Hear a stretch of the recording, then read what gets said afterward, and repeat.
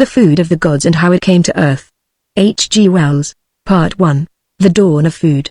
Chapter 1. The Discovery of the Food. 1. In the middle years of the 19th century there first became abundant in this strange world of ours a class of men tending for the most part to become elderly, who are called, and who are very properly called, but who dislike extremely to be called scientists.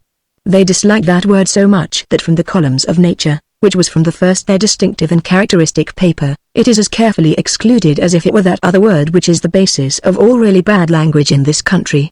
But the great public and its press know better, and scientists they are, and when they emerge to any sort of publicity, distinguished scientists and eminent scientists and well-known scientists is the very least we call them. Certainly both Mr. Bensington and Professor Redwood quite merited any of these terms long before they came upon the marvelous discovery of which this story tells. Mr. Bensington was a Fellow of the Royal Society and a former President of the Chemical Society, and Professor Redwood was Professor of Physiology in the Bond Street College of the London University, and he had been grossly libelled by the anti-vivisectionists time after time. And they had led lives of academic distinction from their very earliest youth. They were of course quite undistinguished-looking men, as indeed all true scientists are.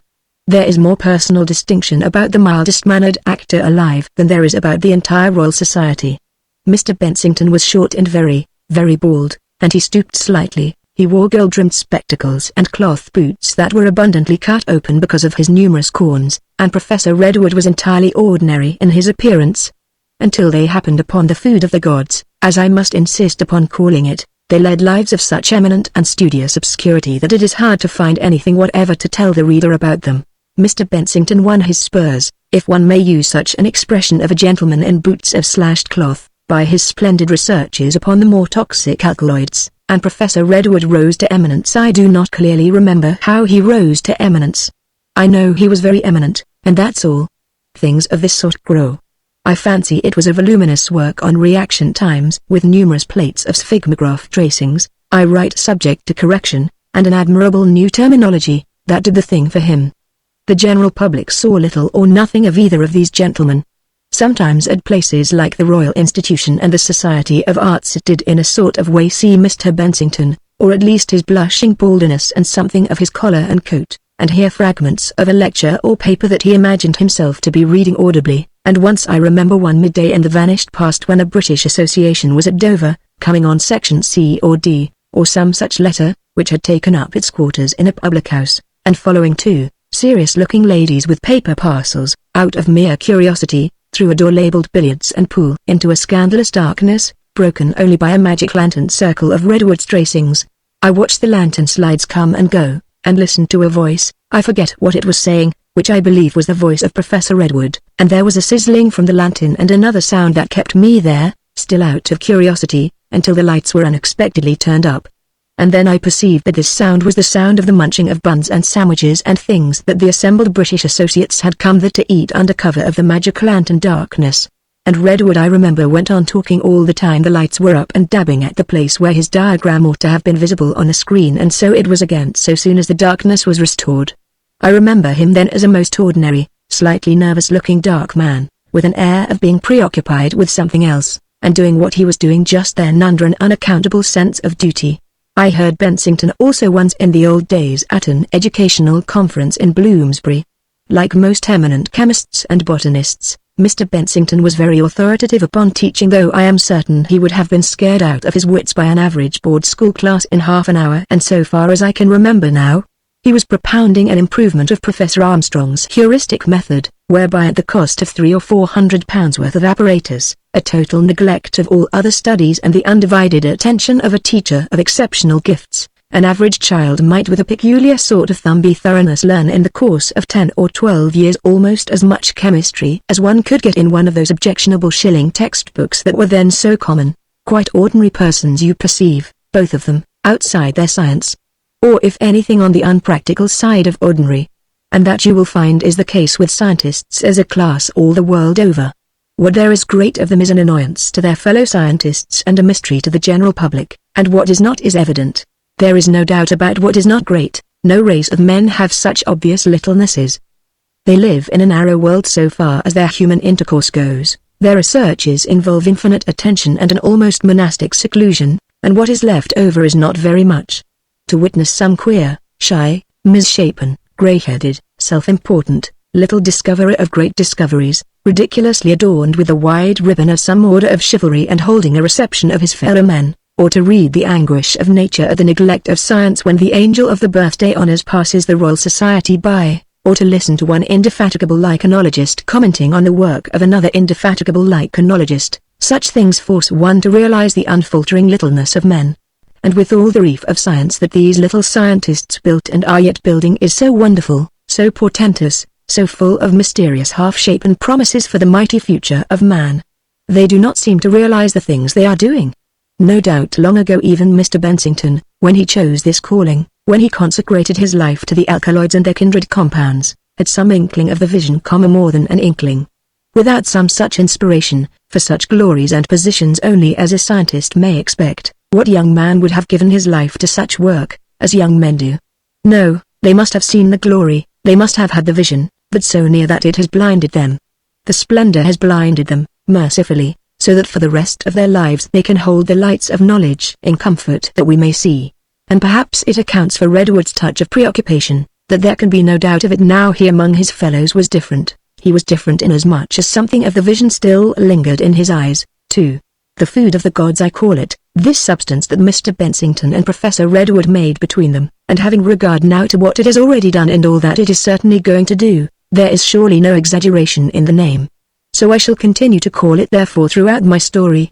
But Mr. Bensington would no more have called it that in cold blood than he would have gone out from his flat in Sloane Street clad in regal scarlet and a wreath of laurel. The phrase was a mere first cry of astonishment from him. He called it the food of the gods, in his enthusiasm, and for an hour or so at the most altogether. After that he decided he was being absurd. When he first thought of the thing he saw, as it were, a vista of enormous possibilities, literally enormous possibilities, but upon this dazzling vista, after one stare of amazement, he resolutely shut his eyes, even as a conscientious scientist should. After that, the food of the gods sounded blatant to the pitch of indecency. He was surprised he had used the expression. Yet for all that something of that clear-eyed moment hung about him and broke out ever and again. Really, you know, he said, rubbing his hands together and laughing nervously, it has more than a theoretical interest. For example, he confided, bringing his face close to the professor's and dropping to an undertone, it would perhaps, if suitably handled, sell, precisely, he said, walking away, as a food. Or at least a food ingredient, assuming of course that it is palatable. A thing we cannot know till we have prepared it. He turned upon the hearthrug, and studied the carefully designed slits upon his cloth shoes. Name? He said, looking up in response to an inquiry. For my part, one inclined to the good old classical allusion. It makes science rise. Gives it a touch of old-fashioned dignity. I have been thinking. I don't know if you will think it absurd of me. A little fancy is surely occasionally permissible. Heracleophobia. Eh? The nutrition of a possible Hercules? You know it might, of course, if you think not. Redwood reflected with his eyes on the fire and made no objection. You think it will do? Redwood moved his head gravely. It might be titanophobia, you know. Food of titans. You prefer the former? You're quite sure you don't think it a little too? No. I'm glad. And so they called it Heracleophobia throughout their investigations, and in their report, the report that was never published, because of the unexpected developments that upset all their arrangements, it is invariably written in that way. There were 3 kindred substances prepared before they hit on the one their speculations had foretold, and these they spoke of as Heracleophobia I, Heracleophobia II, and Heracleophobia III. It is Heracleophobia IV, which I, insisting upon Bensington's original name, call here the food of the gods. 3. The idea was Mr. Bensington's, but as it was suggested to him by one of Professor Redwood's contributions to the Philosophical Transactions, he very properly consulted that gentleman before he carried it further. Besides which it was, as a research, a physiological, quite as much as a chemical inquiry. Professor Redwood was one of those scientific men who are addicted to tracings and curves. You are familiar, if you are at all the sort of reader I like, with the sort of scientific paper I mean. It is a paper you cannot make head nor tail of, and at the end come 5 or 6 long folded diagrams that open out and show peculiar zigzag tracings, flashes of lightning overdone, or sinuous inexplicable things called smoothed curves set up on ordinates and routing in abscissae and things like that. You puzzle over the thing for a long time and end with the suspicion that not only do you not understand it, but that the author does not understand it either. But really, you know, many of these scientific people understand the meaning of their own papers quite well. It is simply a defect of expression that raises the obstacle between us. I am inclined to think that Redwood thought in tracings and curves.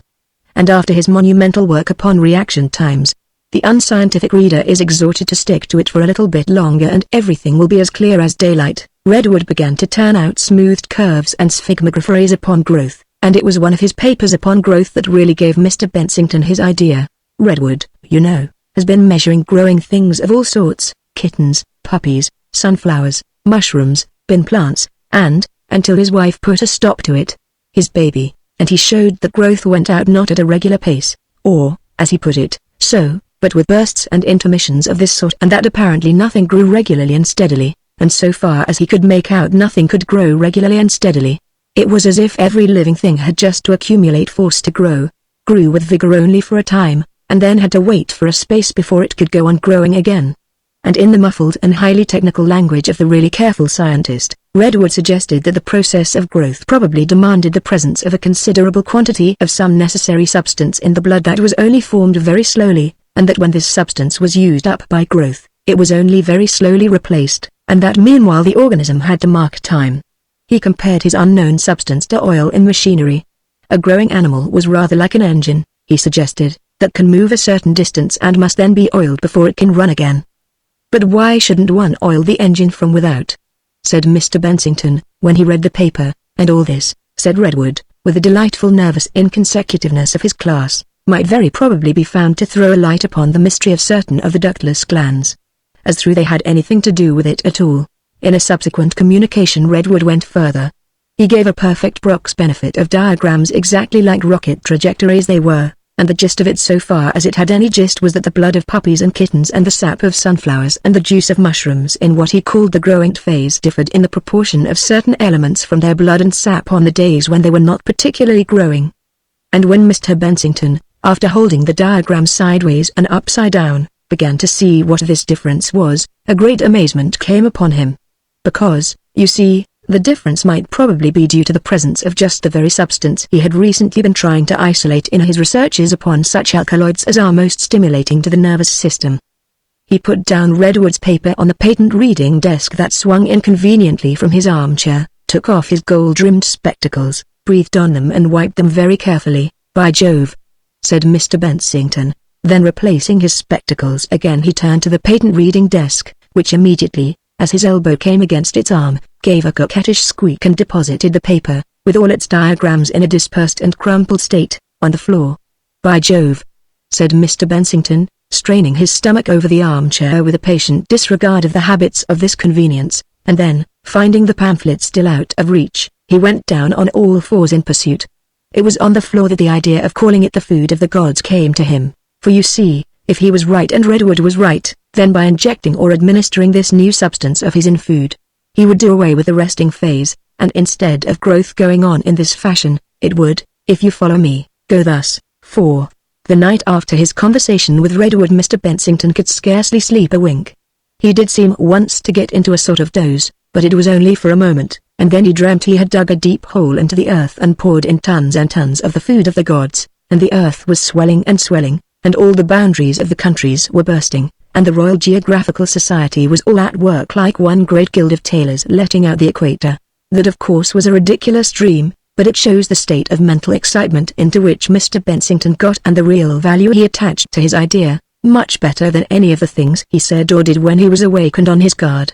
Or I should not have mentioned it, because as a general rule I do not think it is at all interesting for people to tell each other about their dreams. By a singular coincidence Redwood also had a dream that night, and his dream was this: illustration, it was a diagram done in fire upon a long scroll of the abyss. And he, Redwood, was standing on a planet before a sort of black platform lecturing about the new sort of growth that was now possible, to the more than royal institution of primordial forces which had always previously, even in the growth of races, empires, planetary systems, and worlds, gone so: illustration, and even in some cases so: illustration. And he was explaining to them quite lucidly and convincingly that these slow, these even retrogressive methods would be very speedily quite put out of fashion by his discovery. Ridiculous of course. But that too shows, that either dream is to be regarded as in any way significant or prophetic beyond what I have categorically said, I do not for one moment suggest. Chapter 2 The Experimental Farm 1. Mr. Bensington proposed originally to try this stuff, so soon as he was really able to prepare it, upon tadpoles. One always does try this sort of thing upon tadpoles to begin with, this being what tadpoles are for. And it was agreed that he should conduct the experiments and not Redwood, because Redwood's laboratory was occupied with the ballistic apparatus and animals necessary for an investigation into the diurnal variation in the butting frequency of the young bull calf, an investigation that was yielding curves of an abnormal and very perplexing sort, and the presence of glass globes of tadpoles was extremely undesirable while this particular research was in progress. But when Mr. Bensington conveyed to his cousin Jane something of what he had in mind, she put a prompt veto upon the importation of any considerable number of tadpoles, or any such experimental creatures, into their flat. She had no objection whatever to his use of one of the rooms of the flat for the purposes of a non-explosive chemistry that, so far as she was concerned, came to nothing. She let him have a gas furnace and a sink and a dust-tight cupboard of refuge from the weekly storm of cleaning she would not forego. And having known people addicted to drink, she regarded his solicitude for distinction in learned societies as an excellent substitute for the coarser form of depravity. But any sort of living things in quantity, wriggly as they were bound to be alive and smelly dead, she could not and would not abide. She said these things were certain to be unhealthy, and Bensington was notoriously a delicate man. It was nonsense to say he wasn't. And when Bensington tried to make the enormous importance of this possible discovery clear, she said that it was all very well, but if she consented to his making everything nasty and unwholesome in the place, and that was what it all came to, then she was certain he would be the first to complain. And Mr. Bensington went up and down the room, regardless of his corns, and spoke to her quite firmly and angrily without the slightest effect.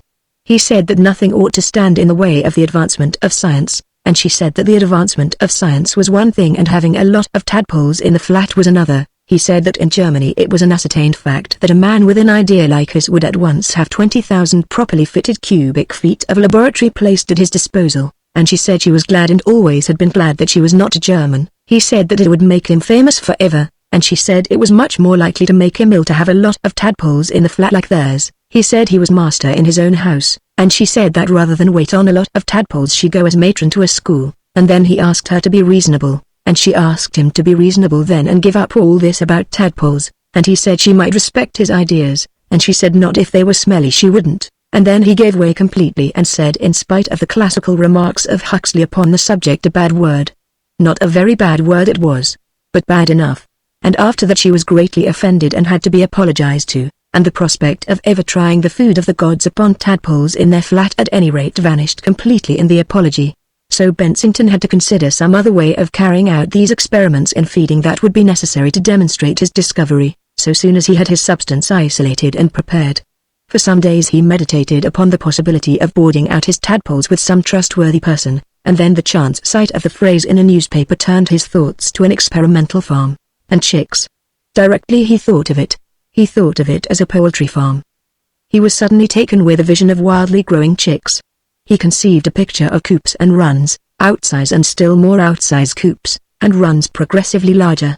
Chicks are so accessible, so easily fed and observed, so much drier to handle and measure, that for his purpose tadpoles seemed to him now, in comparison with them, quite wild and uncontrollable beasts. He was quite puzzled to understand why he had not thought of chicks instead of tadpoles from the beginning. Among other things it would have saved all this trouble with his cousin Jane. And when he suggested this to Redwood, Redwood quite agreed with him. Redwood said that in working so much upon needlessly small animals he was convinced experimental physiologists made a great mistake.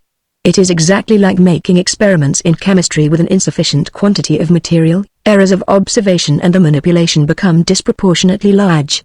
It was of extreme importance just at present that scientific men should assert their right to have their material big.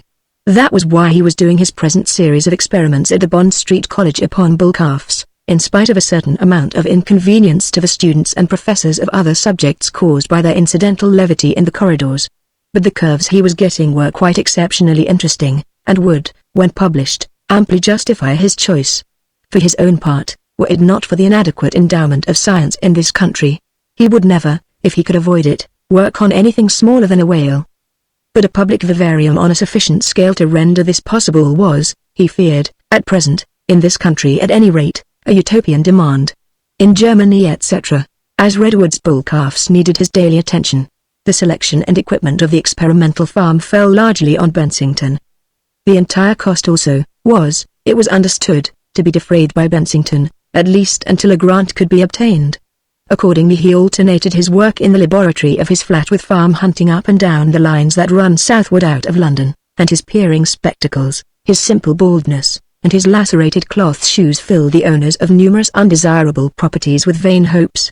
And he advertised in several daily papers and Nature for a responsible couple, married, punctual, active, and used to poultry, to take entire charge of an experimental farm of 3 acres. He found the place he seemed in need of at Hickley Brow, near Ayrshot, in Kent.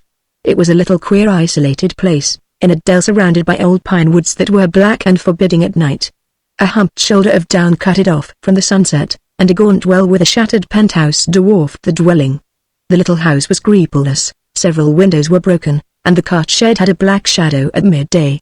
It was 1.5 miles from the end house of the village, and its loneliness was very doubtfully relieved by an ambiguous family of echoes. The place impressed Bensington as being eminently adapted to the requirements of scientific research. He walked over the premises sketching out coops and runs with a sweeping arm, and he found the kitchen capable of accommodating a series of incubators and foster mothers with a very minimum of alteration. He took the place there and then. On his way back to London he stopped at Dunton Green and closed with an eligible couple that had answered his advertisements, and that same evening he succeeded in isolating a sufficient quantity of Heracleophobia I. to more than justify these engagements. The eligible couple who were destined under Mr. Bensington to be the first almoners on earth of the food of the gods, were not only very perceptibly aged, but also extremely dirty. This latter point Mr. Bensington did not observe, because nothing destroys the powers of general observation quite so much as a life of experimental science. They were named Skinner, Mr. and Mrs. Skinner, and Mr. Bensington interviewed them in a small room with hermetically sealed windows, a spotted mental looking glass, and some ailing culture old areas. Mrs. Skinner was a very little old woman, capless, with dirty white hair drawn back very tightly from a face that had begun by being chiefly, and was now, through the loss of teeth and chin, and the wrinkling up of everything else, ending by being almost exclusively nose. She was dressed in slate color, so far as her dress had any color, slashed in one place with red flannel. She let him in and talked to him guardedly and peered at him round and over her nose, while Mr. Skinner she alleged made some alteration in his toilette. She had one tooth that got into her articulations and she held her 2 long wrinkled hands nervously together. She told Mr. Bensington that she had managed fowls for years, and knew all about incubators. In fact, they themselves had run a poultry farm at one time, and it had only failed at last through the want of pupils. "It's the pupils as pay," said Mrs. Skinner. Mr. Skinner, when he appeared, was a large-faced man, with a lisp and squint that made him look over the top of your head, slashed slippers that appealed to Mr. Bensington's sympathies, and a manifest shortness of buttons. He held his coat and shirt together with one hand and traced patterns on the black and gold tablecloth with the index finger of the other, while his disengaged eye watched Mr. Bensington's sword of Damocles, so to speak, with an expression of sad detachment. "You don't want to run this farm for profit?" "No, sir. It's all the time, sir. Experiment." Breathlessly. He said they could go to the farm at once. He was doing nothing at Dunton Green except a little tailoring. "It isn't the smart plaid I thought it was, and what I get isn't hardly worth having," he said, "so that if it is any convenience to you for youth to come." And in a week Mr. and Mrs. Skinner were installed in the farm, and the jobbing carpenter from Hickley Brow was diversifying the task of erecting runs and hen houses with a systematic discussion of Mr. Bensington. "I haven't seen much of him yet," said Mr. Skinner. "But as far as I can make him out he seems to be a stupid fool." "I thought he seemed a bit dotty," said the carpenter from Hickley Brow. "He fancieth himself about poultry," said Mr. Skinner. "Oh my goodness. You'd think nobody knew nothing about poultry except him. He looks like a N," said the carpenter from Hickley Brow, "what with them spectacles of his." Mr. Skinner came closer to the carpenter from Hickley Brow, and spoke in a confidential manner, and one sad eye regarded the distant village, and one was bright and wicked. "Got to be methered every blessed day every blessed den, ethas. So as to thee they grow properly." "What oh? Eh? Every blessed den every blessed day." And Mr. Skinner put up his hand to laugh behind it in a refined and contagious manner, and humped his shoulders very much, and only the other eye of him failed to participate in his laughter. Then, doubting if the carpenter had quite got the point of it, he repeated in a penetrating whisper, "Method, he's worse than our old governor. "I'm dratted if he ain't," said the carpenter from Hickley Brow. 2. Experimental work is the most tedious thing in the world, unless it be the reports of it in the Philosophical Transactions, and it seemed a long time to Mr. Bensington before his first dream of enormous possibilities was replaced by a crumb of realization. He had taken the experimental farm in October, and it was May before the first inklings of success began. Heracleophobia I, and 2, and 3 had to be tried, and failed. There was trouble with the rats of the experimental farm, and there was trouble with the Skinners. The only way to get Skinner to do anything he was told to do was to dismiss him. Then he would nip his unshaven chin. He was always unshaven most miraculously and yet never bearded, with a flattened hand, and look at Mr. Bensington with one eye, and over him with the other, and say, "Oh, of course, if your theoryeth." But at last success dawned. And its herald was a letter in the long slender handwriting of Mr. Skinner. "The new brood are out," wrote Mr. Skinner, "and don't quite like the look of them. Growing very rank, quite unlike what the similar lot was before your last directions was given. The last, before the cat got them, was a very nice, stocky chick, but these are growing like thistles. I never saw. They peck so hard, striking above boot top, that I'm unable to give exact measures as requested. They are regular giants, and eating as such. We shall want more very soon, for you never saw such chicks to eat. Bigger than bantams. Going on at this rate, they ought to be a bird for show, rank as they are. Plymouth Rocks won't be in it. Had a scare last night thinking that cat was at them, and when I looked out at the window could have sworn I see her getting in under the wire. The chicks was all awake and pecking about hungry when I went out, but could not see anything of the cat. So gave them a peck of corn, and fastened up safe. Shall be glad to know if the feeding to be continued as directed. Food you mixed is pretty near all gone, and do not like to mix any more myself on account of the accident with the pudding. With best wishes from us both, and soliciting continuance of esteemed favors. Respectfully yours, Alfred Newton Skinner." The allusion towards the end referred to a milk pudding with which some Heracleophobia too had got itself mixed, with painful and very nearly fatal results to the Skinners. But Mr. Bensington, reading between the lines, saw in this rankness of growth the attainment of his long-sought goal. The next morning he alighted at Hershot Station, and in the bag in his hand he carried, sealed in 3 tins, a supply of the food of the gods sufficient for all the chicks in Kent. It was a bright and beautiful morning late in May, and his corns were so much better that he resolved to walk through Hickley Brow to his farm. It was 3 miles and a half altogether, through the park and villages and then along the green glades of the Hickley Brow preserves.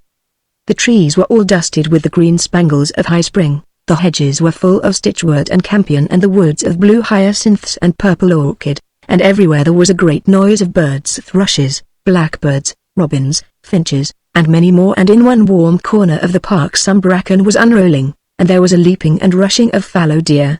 These are things brought back to Mr. Bensington his early and forgotten delight in life. Before him the promise of his discovery grew bright and joyful, and it seemed to him that indeed he must have come upon the happiest day in his life.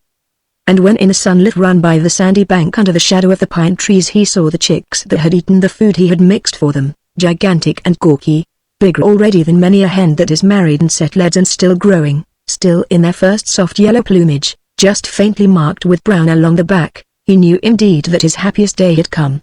At Mr. Skinner's urgency he went into the runs, but after he had been pecked through the cracks in his shoes once or twice he got out again, and watched these monsters through the wire netting. He peered close to the netting, and followed their movements as though he had never seen a chick before in his life. "What they'll be when they're grown up is impossible to think," said Mr. Skinner. "Big as a horse," said Mr. Bensington. "Pretty near," said Mr. Skinner. "Several people could dine off the wing," said Mr. Bensington. "They cut up into joints like butcher's meat. They won't go on growing at Thithpa though," said Mr. Skinner. "No?" said Mr. Bensington. "No," said Mr. Skinner. "I know Thith thought. They begin rank, but they don't go on, bless you." "No." There was a pause. "Ith management," said Mr. Skinner modestly. Mr. Bensington turned his glasses on him suddenly. "We got Marmoth ath big at the other plath," said Mr. Skinner, with his better eye piously uplifted and letting himself go a little. "Me and the mythith." Mr. Bensington made his usual general inspection of the premises, but he speedily returned to the new run. It was, you know, in truth ever so much more than he had dared to expect. The course of science is so tortuous and so slow, after the clear promises and before the practical realization arrives that comes almost always year after year of intricate contrivance, and here was the foods of the gods arriving after less than a year of testing. It seemed too good too good. That hope deferred, which is the daily food of the scientific imagination, was to be his no more. So at least it seemed to him then. He came back and stared at these stupendous chicks of his, time after time. "Let me see," he said. "They're 10 days old.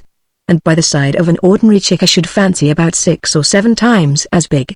Ith about time we asked for a ride and through," said Mr. Skinner to his wife. "Heth ath pleathed ath punth about the way we got thuth chicks on in the further unpleathed ath punth heeth." He bent confidentially towards her. "Think that old food of hith," he said behind his hands, and made a noise of suppressed laughter in his pharyngeal cavity. Mr. Bensington was indeed a happy man that day. He was in no mood to find fault with details of management. The bright day certainly brought out the accumulating slovenliness of the Skinner couple more vividly than he had ever seen it before. But his comments were of the gentlest. The fencing of many of the runs was out of order, but he seemed to consider it quite satisfactory when Mr. Skinner explained that it was a fox or a dog or something did it. He pointed out that the incubator had not been cleaned. "That it hasn't, sir," said Mrs. Skinner with her arms folded, smiling coyly behind her nose. "We don't seem to have had time to clean it, not since we've been here." He went upstairs to see some rat holes that Skinner said would justify a trap. They certainly were enormous, and discovered that the room in which the food of the gods was mixed with meal and bran was in a quite disgraceful order. The Skinners were the sort of people who find a use for cracked saucers and old cans and pickle jars and mustard boxes, and the place was littered with these. In one corner a great pile of apples that Skinner had saved was decaying, and from a nail in the sloping part of the ceiling hung several rabbit skins, upon which he proposed to test his gift as a furrier. "There ithn't muth about firth and think that I don't know," said Skinner. Mr. Bensington certainly sniffed critically at this disorder, but he made no unnecessary fuss, and even when he found a wasp regaling itself in a gallipot half full of Heracleophobia 4, he simply remarked mildly that his substance was better sealed from the damp than exposed to the air in that manner, and he turned from these things at once to remark what had been for some time in his mind. "I think, Skinner, you know, I shall kill one of these chicks as a specimen. I think we will kill it this afternoon, and I will take it back with me to London." He pretended to peer into another gallipot and then took off his spectacles to wipe them. "I should like," he said, "I should like very much, to have some relic, some memento of this particular brood at this particular day. By the by," he said, "you don't give those little chicks meat?" "Oh, no, said Skinner, "I can assure you, we know far too much about the management of fowls of all descriptions to do anything of that sort. Quite sure you don't throw your dinner refuse." I thought I noticed the bones of a rabbit scattered about the far corner of the run, but when they came to look at them they found they were the larger bones of a cat picked very clean and dry. "That's no chick," said Mr. Bensington's cousin Jane. "Well, I should think I knew a chick when I saw it," said Mr. Bensington's cousin Jane hotly. "It's too big for a chick, for one thing, and besides you can see perfectly well it isn't a chick. It's more like a bustard than a chick." "For my part," said Redwood, reluctantly allowing Bensington to drag him into the argument, "I must confess that, considering all the evidence—" "Oh, if you do that," said Mr. Bensington's cousin Jane, "instead of using your eyes like a sensible person, well, but really, Miss Bensington—" "Oh, go on," said cousin Jane. "You men are all alike, considering all the evidence. This certainly falls within the definition. No doubt it's abnormal and hypertrophied, but still, especially since it was hatched from the egg of a normal hen. Yes, I think, Miss Bensington, I must admit this, so far as one can call it anything, is a sort of chick." "You mean it's a chick?" said cousin Jane. "I think it's a chick," said Redwood. "What nonsense," said Mr. Bensington's cousin Jane, and directed at Redwood's head, "I haven't patience with you." And then suddenly she turned about and went out of the room with a slam. "And it's a very great relief for me to see it too, Bensington," said Redwood, when the reverberation of the slam had died away. In spite of its being so big, without any urgency from Mr. Bensington he sat down in the low armchair by the fire and confessed to proceedings that even in an unscientific man would have been indiscreet. "You will think it very rash of me, Bensington, I know," he said, "but the fact is I put a little, not very much of it but some, into baby's bottle, very nearly a week ago." "But suppose," cried Mr. Bensington. "I know," said Redwood, and glanced at the giant chick upon the plate on the table. "It's turned out all right, thank goodness," and he felt in his pocket for his cigarettes. He gave fragmentary details. Poor little chap wasn't putting on weight. Desperately anxious. Twinkles, a frightful duffer. Former pupil of mine. No good. Mrs. Redwood unmitigated confidence in Winkles. "You know, man with a manner like a cliff towering. No confidence in me, of course. Taught Winkles. Scarcely allowed in the nursery. Something had to be done. Slipped in while the nurse was at breakfast. Got at the bottle. But he'll grow, said Mr. Bensington. He's growing. 27 ounces last week. You should hear Winkles. It's management, he said. Dear me. That's what Skinner says. Redwood looked at the chick again. The bother is to keep it up, he said. They won't trust me in the nursery alone, because I tried to get a growth curve out of Georgina Phyllis, you know, and how I'm to give him a second dose. Need you? He's been crying 2 days, can't get on with his ordinary food again, anyhow. He wants some more now. Tell Winkles, hang Winkles, said Redwood. You might get at Winkles and give him powders to give the child. That's about what I shall have to do, said Redwood, resting his chin on his fist and staring into the fire. Bensington stood for a space, smoothing the down on the breast of the giant chick.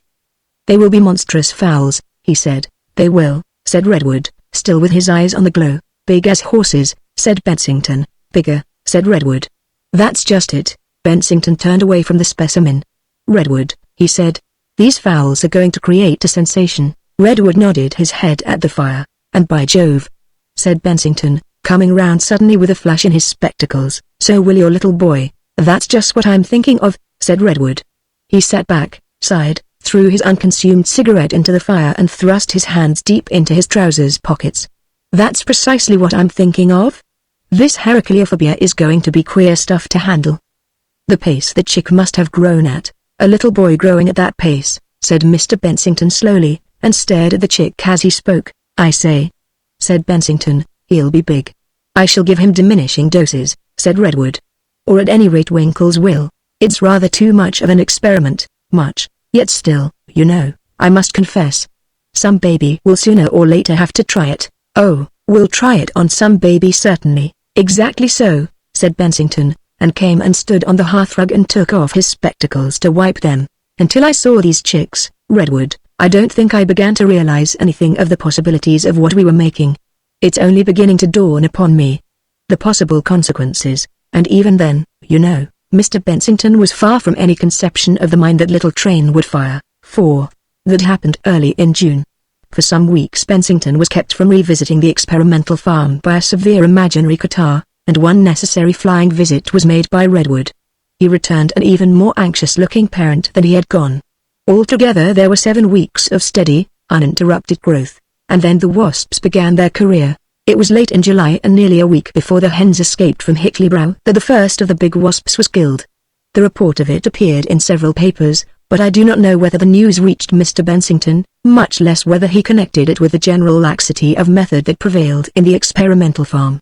There can be but little doubt now, that while Mr. Skinner was plying Mr. Bensington's chicks with Heracleophobia 4, a number of wasps were just as industriously, perhaps more industriously, carrying quantities of the same paste to their early summer broods in the sandbanks beyond the adjacent pine woods.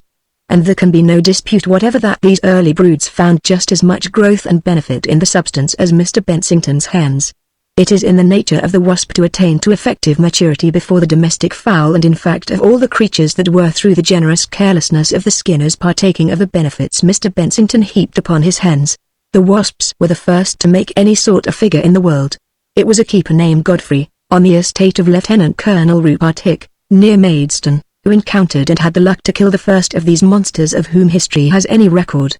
He was walking knee-high in bracken across an open space in the beech woods that diversify Lieutenant Colonel Hick's park, and he was carrying his gun, very fortunately for him a double-barreled gun, over his shoulder, when he first caught sight of the thing. It was, he says, coming down against the light, so that he could not see it very distinctly, and as it came it made a drone like a motor car. He admits he was frightened. It was evidently as big or bigger than a barn owl, and, to his practiced eye, its flight and particularly the misty whirl of its wings must have seemed weirdly unbirdlike. The instinct of self-defense, I fancy, mingled with long habit, when, as he says, he let fly, right away. The queerness of the experience probably affected his aim. At any rate most of his shot missed, and the thing merely dropped for a moment with an angry whizz that revealed the wasp at once, and then rose again, with all its stripes shining against the light. He says it turned on him.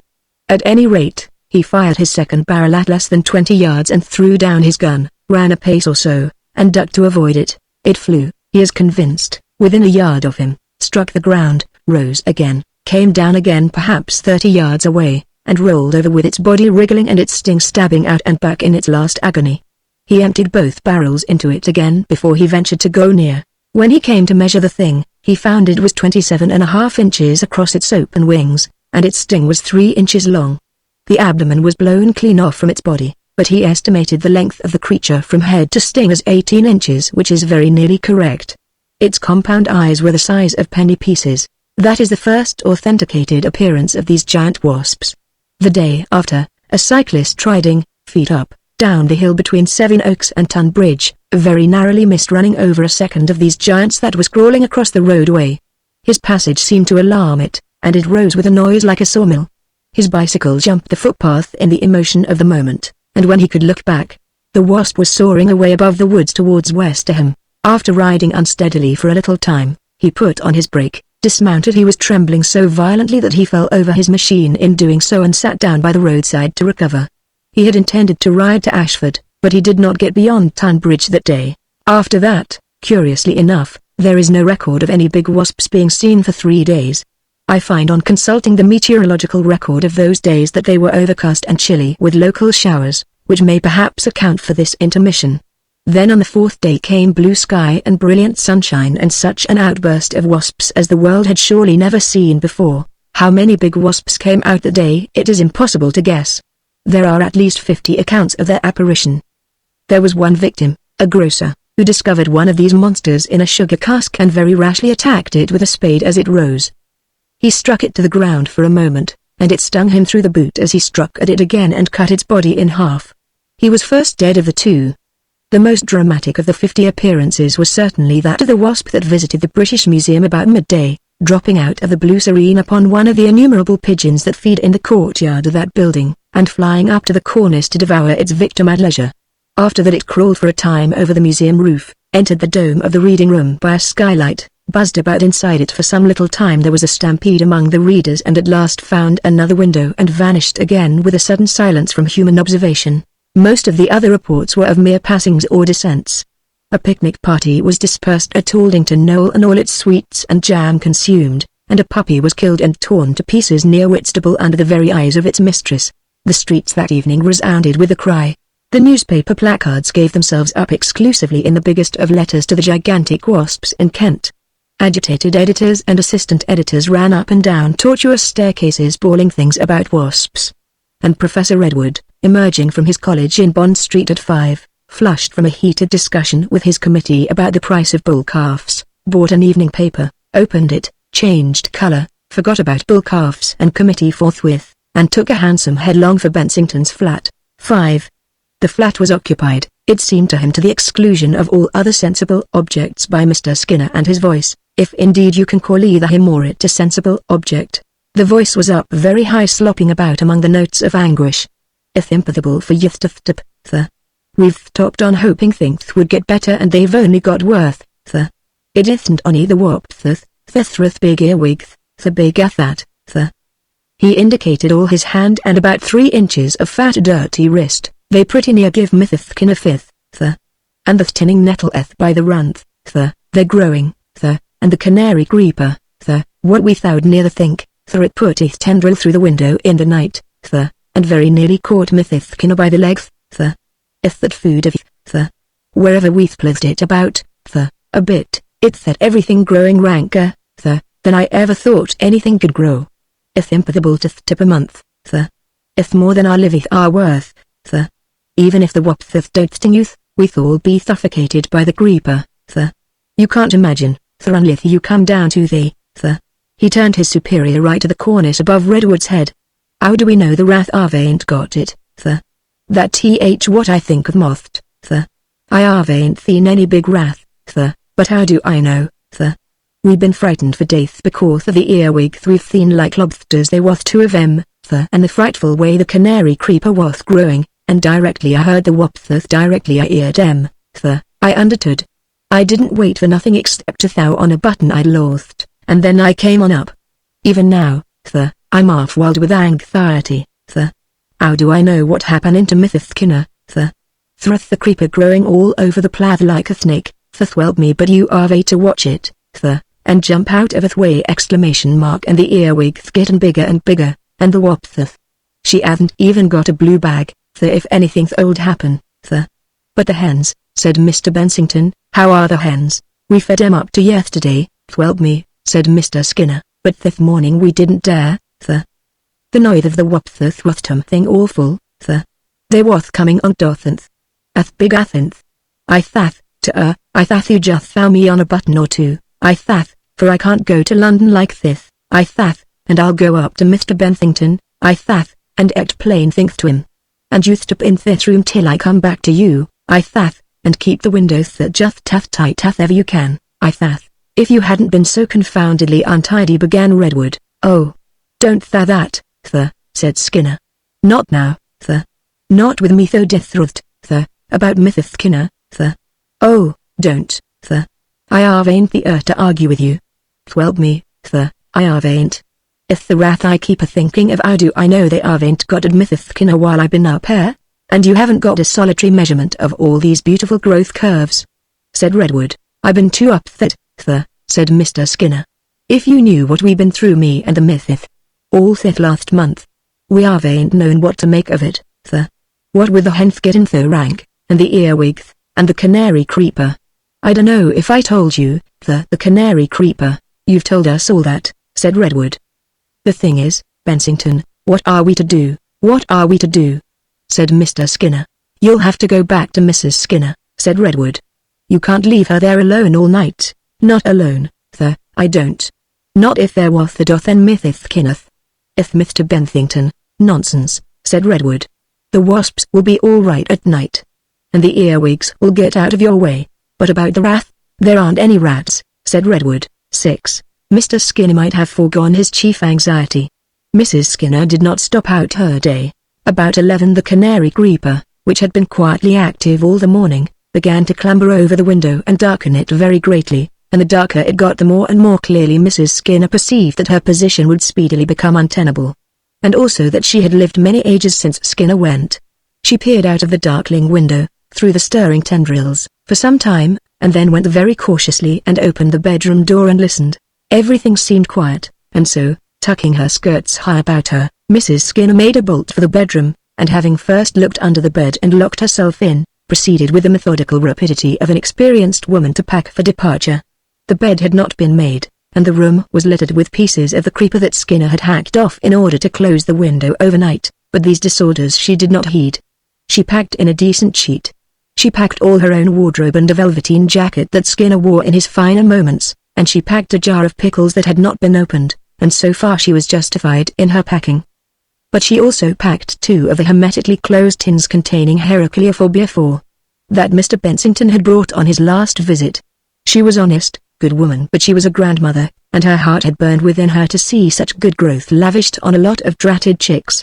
And having packed all these things, she put on her bonnet, took off her apron, tied a new bootlace round her umbrella, and after listening for a long time at door and window, opened the door and sallied out into a perilous world.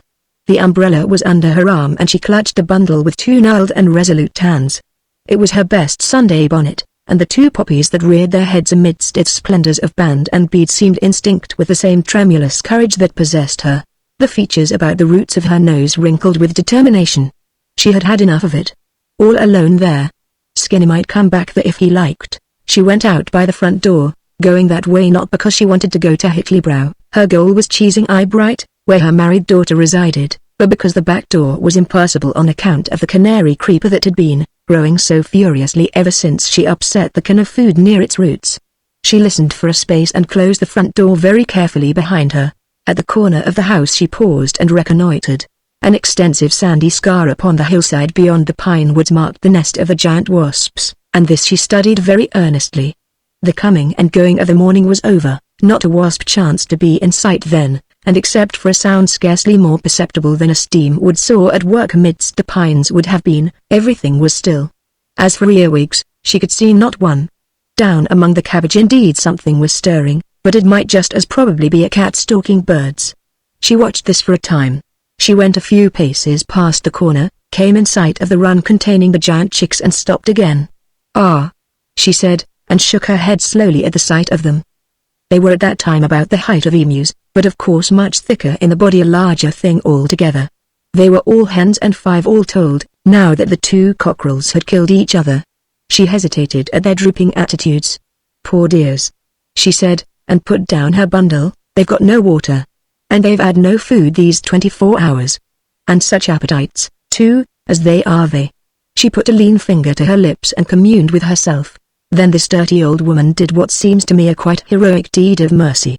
She left her bundle and umbrella in the middle of the brick path and went to the well and drew no fewer than 3 pailfuls of water for the chicken's empty trough, and then while they were all crowding about that, she undid the door of the run very softly.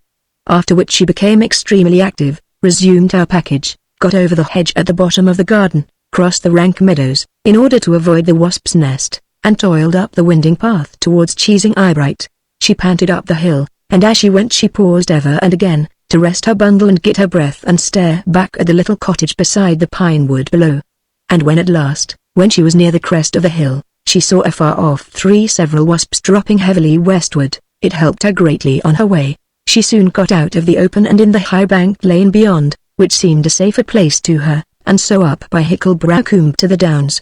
There at the foot of the downs where a big tree gave an air of shelter she rested for a space on a stile, then on again very resolutely. You figure her, I hope, with her white bundle, a sort of erect black ant, hurrying along the little white path thread athwart the downland slopes under the hot sun of the summer afternoon. On she struggled after her resolute indefatigable nose, and the poppies in her bonnet quivered perpetually and her spring-side boots grew whiter and whiter with the downland dust. Flip-flap, flip-flap went her footfalls through the still heat of the day, and persistently, incurably, her umbrella sought to slip from under the elbow that retained it. The mouth wrinkle under her nose was pursed to an extreme resolution, and ever and again she told her umbrella to come up or gave her tightly clutched bundle a vindictive jerk. And at times her lips mumbled with fragments of some foreseen argument between herself and Skinner. And far away, miles and miles away, a steeple and a hanger grew insensibly out of the vague blue to mark more and more distinctly the quiet corner where Cheesing Eyebright sheltered from the tumult of the world, recking little or nothing of the Heracleophobia concealed in that white bundle that struggled so persistently towards its orderly retirement. 7. So far as I can gather, the Pullets came into Hicklebrow about 3 o'clock in the afternoon. Their coming must have been a brisk affair, though nobody was out in the street to see it. The violent bellowing of little Skelmersdale seems to have been the first announcement of anything out of the way. Miss Duggan of the post office was at the window as usual, and saw the hen that had caught the unhappy child, in violent flight up the street with its victim, closely pursued by 2 others. You know that swinging stride of the emancipated athletic latter-day pullet. You know the keen insistence of the hungry hen. There was Plymouth Rock in these birds, I am told, and even without Heracleophobia that is a gaunt and striding strain. Probably Miss Duggan was not altogether taken by surprise. In spite of Mr. Bensington's insistence upon secrecy, rumors of the great chicken Mr. Skinner was producing had been about the village for some weeks. "Law!" she cried, "it's what I expected. She seems to have behaved with great presence of mind." She snatched up the sealed bag of letters that was waiting to go on to Earshot, and rushed out of the door at once.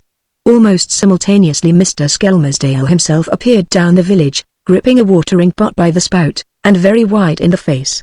And, of course, in a moment or so everyone in the village was rushing to the door or window. The spectacle of Miss Duggan all across the road, with the entire day's correspondence of Hicklebrow in her hand, gave pause to the pullet in possession of Master Skelmersdale. She halted through one instant's indecision and then turned for the open gates of Fulcher's yard. That instant was fatal.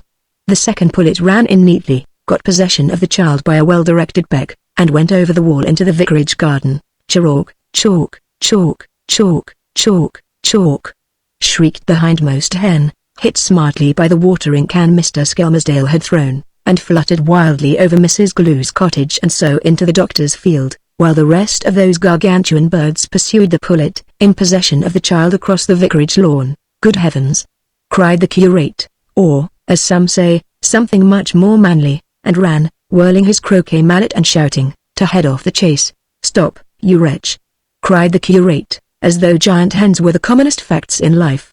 And then, finding he could not possibly intercept her, he hurled his mallet with all his might and main, and out it shot in a gracious curve within a foot or so of Master Skelmersdale's head and through the glass lantern of the conservatory.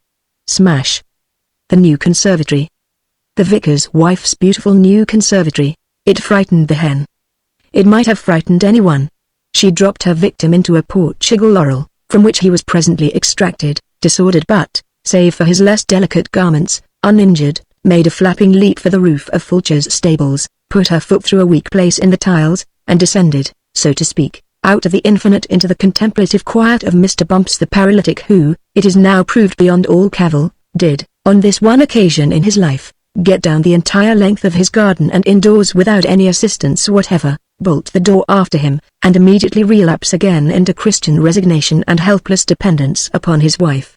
The rest of the pullets were headed off by the other croquet players, and went through the vicar's kitchen garden into the doctor's field, to which rendezvous the fifth also came at last, clucking disconsolately after an unsuccessful attempt to walk on the cucumber frames in Mr. Witherspoon's place. They seemed to have stood about in a hen-like manner for a time, and scratched a little and chirruped meditatively, and then one pecked at and pecked over a hive of the doctor's bees, and after that they set off in a gawky, jerky, feathery, fitful sort of way across the fields towards Earshot, and Hickley-Brow Street saw them no more. Near Earshot they really came upon commensurate food in the field of Swedes, and pecked for a space with gusto, until their fame overtook them. The chief immediate reaction of this astonishing eruption of gigantic poultry upon the human mind was to arouse an extraordinary passion to whoop and run and throw things, and in quite a little time almost all the available manhood of Hickley-Brows and several ladies, were out with a remarkable assortment of flappish and wangible articles in hand to commence the scooting of the giant hens. They drove them into Earshot, where there was a rural fete, and Earshot took them as the crowning glory of a happy day. They began to be shot at near Findon Beeches, but at first only with a rook rifle. Of course birds of that size could absorb an unlimited quantity of small shot without inconvenience. They scattered somewhere near Sevenoaks, and near Tunbridge one of them fled clucking for a time in excessive agitation, somewhat ahead of and parallel with the afternoon boat express to the great astonishment of everyone therein, and about 5:30 two of them were caught very cleverly by a circus proprietor at Tunbridge Wells, who lured them into a cage, rendered vacant through the death of a widowed dromedary, by scattering cakes and bread. 8. When the unfortunate Skinner got out of the southeastern train at Earshot that evening it was already nearly dusk. The train was late, but not inordinately late, and Mr. Skinner remarked as much to the station master. Perhaps he saw a certain pregnancy in the station master's eye. After the briefest hesitation and with a confidential movement of his hand to the side of his mouth he asked if anything had happened that day. "How do you mean?" said the station master, a man with a hard, emphatic voice. "There woptheth and thinkth, we ain't had much time to think of woptheth," said the station master agreeably. "We've been too busy with your brastedins," and he broke the news of the pullets to Mr. Skinner as one might break the window of an adverse politician. "You ain't heard anything of Mrs. Skinner?"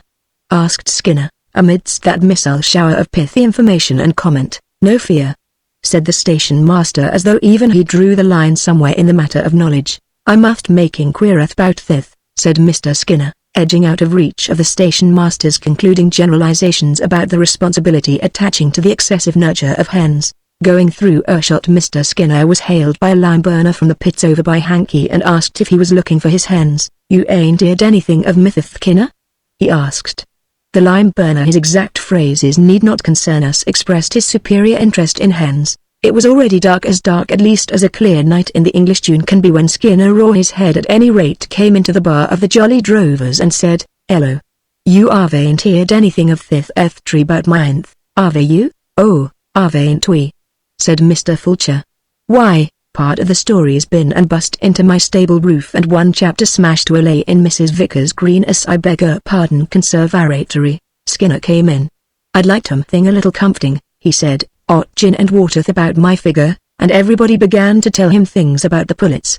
"Gruth me," said Skinner, "you ain't heard anything about Mrs. Skinner, ave you?" he asked in a pause. "That we ain't," said Mr. Witherspoon. "We ain't thought of her." "We ain't thought nothing of either of you. Ain't you been 'em today?"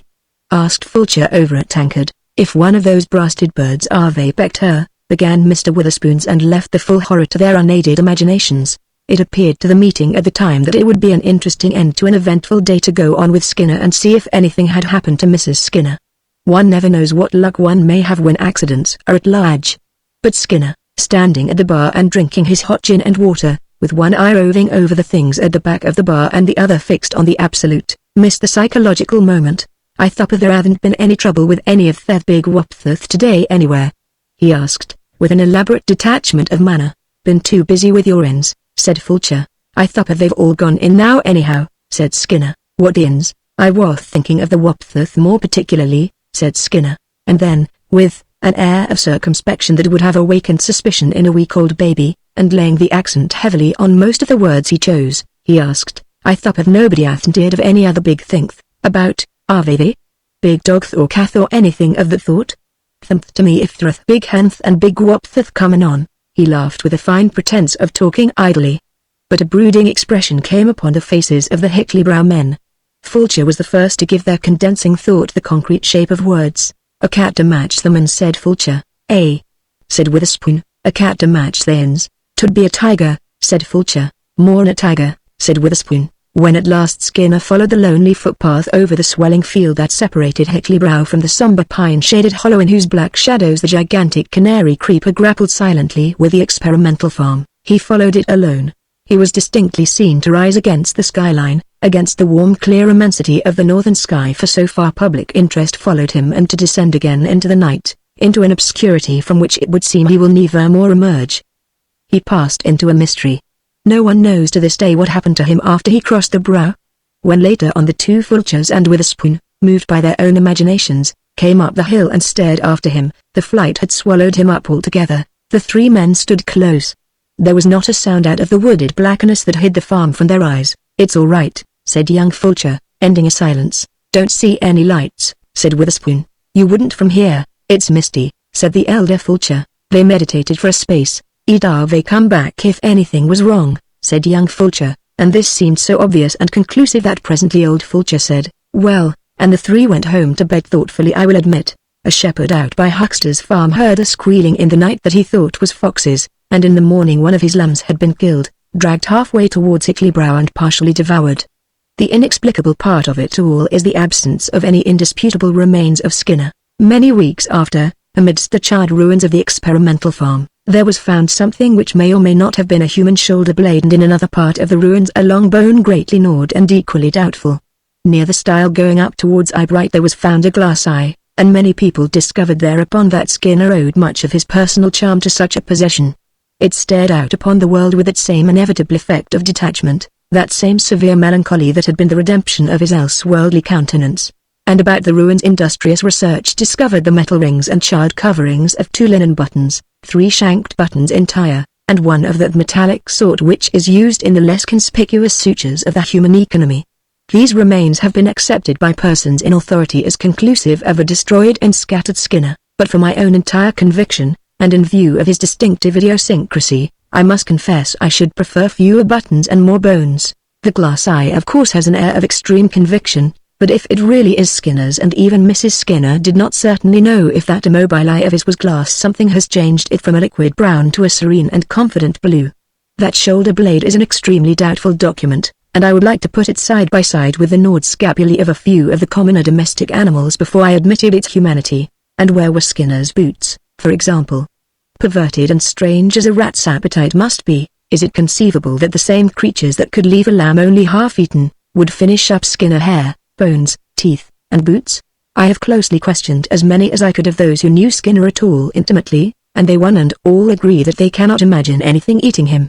He was the sort of man, as a retired seafaring person living in one of Miss 2 W. Jacobs' cottages at Dunton Green told me, with a guarded significance of manner not uncommon in those parts, who would get washed up anyhow, and as regards the devouring element was fit to put to fire out. He considered that Skinner would be as safe on a raft as anywhere.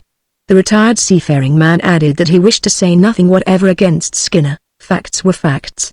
And rather than have his clothes made by Skinner, the retired seafaring man remarked he would take his chance of being locked up. These observations certainly do not present Skinner in the light of an appetizing object. To be perfectly frank with the reader, I do not believe he ever went back to the experimental farm. I believe he hovered through long recitations about the fields of the Hickley-brow glebe, and finally, when that squealing began, took the line of least resistance out of his perplexities into the incognito. And in the incognito, whether of this or of some other world unknown to us, he obstinately and quite indisputably has remained to this day. Chapter 3 The Giant Rats. 1. It was 2 nights after the disappearance of Mr. Skinner that the Podborn doctor was out late near Hankey, driving in his buggy.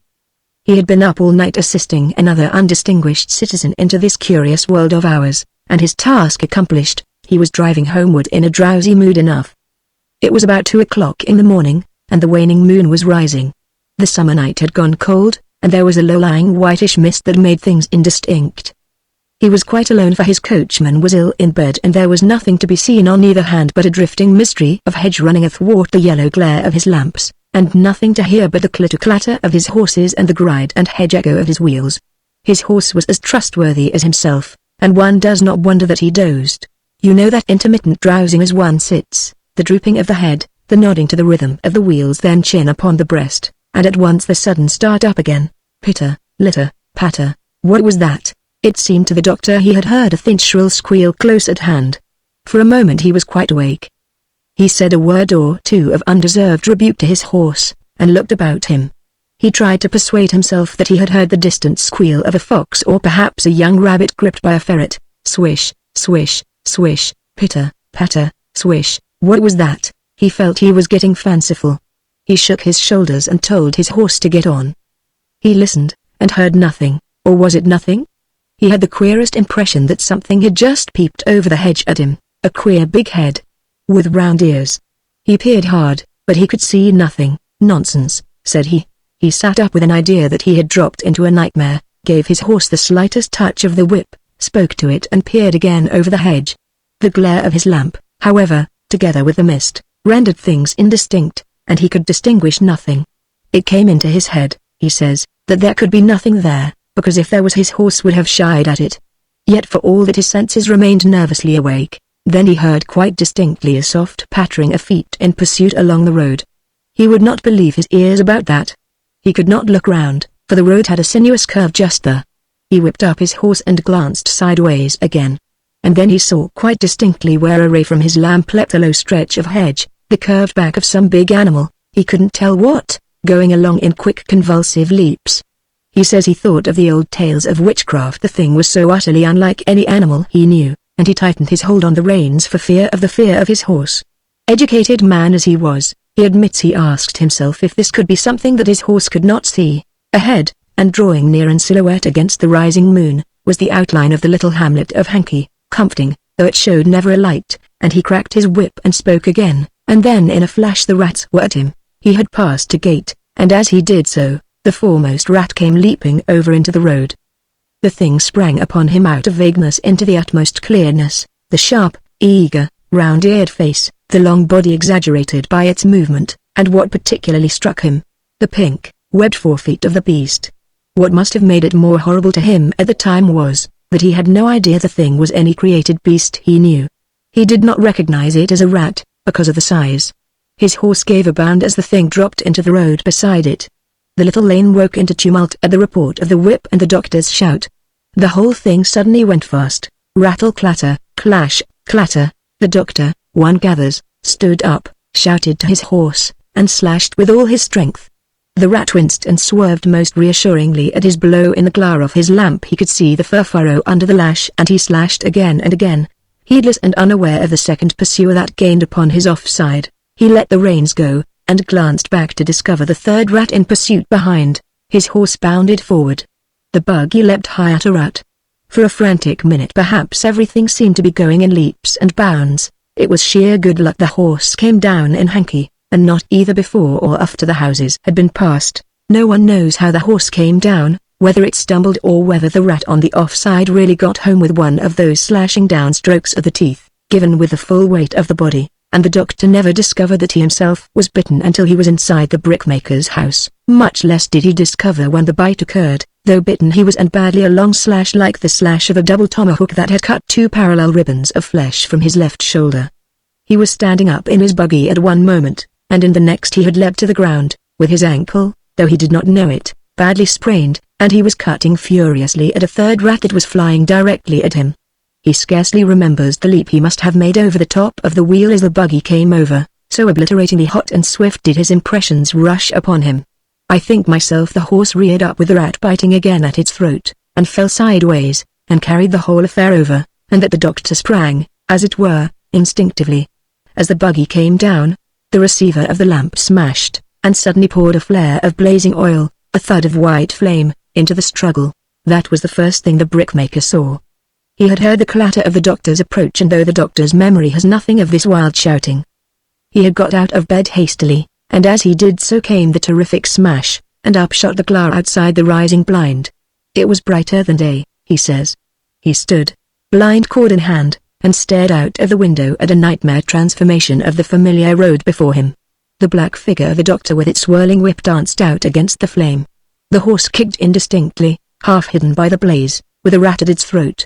In the obscurity against the churchyard wall, the eyes of a second monster shone wickedly. Another, a mere dreadful blackness with red-lit eyes and flesh-colored hands, clutched unsteadily on the wall coping to which it had leapt at the flash of the exploding lamp. You know the keen face of a rat, those two sharp teeth, those pitiless eyes.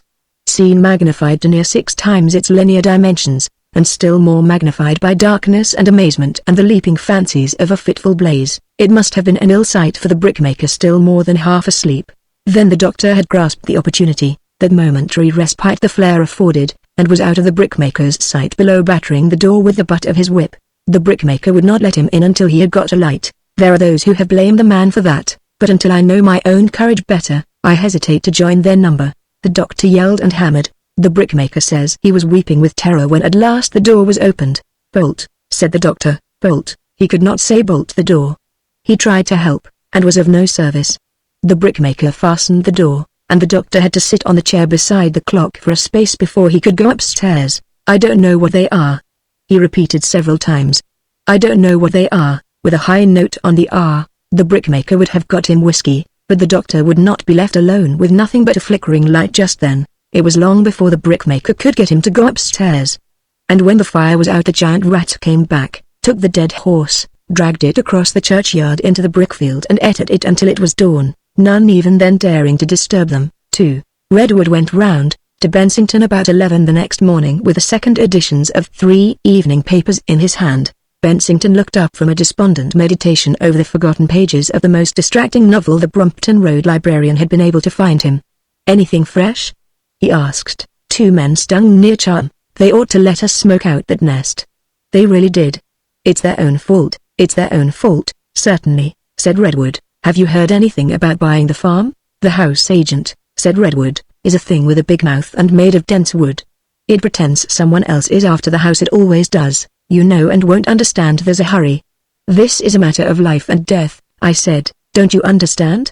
It drooped its eyes half shut and said, "Then why don't you go the other £200? I'd rather live in a world of solid wasps than give in to the stone-walling stupidity of that offensive creature." He paused, feeling that a sentence like that might very easily be spoiled by its context. "It's too much to hope," said Bensington, "that one of the wasps—" "The wasp has no more idea of public utility than a house agent," said Redwood. He talked for a little while about house agents and solicitors and people of that sort, in the unjust, unreasonable way that so many people do somehow get to talk of these business calculi. Of all the cranky things in this cranky world, it is the most cranky to my mind of all, that while we expect honor, courage, efficiency, from a doctor or a soldier as a matter of course, a solicitor or a house agent is not only permitted but expected to display nothing but a sort of greedy, greasy, obstructive, overreaching imbecility, etc. And then, greatly relieved, he went to the window and stared out at the Sloane Street traffic. Bensington had put the most exciting novel conceivable on the little table that carried his electric standard. He joined the fingers of his opposed hands very carefully and regarded them. "Redwood," he said. "Do they say much about us?" "Not so much as I should expect. They don't denounce us at all, not a bit. But, on the other hand, they don't back up what I point out must be done. I've written to the Times, you know, explaining the whole thing. We take the Daily Chronicle," said Bensington, "and the Times has a long leader on the subject, a very high-class, well-written leader, with 3 pieces of Times Latin status quo is one, and it reads like the voice of somebody impersonal of the greatest importance suffering from influenza headache and talking through sheets and sheets of felt without getting any relief from it whatever. Reading between the lines, you know, it's pretty clear that the Times considers that it is useless to mince matters, and that something, indefinite of course, has to be done at once. Otherwise still more undesirable consequences. Times English, you know, for more wasps and stings. Thoroughly statesmanlike article. And meanwhile this bigness is spreading in all sorts of ugly ways. Precisely. I wonder if Skinner was right about those big rats. Oh no. That would be too much, said Redwood. He came and stood by Bensington's chair. By the by, he said, with a slightly lowered voice, how does she? He indicated the closed door. Cousin Jane? She simply knows nothing about it. Doesn't connect us with it and won't read the articles. Gigantic wasps.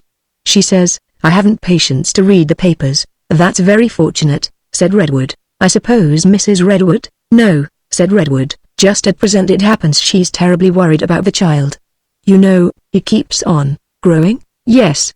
Put on 41 ounces in 10 days. Weighs nearly 4 stone. And only 6 months old. Naturally rather alarming, healthy, vigorous. His nurse is leaving because he kicks so forcibly.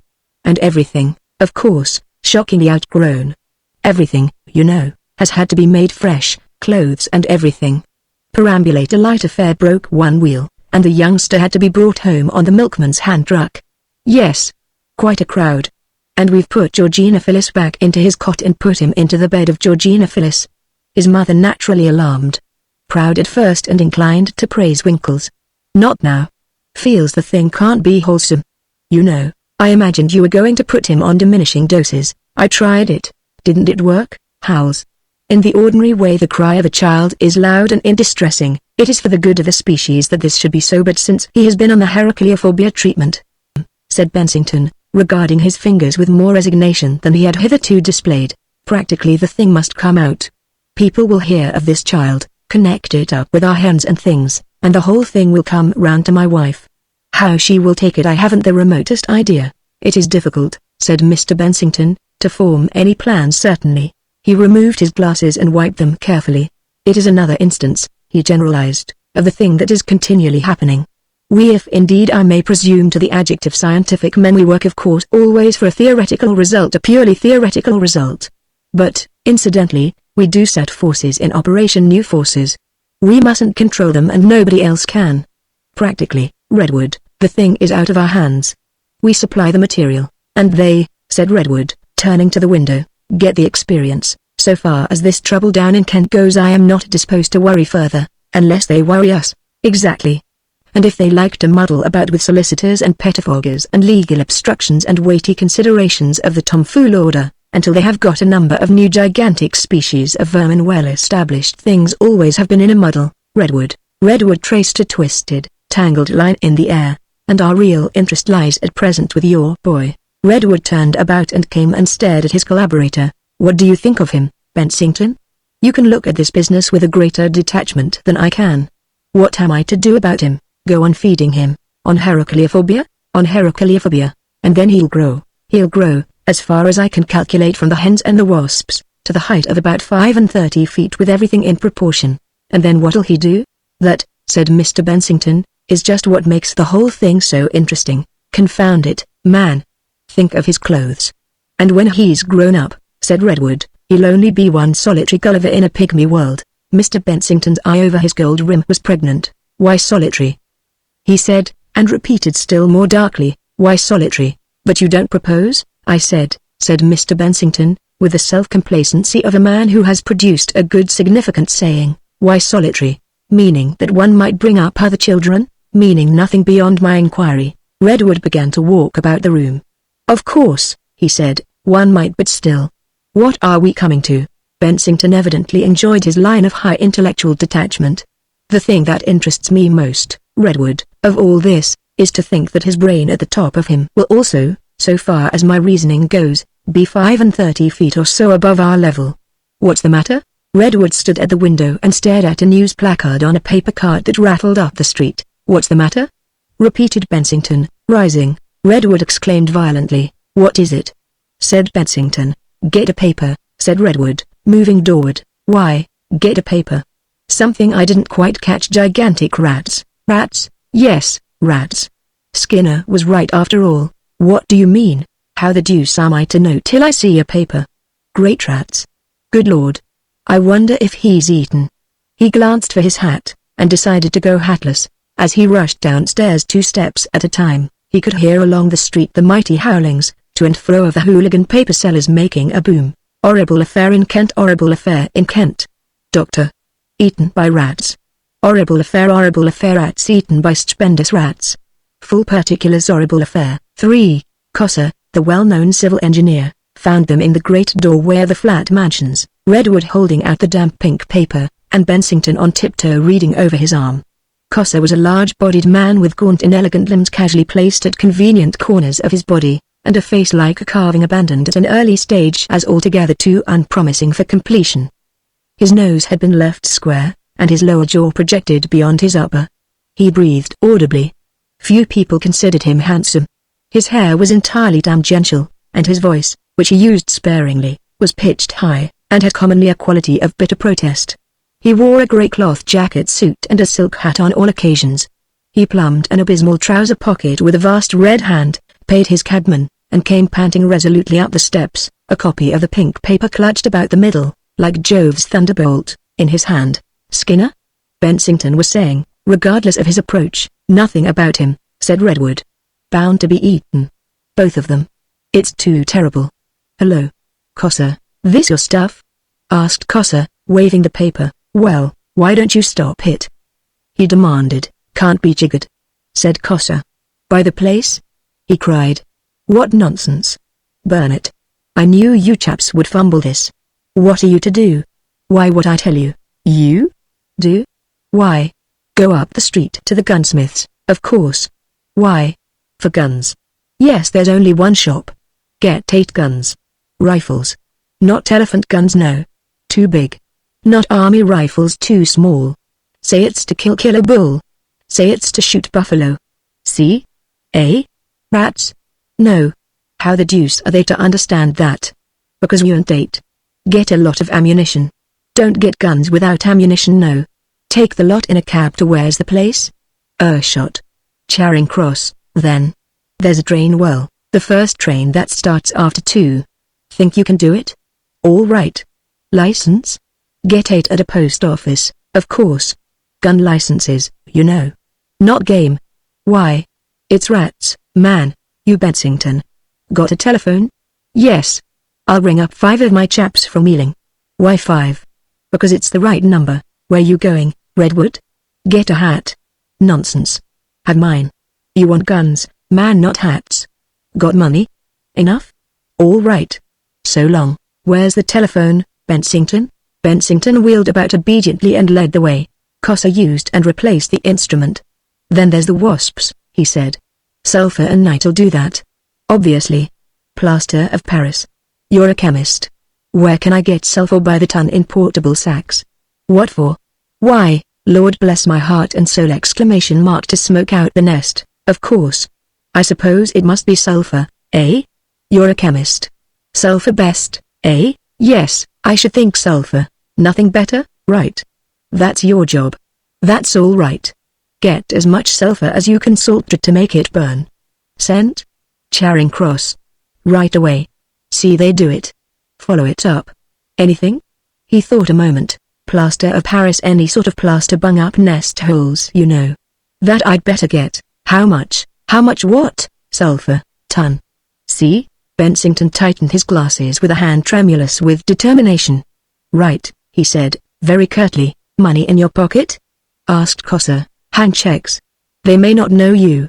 Pay cash. Obviously. Where's your bank? All right. Stop on the way and get £40 notes and gold. Another meditation. If we leave this jobs for public officials, we shall have all Kent in tatters, said Cossa. Now is there anything? No. Hi. He stretched a vast hand towards a cab that became convulsively eager to serve him. Cab, sir? Said the cabman. Obviously, said Cossa, and Bensington, still hatless, paddled down the steps and prepared to mount. I think, he said, with his hand on the cab apron, and a sudden glance up at the windows of his flat, I ought to tell my cousin Jane. More time to tell her when you come back, said Cossa, thrusting him in with a vast hand expanded over his back. Clever chaps, remarked Cossa, but no initiative whatever. Cousin Jane indeed. I know her. Rot, these cousin Janes. Country infested with them. I suppose I shall have to spend the whole blessed night, seeing they do what they know perfectly well they ought to do all along. I wonder if it's research makes 'em like that, or cousin Jane, or what? He dismissed this obscure problem, meditated for a space upon his watch, and decided there would be just time to drop into a restaurant and get some lunch before he hunted up the plaster of Paris and took it to Charing Cross. The train started at 3:05, and he arrived at Charing Cross at 3:15, to find Bensington in heated argument between two policemen and his van driver outside, and Redwood in the luggage office involved in some technical obscurity about this ammunition. Everybody was pretending not to know anything or to have any authority, in the way dear to southeastern officials when they catch you in a hurry. Pity they can't shoot all these officials and get a new lot, remarked Cossa with a sigh. But the time was too limited for anything fundamental, and so he swept through these minor controversies, disinterred what may or may not have been the station master from some obscure hiding place, walked about the premises holding him and giving orders in his name, and was out of the station with everybody and everything aboard before that official was fully awake to the breaches in the most sacred routines and regulations that were being committed. "Who was he?" said the high official, caressing the arm Cossa had gripped, and smiling with knit brows. "He was a gentleman, sir," said a porter, "anyhow.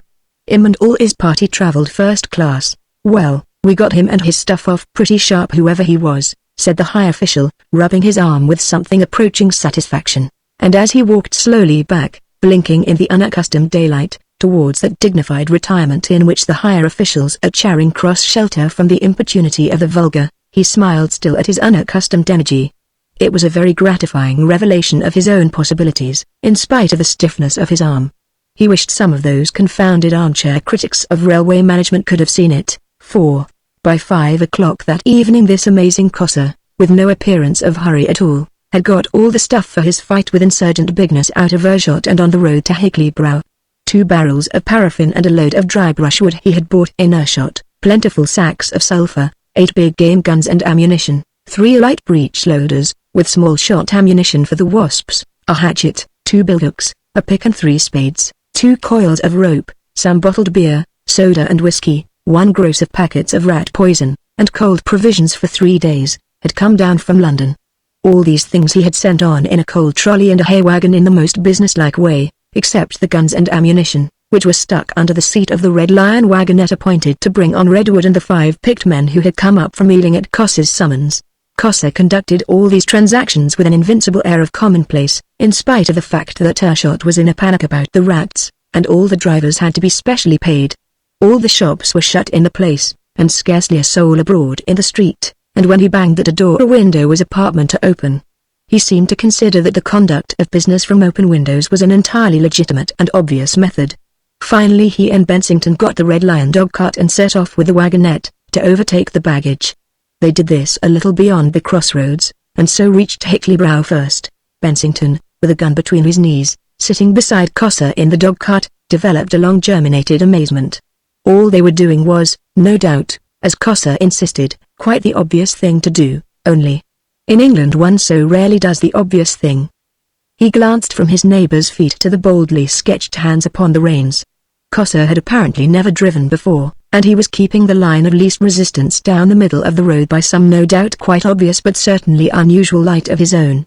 "Why don't we all do the obvious?" thought Bensington.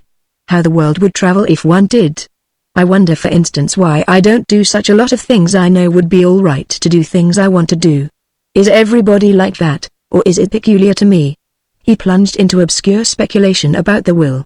He thought of the complex organized futilities of the daily life, and in contrast with them the plain and manifest things to do, the sweet and splendid things to do, that some incredible influences will never permit us to do. Cousin Jane? Cousin Jane he perceived was important in the question, in some subtle and difficult way.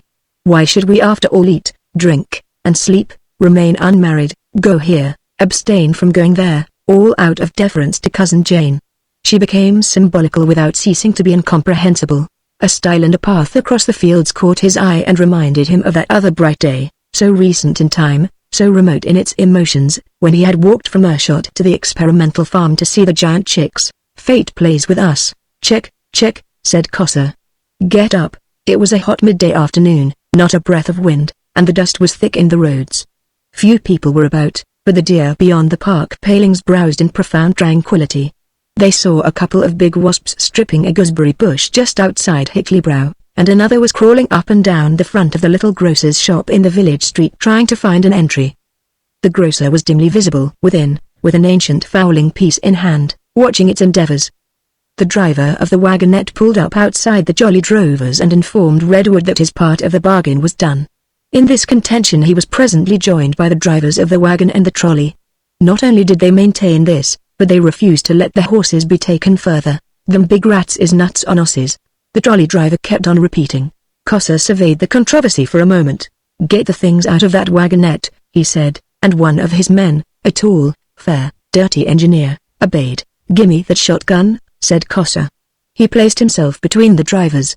"We don't want you to drive," he said. "You can say what you like," he conceded, "but we want these horses." They began to argue, but he continued speaking. "If you try and assault us I shall, in self-defense, let fly at your legs. The horses are going on." He treated the incident as closed. "Get up on that wagon, Flack," he said to a thick-set, wiry little man. "Boone, take the trolley." The two drivers blustered to Redwood. "You've done your duty to your employers," said Redwood. "You stop in this village until we come back. No one will blame you, seeing we've got guns. We've no wish to do anything unjust or violent, but this occasion is pressing. I'll pay if anything happens to the horses, never fear." "That's all right," said Cossa, who rarely promised. They left their wagonette behind, and the men who were not driving went afoot. Over each shoulder sloped a gun. It was the oddest little expedition for an English country road, more like a Yankee party, trekking west in the good old Indian days. They went up the road, until at the crest by the stile they came into sight of the experimental farm. They found a little group of men there with a gun or so. The two Fulchers were among them, and one man, a stranger from Maidstone, stood out before the others and watched the place through an opera glass. These men turned about and stared at Redwood's party. "Anything fresh?" said Cossa. "The Waspses keeps a-comin' and a-goin'," said old Fulcher. "Can't see as they bring anything. The canary creepers got in among the pine trees now," said the man with the lorgnette. "It wasn't there this morning. You can see it grow while you watch it." He took out a handkerchief and wiped his object glasses with careful deliberation. "I reckon you're going down there," ventured Skelmersdale. "Will you come?" said Cossa. Skelmersdale seemed to hesitate. "It's an all-night job." Skelmersdale decided that he wouldn't. "Rats about?" asked Cossa. "One was up in the pines this morning rabbiting, we reckon." Cossa slouched on to overtake his party. Bensington, regarding the experimental farm under his hand, was able to gauge now the vigor of the food. His first impression was that the house was smaller than he had thought, very much smaller. His second was to perceive that all the vegetation between the house and the pinewood had become extremely large. The roof over the well peeped amidst tussocks of grass a good 8 feet high, and the canary creeper wrapped about the chimney stack and gesticulated with stiff tendrils towards the heavens. Its flowers were vivid yellow splashes, distinctly visible as separate specks this mile away. A great green cable had writhed across the big wire enclosures of the giant hen's run, and flung twining leaf stems about 2 outstanding pines. Fully half as tall as these was the grove of nettles running round behind the cart shed. The whole prospect, as they drew nearer, became more and more suggestive of a raid of pygmies upon a doll's house that has been left in a neglected corner of some great garden. There was a busy coming and going from the wasp's nest. They saw a swarm of black shapes interlaced in the air, above the rusty hillfront beyond the pine cluster, and ever and again one of these would dart up into the sky with incredible swiftness and soar off upon some distant quest. Their humming became audible at more than half a mile's distance from the experimental farm. Once a yellow-striped monster dropped towards them and hung for a space watching them with its great compound eyes, but at an ineffectual shot from Cossa it darted off again. Down in a corner of the field, away to the right, several were crawling about over some ragged bones that were probably the remains of the lamb the rats had brought from Huxter's farm. The horses became very restless as they drew near these creatures. None of the party was an expert driver, and they had to put a man to lead each horse and encourage it with a voice. They could see nothing of the rats as they came up to the house, and everything seemed perfectly still except for the rising and falling woo-zzz, woo-zoo-oa of the wasp's nest. They led the horses into the yard, and one of Cossa's men, seeing the door open, the whole of the middle portion of the door had been gnawed out, walked into the house. Nobody missed him for the time, the rest being occupied with the barrels of paraffin, and the first intimation they had of his separation from them was the report of his gun and the whiz of his bullet. Bang, bang, both barrels, and his first bullet it seems went through the cask of sulphur, smashed out a stave from the further side, and filled the air with yellow dust. Redwood had kept his gun in hand and let fly at something grey that leapt past him. He had a vision of the broad hind quarters, the long scaly tail and long soles of the hind feet of a rat, and fired his second barrel. He saw Bensington drop as the beast vanished round the corner. Then for a time everybody was busy with a gun. For 3 minutes lives were cheap at the experimental farm, and the banging of guns filled the air. Redwood, careless of Bensington in his excitement, rushed in pursuit, and was knocked headlong by a mass of brick fragments, mortar, plaster, and rotten lath splinters that came flying out at him as a bullet whacked through the wall. He found himself sitting on the ground with blood on his hands and lips, and a great stillness brooded over all about him. Then a flattish voice from within the house remarked, "Gee whiz, hello," said Redwood. "Hello there," answered the voice, and then, "Did you chaps get him?" A sense of the duties of friendship returned to Redwood. "Is Mr. Bensington hurt?" he said. The man inside heard him perfectly. "No one ain't to blame if I ain't," said the voice inside. It became clearer to Redwood that he must have shot Bensington. He forgot the cuts upon his face, arose and came back to find Bensington seated on the ground and rubbing his shoulder. Bensington looked over his glasses. "We peppered him, Redwood," he said, "and then he tried to jump over me, and knocked me down. But I let him have it with both barrels, and how it has hurt my shoulder, to be sure." A man appeared in the doorway. "I got him once in the chest and once in the side," he said. "Where's the wagons?"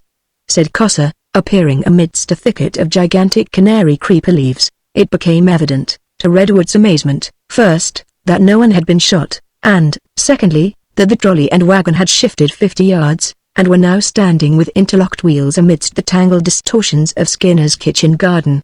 The horses had stopped their plunging. Halfway towards them, the burst barrel of sulphur lay in the path with a cloud of sulphur dust above it. He indicated this to Cossa and walked towards it. "Has anyone seen that rat?" shouted Cossa, following. "I got him in between the ribs once, and once in the face as he turned on me." They were joined by 2 men, as they worried at the locked wheels. "I killed that rat," said one of the men. "Have they got him?"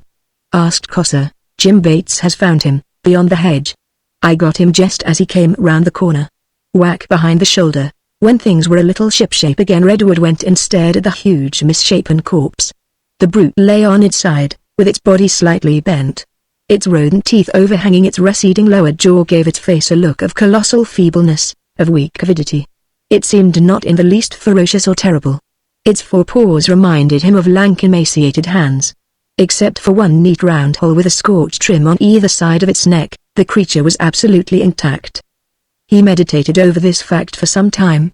"There must have been 2 rats," he said at last, turning away. "Yes.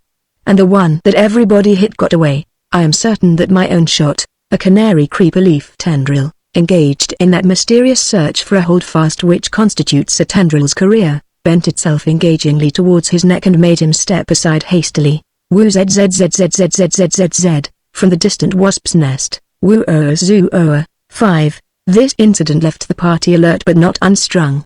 They got their stores into the house, which had evidently been ransacked by the rats after the flight of Mrs. Skinner, and 4 of the men took the 2 horses back to Hickley Brow. They dragged the dead rat through the hedge and into a position commanded by the windows of the house, and incidentally came upon a cluster of giant earwigs in the ditch. These creatures dispersed hastily, but Cossa reached out incalculable limbs and managed to kill several with his boots and gun butt. Then 2 of the men hacked through several of the main stems of the canary creeper. Huge cylinders they were, a couple of feet in diameter, that came out by the sink at the back, and while Cossa set the house in order for the night, Bensington, Redwood, and one of the assistant electricians went cautiously round by the foul runs in search of the rat holes. They skirted the giant nettles widely, for these huge weeds threatened them with poison thorns a good inch long. Then round beyond the gnawed, dismantled stile they came abruptly on the huge cavernous throat of the most westerly of the giant rat holes, an evil-smelling profundity, that drew them up into a line together. "I hope they'll come out," said Redwood, with a glance at the penthouse of the well. "If they don't," reflected Bensington. "They will," said Redwood. They meditated. "We shall have to rig up some sort of flare if we do go in," said Redwood. They went up a little path of white sand through the pinewood and halted presently within sight of the wasp holes. The sun was setting now, and the wasps were coming home for good. Their wings in the golden light made twirling halos about them. The 3 men peered out from under the trees. They did not care to go right to the edge of the wood and watched these tremendous insects drop and crawl for a little and enter and disappear. "They will be still in a couple of hours from now," said Redwood. "This is like being a boy again. "We can't miss those holes," said Bensington, "even if the night is dark." "By the light, full moon," said the electrician. "I looked it up." They went back and consulted with Cossa. He said that obviously they must get the sulfur, niter, and plaster of Paris through the wood before twilight, and for that they broke bulk and carried the sacks. After the necessary shouting of the preliminary directions, never a word was spoken, and as the buzzing of the wasp's nest died away there was scarcely a sound in the world but the noise of footsteps, the heavy breathing of burthened men, and the thud of the sacks. They all took turns at that labor except Mr. Bensington, who was manifestly unfit. He took post in the Skinner's bedroom with a rifle, to watch the carcass of the dead rat, and of the others, they took turns to rest from sack carrying and to keep watch 2 at a time upon the rat holes behind the nettle grove. The pollen sacks of the nettles were ripe, and every now and then the vigil would be enlivened by the dehiscence of these, the bursting of the sacks sounding exactly like the crack of a pistol, and the pollen grains as big as buckshot pattered all about them. Mr. Bensington sat at his window on a hard horsehair-stuffed armchair, covered by a grubby antimacassar that had given a touch of a social distinction to the Skinners' sitting-room for many years. His unaccustomed rifle rested on the sill, and his spectacles anon watched the dark bulk of the dead rat in the thickening twilight, anon wandered about him in curious meditation. There was a faint smell of paraffin without, for one of the casks leaked, and it mingled with a less unpleasant odor arising from the hacked and crushed creeper. Within, when he turned his head, a blend of faint domestic scents, beer, cheese, rotten apples, and old boots as the leading motifs, was full of reminiscences of the vanished Skinners. He regarded the dim room for a space.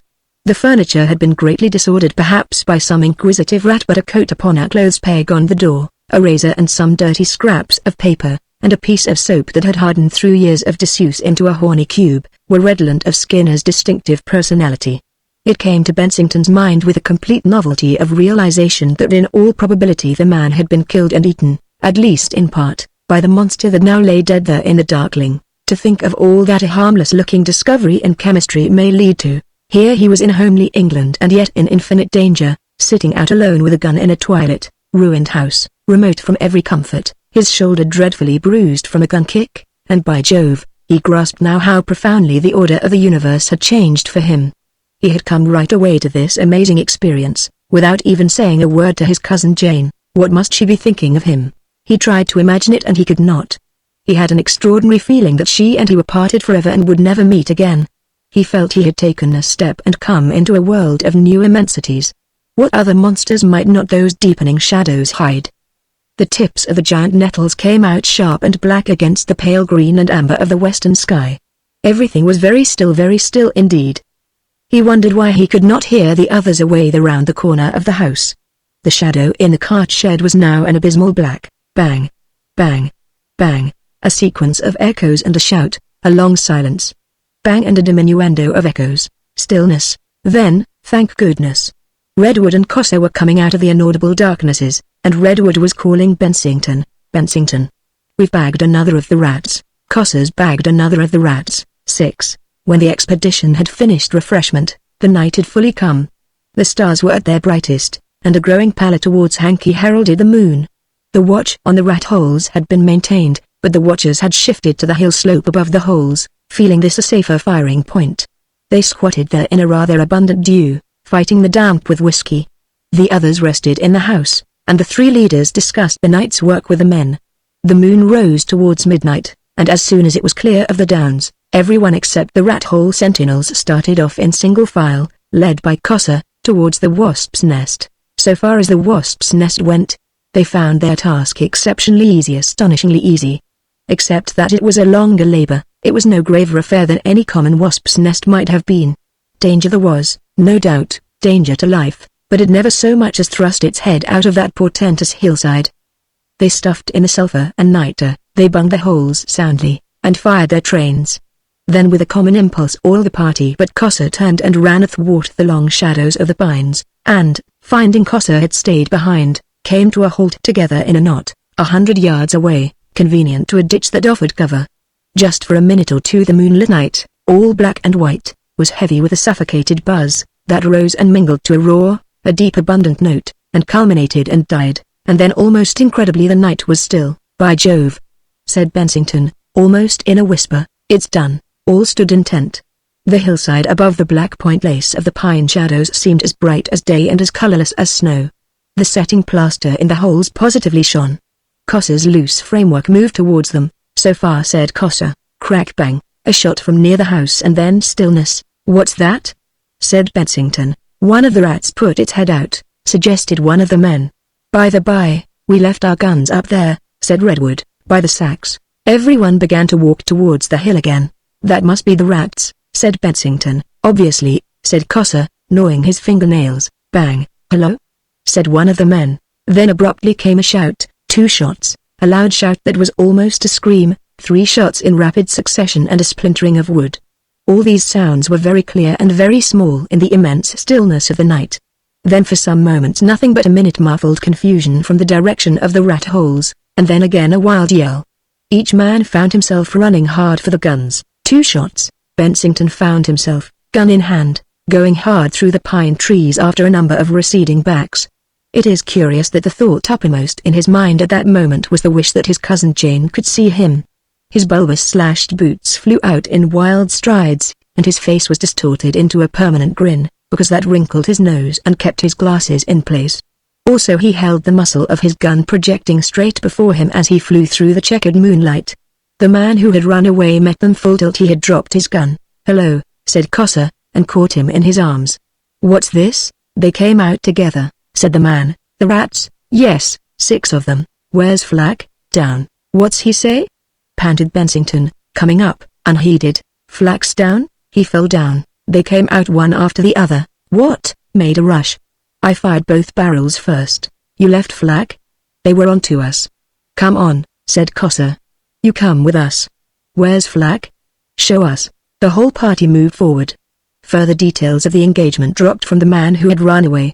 The others clustered about him, except Cossa, who led. "Where are they?" "Back in their holes, perhaps." "I cleared." "They made a rush for their holes." "What do you mean?" "Did you get behind them?" "We got down by their holes. Saw 'em come out, you know, and tried to cut 'em off. They lolloped out like rabbits. We ran down and let fly. They ran about wild after our first shot and suddenly came at us. Went for us." "How many?" "6 or 7. Cossa led the way to the edge of the pinewood and halted. "D'you mean they got Flack?" asked someone. "One of 'em was onto him." "Didn't you shoot?" "Now could I?" "Everyone loaded?" said Cossa over his shoulder. There was a confirmatory movement, but Flack said one. "D'you mean Flack?" said another. "There's no time to lose," said Cossa, and shouted Flack. As he led the way, the whole force advanced towards the rat holes, the man who had run away a little to the rear. They went forward through the rank exaggerated weeds and skirted the body of the second dead rat. They were extended in a bunchy line, each man with his gun pointing forward, and they peered about them in the clear moonlight for some crumpled, ominous shape, some crouching form. They found the gun of the man who had run away very speedily. "Flack!" cried Cossa. "Flack!" "He ran past the nettles and fell down," volunteered the man who ran away. "Where?" "Round about there." "Where did he fall?" He hesitated and led them athwart the long black shadows for a space and turned prejudicially. "About here, I think." "Well, he's not here now, but his gun? Confound it!" swore Cossa. "Where's everything got to?" He strode a step towards the black shadows on the hillside that masked the holes and stood staring. Then he swore again. If they have dragged him in. So they hung for a space, tossing each other the fragments of thoughts. Bensington's glasses flashed like diamonds as he looked from one to the other. The men's faces changed from cold clearness to mysterious obscurity as they turned them to awe from the moon. Everyone spoke, no one completed a sentence. Then abruptly Cossa chose his line. He flapped limbs this way and that and expelled orders in pellets. It was obvious he wanted lamps. Everyone except Cossa was moving towards the house. "You're going into the holes?" asked Redwood. "Obviously," said Cossa. He made it clear once more that the lamps of the cart and trolley were to be got and brought to him. Bensington, grasping this, started off along the path by the well. He glanced over his shoulder, and saw Cossa's gigantic figure standing out as if he were regarding the holes pensively. At the sight Bensington halted for a moment and half-turned. They were all leaving Cossa. Cossa was able to take care of himself, of course. Suddenly Bensington saw something that made him shout a windlass high. In a second 3 rats had projected themselves from the dark tangle of the creeper towards Cossa. For 3 seconds Cossa stood unaware of them, and then he had become the most active thing in the world. He didn't fire his gun. Apparently he had no time to aim, or to think of aiming. He ducked a leaping rat, Bensington saw, and then smashed at the back of its head with the butt of his gun. The monster gave one leap and fell over itself. Cossa's form went right down out of sight among the reedy grass, and then he rose again, running towards another of the rats and whirling his gun overhead. A faint shout came to Bensington's ears, and then he perceived the remaining two rats bolting divergently, and Cossa in pursuit towards the holes. The whole thing was an affair of misty shadows. All three fighting monsters were exaggerated and made unreal by the delusive clearness of the light. At moments Cossa was colossal, at moments invisible. The rats flashed athwart the eye in sudden unexpected leaps, or ran with a movement of the feet so swift. They seemed to run on wheels. It was all over in half a minute. No one saw it but Bensington. He could hear the others behind him still receding towards the house. He shouted something inarticulate and then ran back towards Cossa, while the rats vanished. He came up to him outside the holes. In the moonlight the distribution of shadows that constituted Cossa's visage intimated calm. "Hello," said Cossa, "back already? Where's the lamps?" "They're all back now in their holes. One I broke the neck of as it ran past me. See? There." And he pointed a gaunt finger. Bensington was too astonished for conversation. The lamps seemed an interminable time in coming. At last they appeared, first one unwinking luminous eye, preceded by a swaying yellow glare, and then, winking now and then shining out again, two others. About them came little figures with little voices, and then enormous shadows. This group made as it were a spot of inflammation upon the gigantic dreamland of moonshine. "Flack," said the voices. "Flack," an illuminating sentence floated up. Locked himself in the attic, Cossa was continually more wonderful. He produced great handfuls of cotton wool and stuffed them in his ears. Bensington wondered why. Then he loaded his gun with a quarter charge of powder. Who else could have thought of that? Wonderland culminated with the disappearance of Cossa's twin realms of boot sole up the central hole. Cossa was on all fours with two guns, one trailing on each side from a string under his chin, and his most trusted assistant, a little dark man with a grave face, was to go in stooping behind him, holding a lantern over his head. Everything had been made as sane and obvious and proper as a lunatic's dream. The wool, it seems, was on account of the concussion of the rifle. The man had some too. Obviously. So long as the rats turned tail on Cossa no harm could come to him, and directly they headed for him he would see their eyes and fire between them. Since they would have to come down the cylinder of the hole, Cossa could hardly fail to hit them. It was, Cossa insisted, the obvious method, a little tedious perhaps, but absolutely certain. As the assistant stooped to enter, Bensington saw that the end of a ball of twine had been tied to the tail of his coat.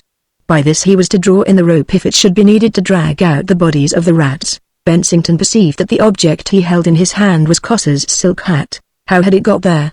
It would be something to remember him by. Anyhow, at each of the adjacent holes stood the little group with a lantern on the ground shining up the hole, and with one man kneeling and aiming at the round void before him, waiting for anything that might emerge.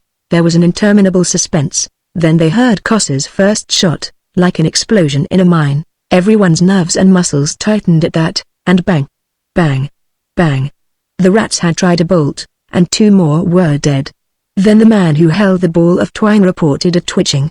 "He's killed one in there," said Bensington, "and he wants the rope." He watched the rope creep into the hole, and it seemed as though it had become animated by a serpentine intelligence, for the darkness made the twine invisible. At last it stopped crawling, and there was a long pause. Then what seemed to Bensington the queerest monster of all crept slowly from the hole, and resolved itself into the little engineer emerging backwards.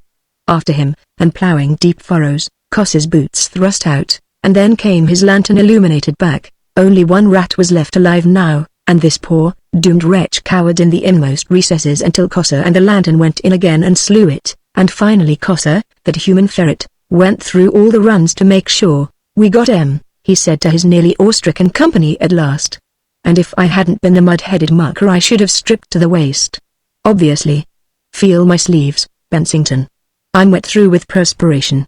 Jolly hard to think of everything. Only a halfway up of whiskey can save me from a cold." 7. There were moments during that wonderful night when it seemed to Bensington that he was planned by nature for a life of fantastic adventure. This was particularly the case for an hour or so after he had taken a stiff whiskey.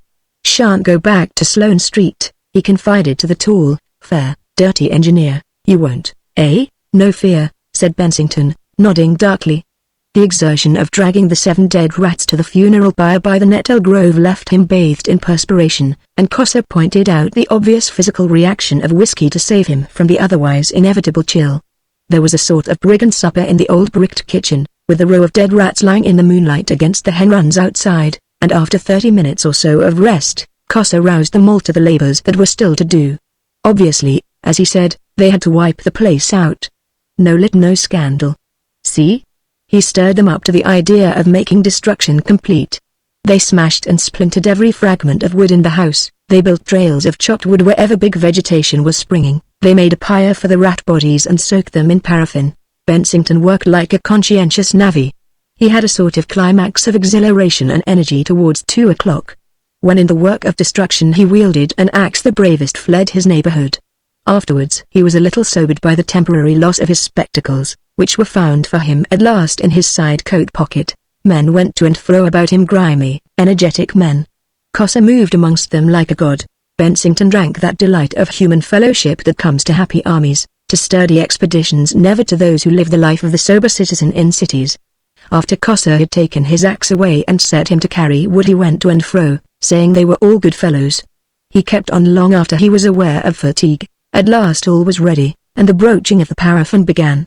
The moon, robbed now of all its meager night retinue of stars, shone high above the dawn. "Burn everything," said Cossa, going to and fro. "Burn the ground and make a clean sweep of it." "See?" Bensington became aware of him, looking now very gaunt and horrible in the pale beginnings of the daylight, hurrying past with his lower jaw projected and a flaring torch of touchwood in his hand. "Come away," said someone, pulling Bensington's arm. The still dawn, no birds were singing. There was suddenly full of a tumultuous crackling. A little dull red flame ran about the base of the pyre, changed to blue upon the ground, and set out to clamber, leaf by leaf, up the stem of a giant nettle. A singing sound mingled with the crackling. They snatched their guns from the corner of the Skinners' living room, and then everyone was running. Cossa came after them with heavy strides. Then they were standing looking back at the experimental farm. It was boiling up. The smoke and flames poured out like a crowd in a panic, from doors and windows and from 1,000 cracks and crevices in the roof. Trust Cossa to build a fire. A great column of smoke, shot with blood-red tongues and darting flashes, rushed up into the sky. It was like some huge giant suddenly standing up, straining upward and abruptly spreading his great arms out across the sky. It cast the night back upon them, utterly hiding and obliterating the incandescence of the sun that rose behind it. All Hickley-Brow was soon aware of that stupendous pillar of smoke, and came out upon the crest, in various dishabille, to watch them coming. Behind, like some fantastic fungus, this smoke pillar swayed and fluctuated, up, into the sky, making the downs seem low and all other objects petty, and in the foreground, led by Cossa, the makers of this mischief followed the path, 8 little black figures coming wearily, guns shouldered, across the meadow. As Bensington looked back there came into his jaded brain, and echoed there, a familiar formula. What was it? "You have lit today? You have lit today?" Then he remembered Latimer's words, "We have lit this day such a candle in England as no man may ever put out again." What a man Cossa was, to be sure. He admired his back view for a space, and was proud to have held that hat. Proud.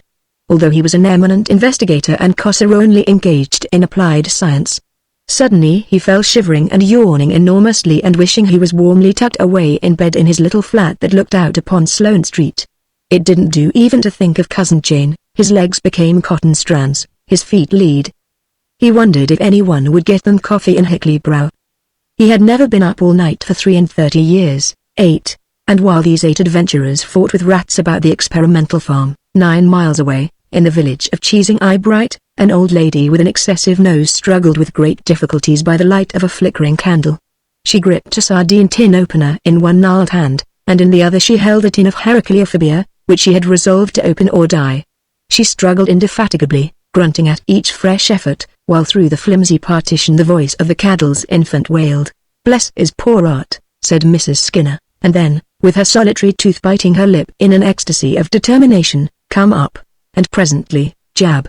A fresh supply of the food of the gods was let loose to wreak its powers of giantry upon the world. Chapter for the Giant Children. 1.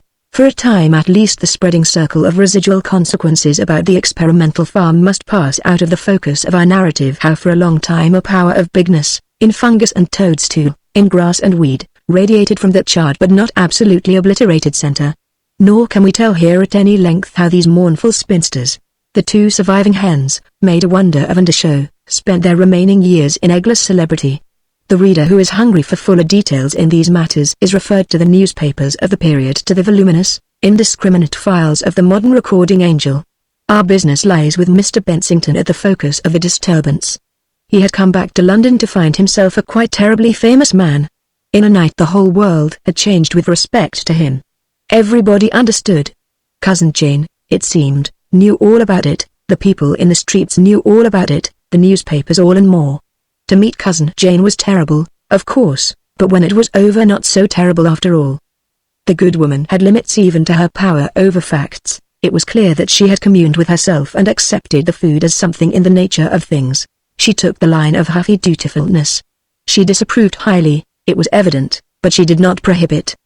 The flight of Bensington, as she must have considered it, may have shaken her, and her worst was to treat him with bitter persistence for a cold he had not caught and fatigue he had long since forgotten, and to buy him a new sort of hygienic all-wool combination underwear that was apartment to get involved and turned partially inside out and partially not, and as difficult to get into for an absent-minded man, as society. And so for a space, and as far as this convenience left him leisure, he still continued to participate in the development of this new element in human history, the food of the gods. The public mind, following its own mysterious laws of selection, have chosen him as the one and only responsible inventor and promoter of this new wonder. It would hear nothing of Redwood, and without a protest it allowed Cossett to follow his natural impulse into a terribly prolific obscurity. Before he was aware of the drift of these things, Mr. Bensington was, so to speak, stark and dissected upon the hoardings. His baldness, his curious general pinkness, and his golden spectacles had become a national possession. Resolute young men with large expensive-looking cameras and a general air of complete authorization took possession of the flat for brief but fruitful periods, let off flashlights in it that filled it for days with dense, intolerable vapor, and retired to fill the pages of the syndicated magazines with their admirable photographs of Mr. Bensington complete and at home in his second-best jacket and his slashed shoes. Other resolute-mannered persons of various ages and sexes dropped in and told him things about boom food. It was Punch first called the stuff boom food, and afterwards reproduced what they had said as his own original contribution to the interview. The thing became quite an obsession with Broadbeam, the popular humorist. He scented another confounded thing he could not understand, and he fretted dreadfully in his efforts to laugh the thing down.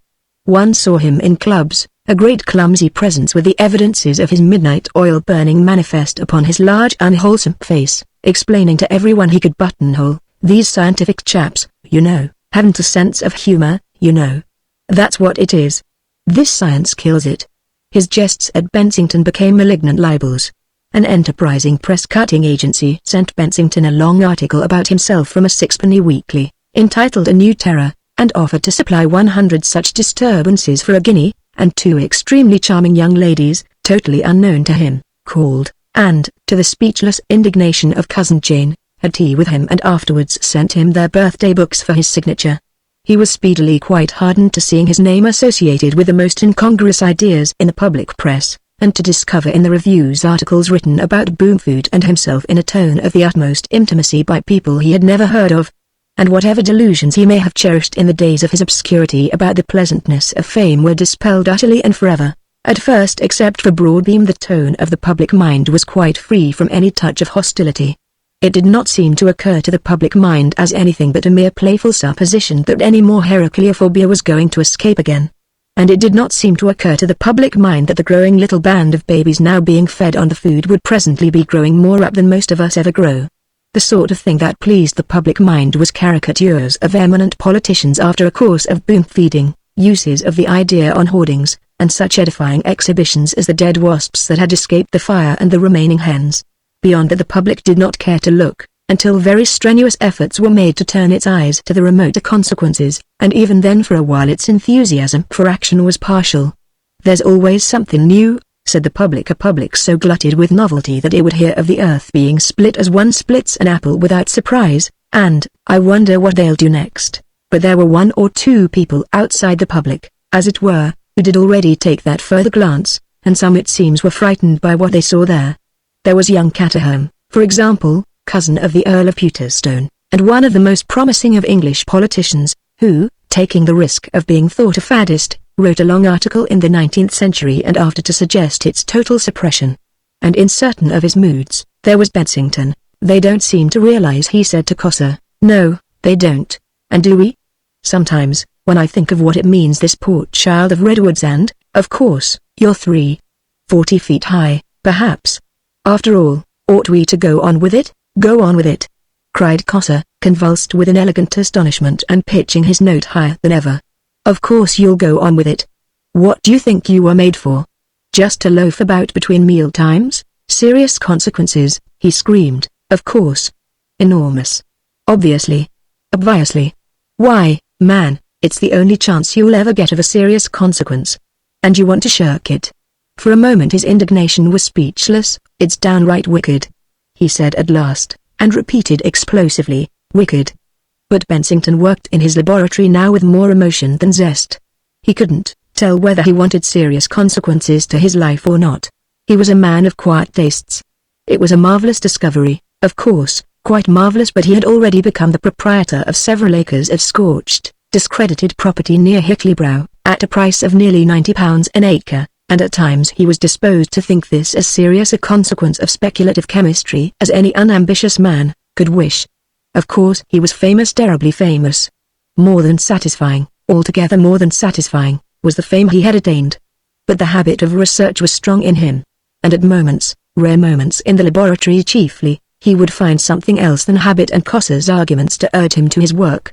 This little spectacled man, poised perhaps with his slashed shoes wrapped about the legs of his high stool and his hand upon the tweezer of his balance weights, would have again a flash of that adolescent vision, would have a momentary perception of the eternal unfolding of the seed that had been sown in his brain, would see as it were in the sky, behind the grotesque shapes and accidents of the present, the coming world of giants and all the mighty things the future has in store, vague and splendid, like some glittering palace seen suddenly in the passing of a sunbeam far away. And presently it would be with him as though that distant splendor had never shone upon his brain, and he would perceive nothing ahead but sinister shadows, vast declivities and darknesses, inhospitable immensities, cold, wild, and terrible things, too, amidst the complex and confused happenings, the impacts from the great outer world that constituted Mr. Bensington's fame. A shining and active figure presently became conspicuous, became almost, as it were, a leader and marshal of these externalities in Mr. Bensington's eyes. This was Dr. Winkles, that convincing young practitioner, who has already appeared in this story as the means whereby Redwood was able to convey the food to his son. Even before the great outbreak, it was evident that the mysterious powders Redwood had given him had awakened this gentleman's interest immensely, and so soon as the first wasps came he was putting two and two together. He was the sort of doctor that is in manners, in morals, in methods and appearance, most succinctly and finely expressed by the word rising. He was large and fair, with a hard, alert, superficial, aluminium-colored eye, and hair like chalk mud, even-featured and muscular about the clean-shaven mouth, erect in figure and energetic in movement, quick and spinning on the heel, and he wore long frock coats, black silk ties and plain gold studs and chains, and his silk hats had a special shape and brim that made him look wiser and better than anybody. He looked as young or old as anybody grown up. And after that first wonderful outbreak he took to Bensington and Redwood and the food of the gods with such a convincing air of proprietorship, that at times, in spite of the testimony of the press to the contrary, Bensington was disposed to regard him as the original inventor of the whole affair. These accidents, said Winkles, when Bensington hinted at the dangers of further escapes, are nothing. Nothing. The discovery is everything. Properly developed, suitably handled, sanely controlled, we have something very portentous indeed in this food of ours. We must keep our eye on it. We mustn't let it out of control again, and we mustn't let it rest. He certainly did not mean to do that. He was at Bensington's now almost every day. Bensington, glancing from the window, would see the faultless equipage come spanking up Sloane Street, and after an incredibly brief interval Winkles would enter the room with a light, strong motion, and pervade it, and protrude some newspaper and supply information and then make remarks. Well, he would say, rubbing his hands, how are we getting on? And so pass to the current discussion about it. Do you see? He would say, for example, that Caterham has been talking about our stuff at the Church Association. Dear me, said Bensington, that's a cousin of the Prime Minister, isn't it? Yes, said Winkles, a very able young man, very able. Quite wrong-headed, you know, violently reactionary but thoroughly able. and he's evidently disposed to make capital out of this stuff of ours. Takes a very emphatic line. Talks of our proposal to use it in the elementary schools. Our proposal to use it in the elementary schools. I said something about that the other day, quite in passing, little affair at a polytechnic. Trying to make it clear the stuff was really highly beneficial. Not in the slightest degree dangerous, in spite of those first little accidents, which cannot possibly occur again. You know, it would be rather good stuff, but he's taken it up. What did you say? Mere obvious nothings. But as you see, takes it up with perfect gravity. Treats the thing as an attack. Says there is already a sufficient waste of public money in elementary schools without this. Tells the old stories about piano lessons again, you know. No one, he says, wishes to prevent the children of the lower classes obtaining an education suited to their condition, but to give them a food of this sort will be to destroy their sense of proportion utterly. Expands the topic. What good will it do, he asks, to make poor people 36 feet high? He really believes, you know, that they will be 36 feet high. So they would be, said Bensington, if you gave them our food at all regularly. But nobody said anything. I said something. But, my dear Winkles, they'll be bigger, of course, interrupted Winkles, with an air of knowing all about it, and discouraging the crude ideas of Bensington. Bigger indisputably. But listen to what he says. Will it make them happier? That's his point. Curious, isn't it? Will it make them better?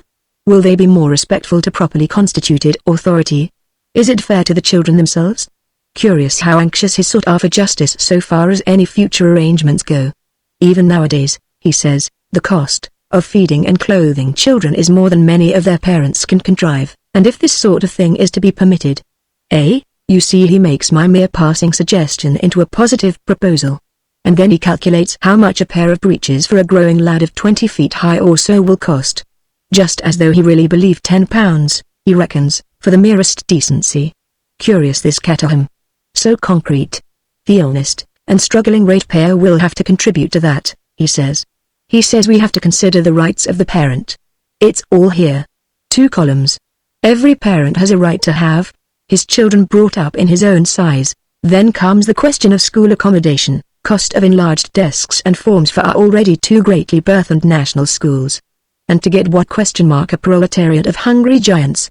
Winds up with a very serious passage, says even if this wild suggestion mere passing fancy of mine, you know, and misinterpreted that this wild suggestion about the schools comes to nothing, that doesn't end the matter. This is a strange food, so strange as to seem to him almost wicked. It has been scattered recklessly, so he says, and it may be scattered again. Once you've taken it, it's poison unless you go on with it. So it is, said Bensington. And in short he proposes the formation of a national society for the preservation of the proper proportions of things. Odd? People are hanging on to the idea like anything. But what do they propose to do? Winkles shrugged his shoulders and threw out his hands. Form a society, he said, and fuss. They want to make it illegal to manufacture this Heracleophobia, or at any rate to circulate the knowledge of it. I've written about a bit to show that Caterham's idea of the stuff is very much exaggerated indeed, but that doesn't seem to check it. Curious how people are turning against it. And the National Temperance Association, by the by, has founded a branch for temperance in growth, said Bensington and stroked his nose. After all that has happened there's bound to be this uproar. On the face of it the thing's startling. Winkles walked about the room for a time, hesitated, and departed. It became evident there was something at the back of his mind, some aspect of crucial importance to him, that he waited to display. One day when Redwood and Bensington were at the flat together he gave them a glimpse of this something in reserve. How's it all going? He said, rubbing his hands together. We're getting together a sort of report. For the Royal Society, yes, said Winkles, very profoundly, and walked to the hearthrug. But here's the point. Ought we what? Ought you to publish? We're not in the Middle Ages, said Redwood. I know, as Cossa says, swapping wisdom, that's the true scientific method, in most cases, certainly. But this is exceptional. We shall put the whole thing before the Royal Society in the proper way, said Redwood.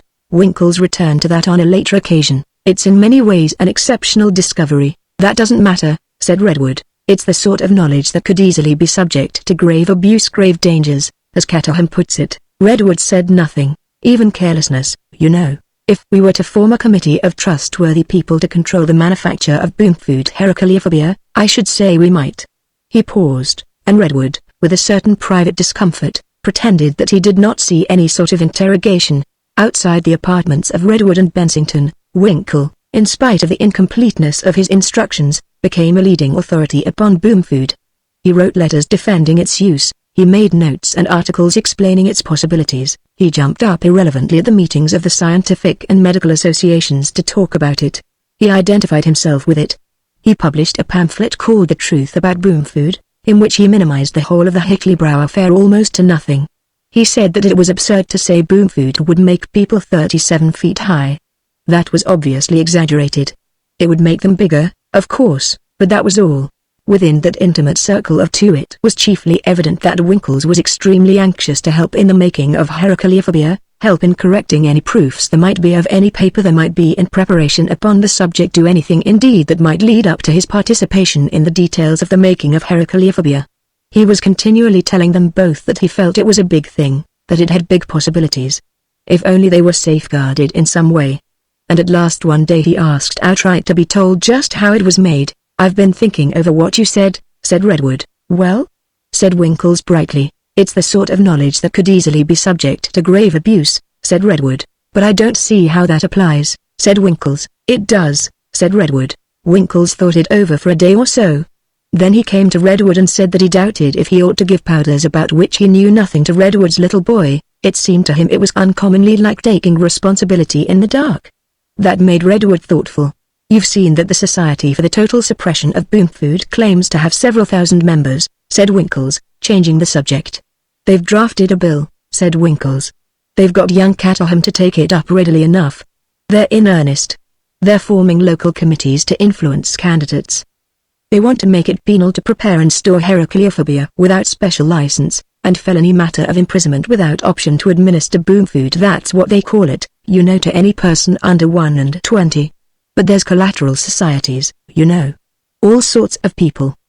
The Society for the Preservation of Ancient Statues is going to have Mr. Frederick Harrison on the council. They say. You know, he's written an essay about it, says it is vulgar, and entirely inharmonious with that revelation of humanity that is found in the teachings of Comte. It is the sort of thing the 18th century couldn't have produced even in its worst moments. The idea of the food never entered the head of Comte, which shows how wicked it really is. No one, he says, who really understood Comte. But you don't mean to say, said Redwood, alarmed out of his disdain for Winkles. They'll not do all that, said Winkles. But public opinion is public opinion, and votes are votes. Everybody can see you are up to a disturbing thing. And the human instinct is all against disturbance, you know. Nobody seems to believe Caterham's idea of people 37 feet high, who won't be able to get inside a church, or a meeting house, or any social or human institution. But for all that, they're not so easy in their minds about it. They see there's something more than a common discovery. There is, said Redwood, in every discovery. Anyhow, they're getting restive. Caterham keeps harping on what may happen if it gets loose again. I say over and over again, it won't, and it can't. But there it is. And he bounced about the room for a little while as if he meant to reopen the topic of the secret, and then thought better of it and went. The two scientific men looked at one another. For a space only their eyes spoke. If the worst comes to the worst, said Redwood at last, in a strenuously calm voice, I shall give the food to my little Teddy with my own hands. 3. It was only a few days after this that Redwood opened his paper to find that the Prime Minister had promised a royal commission on boom food. This sent him, newspaper in hand, round to Bensington's flat. Winkles, I believe, is making mischief for the stuff. He plays into the hands of Caterham. He keeps on talking about it, and what it is going to do, and alarming people. If he goes on, I really believe he'll hamper our inquiries. Even as it is with this trouble about my little boy, Bensington wished Winkles wouldn't. Do you notice how he has dropped into the way of calling it boom food? I don't like that name, said Bensington, with a glance over his glasses. It is just so exactly what it is to Winkles. Why does he keep on about it? It isn't his, it's something called booming, said Redwood. I don't understand. If it isn't his, everybody is getting to think it is. Not that that matters. In the event of this ridiculous agitation becoming serious, began Bensington, my little boy can't get on without the stuff, said Redwood. I don't see how I can help myself now. If the worst comes to the worst, a slight bouncing noise proclaimed the presence of Winkles. He became visible in the middle of the room rubbing his hands together. "I wish you'd knock," said Bensington, looking vicious over the gold rims. Winkles was apologetic. Then he turned to Redwood. "I'm glad to find you here," he began. "The fact is, have you seen about this royal commission?" interrupted Redwood. "Yes," said Winkles, thrown out. "Yes, what do you think of it?" "Excellent thing," said Winkles. "Bound to stop most of this clamor. Ventilate the whole affair." "Shut up, Caterham." "But that's not what I came round for, Redwood. The fact is, I don't like this royal commission," said Bensington. "I can assure you it will be all right. I may say I don't think it's a breach of confidence that very possibly I may have a place on the commission." Said Redwood, looking into the fire. "I can put the whole thing right. I can make it perfectly clear, first, that the stuff is controllable, and, secondly, that nothing short of a miracle is needed before anything like that catastrophe at Hickley-Brow can possibly happen again. That is just what is wanted, an authoritative assurance. Of course, I could speak with more confidence if I knew, but that's quite by the way. And just at present there's something else, another little matter, upon which I'm wanting to consult you." "Ahem. The fact is, well, I happen to be in a slight difficulty, and you can help me out." Redwood raised his eyebrows, and was secretly glad. "The matter is highly confidential." "Go on," said Redwood. "Don't worry about that. I have recently been entrusted with the child of an exalted personage." Winkles coughed. "You're getting on," said Redwood. "I must confess it's largely your powders and the reputation of my success with your little boy there is, I cannot disguise, a strong feeling against its use. And yet I find that among the more intelligent one must go quietly in these things, you know, little by little. Still, in the case of Her Serene High, I mean this new little patient of mine. As a matter of fact, the suggestion came from the parent. Or I should never." He struck Redwood as being embarrassed. "I thought you had a doubt of the advisability of using these powders," said Redwood. "Merely a passing doubt. You don't propose to discontinue, in the case of your little boy?" "Certainly not. So far as I can see, it would be murder. I wouldn't do it for the world." "You shall have the powders," said Redwood. "I suppose you couldn't." "No fear," said Redwood. "There isn't a recipe. It's no good, Winkles, if you'll pardon my frankness. I'll make you the powders myself, just as well." "Perhaps," said Winkles, after a momentary hard stare at Redwood. "Just as well. And then, I can assure you I really don't mind in the least." For, when Winkles had gone, Bensington came and stood on the hearthrug and looked down at Redwood. "Her Serene Highness," he remarked. "Her Serene Highness," said Redwood. "It's the Princess of Wezerdryburg, no further than a third cousin." "Redwood," said Bensington, "it's a curious thing to say, I know, but do you think Winkles understands?" "What?" "Just what it is we have made." "Does he really understand?" said Bensington, dropping his voice and keeping his eye doorward. "That in the family of his new patient." "Go on," said Redwood, "who have always been if anything a little under the average?" "Yes. And so very tactfully undistinguished in any way, he is going to produce a royal personage, an outsize royal personage of that size. You know, Redwood, I'm not sure whether there is not something almost reasonable." He transferred his eyes from the door to Redwood. Redwood flung a momentary gesture, index finger erect at the fire.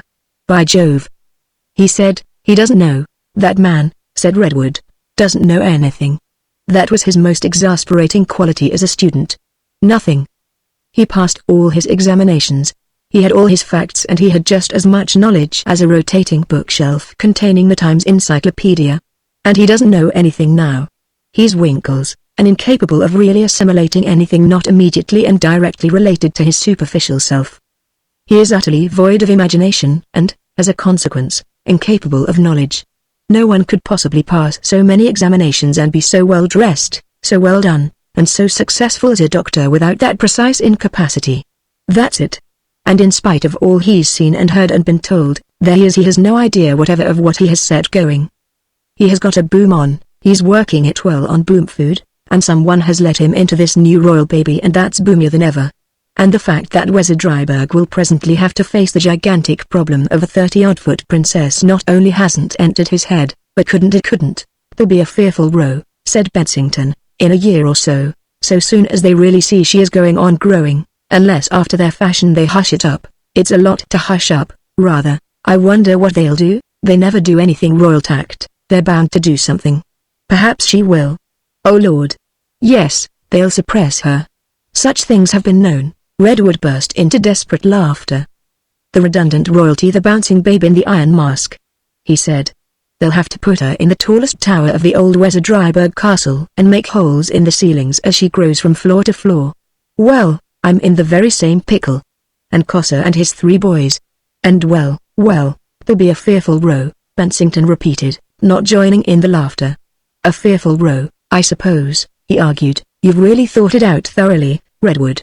You're quite sure it wouldn't be wiser to warn Winkles, wean your little boy gradually, and rely upon the theoretical triumph? I wish to goodness you'd spend half an hour in my nursery when the food's a little late, said Redwood, with a note of exasperation in his voice. Then you wouldn't talk like that, Bensington. Besides, fancy warning Winkles. No.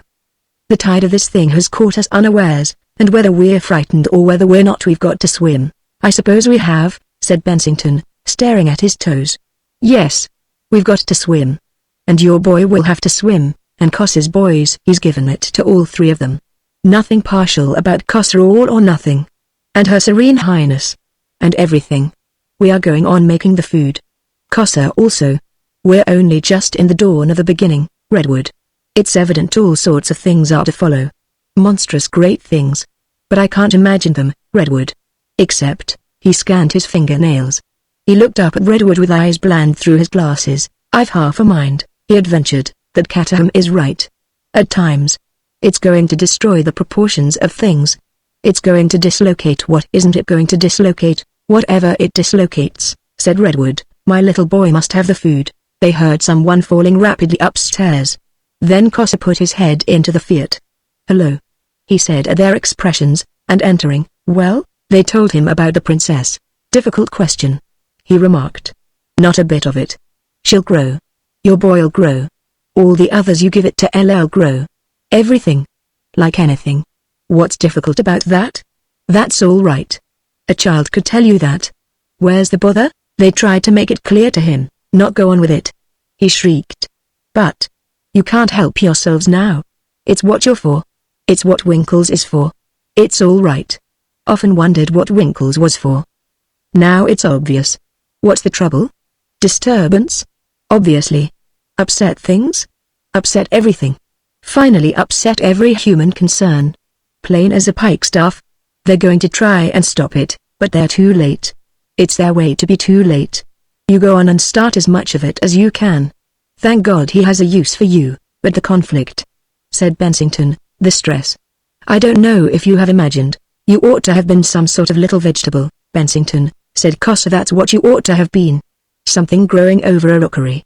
Here you are, fearfully and wonderfully made, and all you think you're made for is just to sit about and take your victuals. Do you think this world was made for old women to mop about in? Well, anyhow, you can't help yourselves now. You've got to go on. I suppose we must, said Redwood. Slowly. No, said Cossa, in a huge shout. No. Make as much as you can and as soon as you can. Spread it about. He was inspired to a stroke of wit.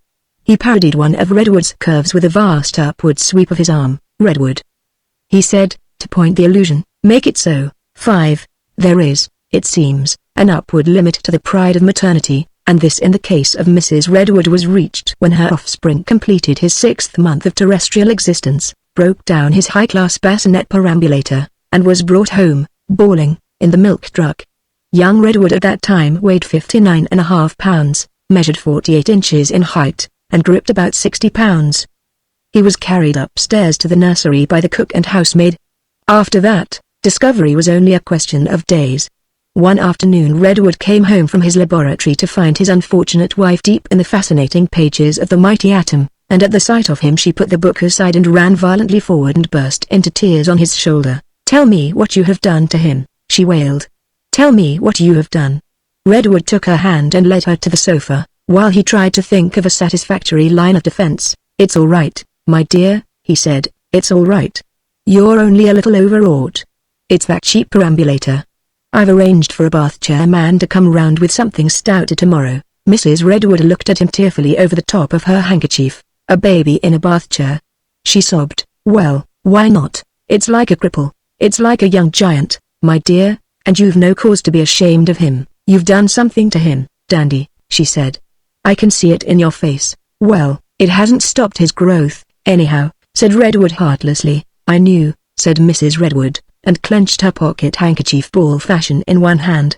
She looked at him with a sudden change to severity. "What have you done to our child, Dandy? What's wrong with him? He's so big. He's a monster." "Nonsense. He's as straight and clean a baby as ever a woman had. What's wrong with him? Look at his size, that's all right. Look at the puny little brutes about us. He's the finest baby."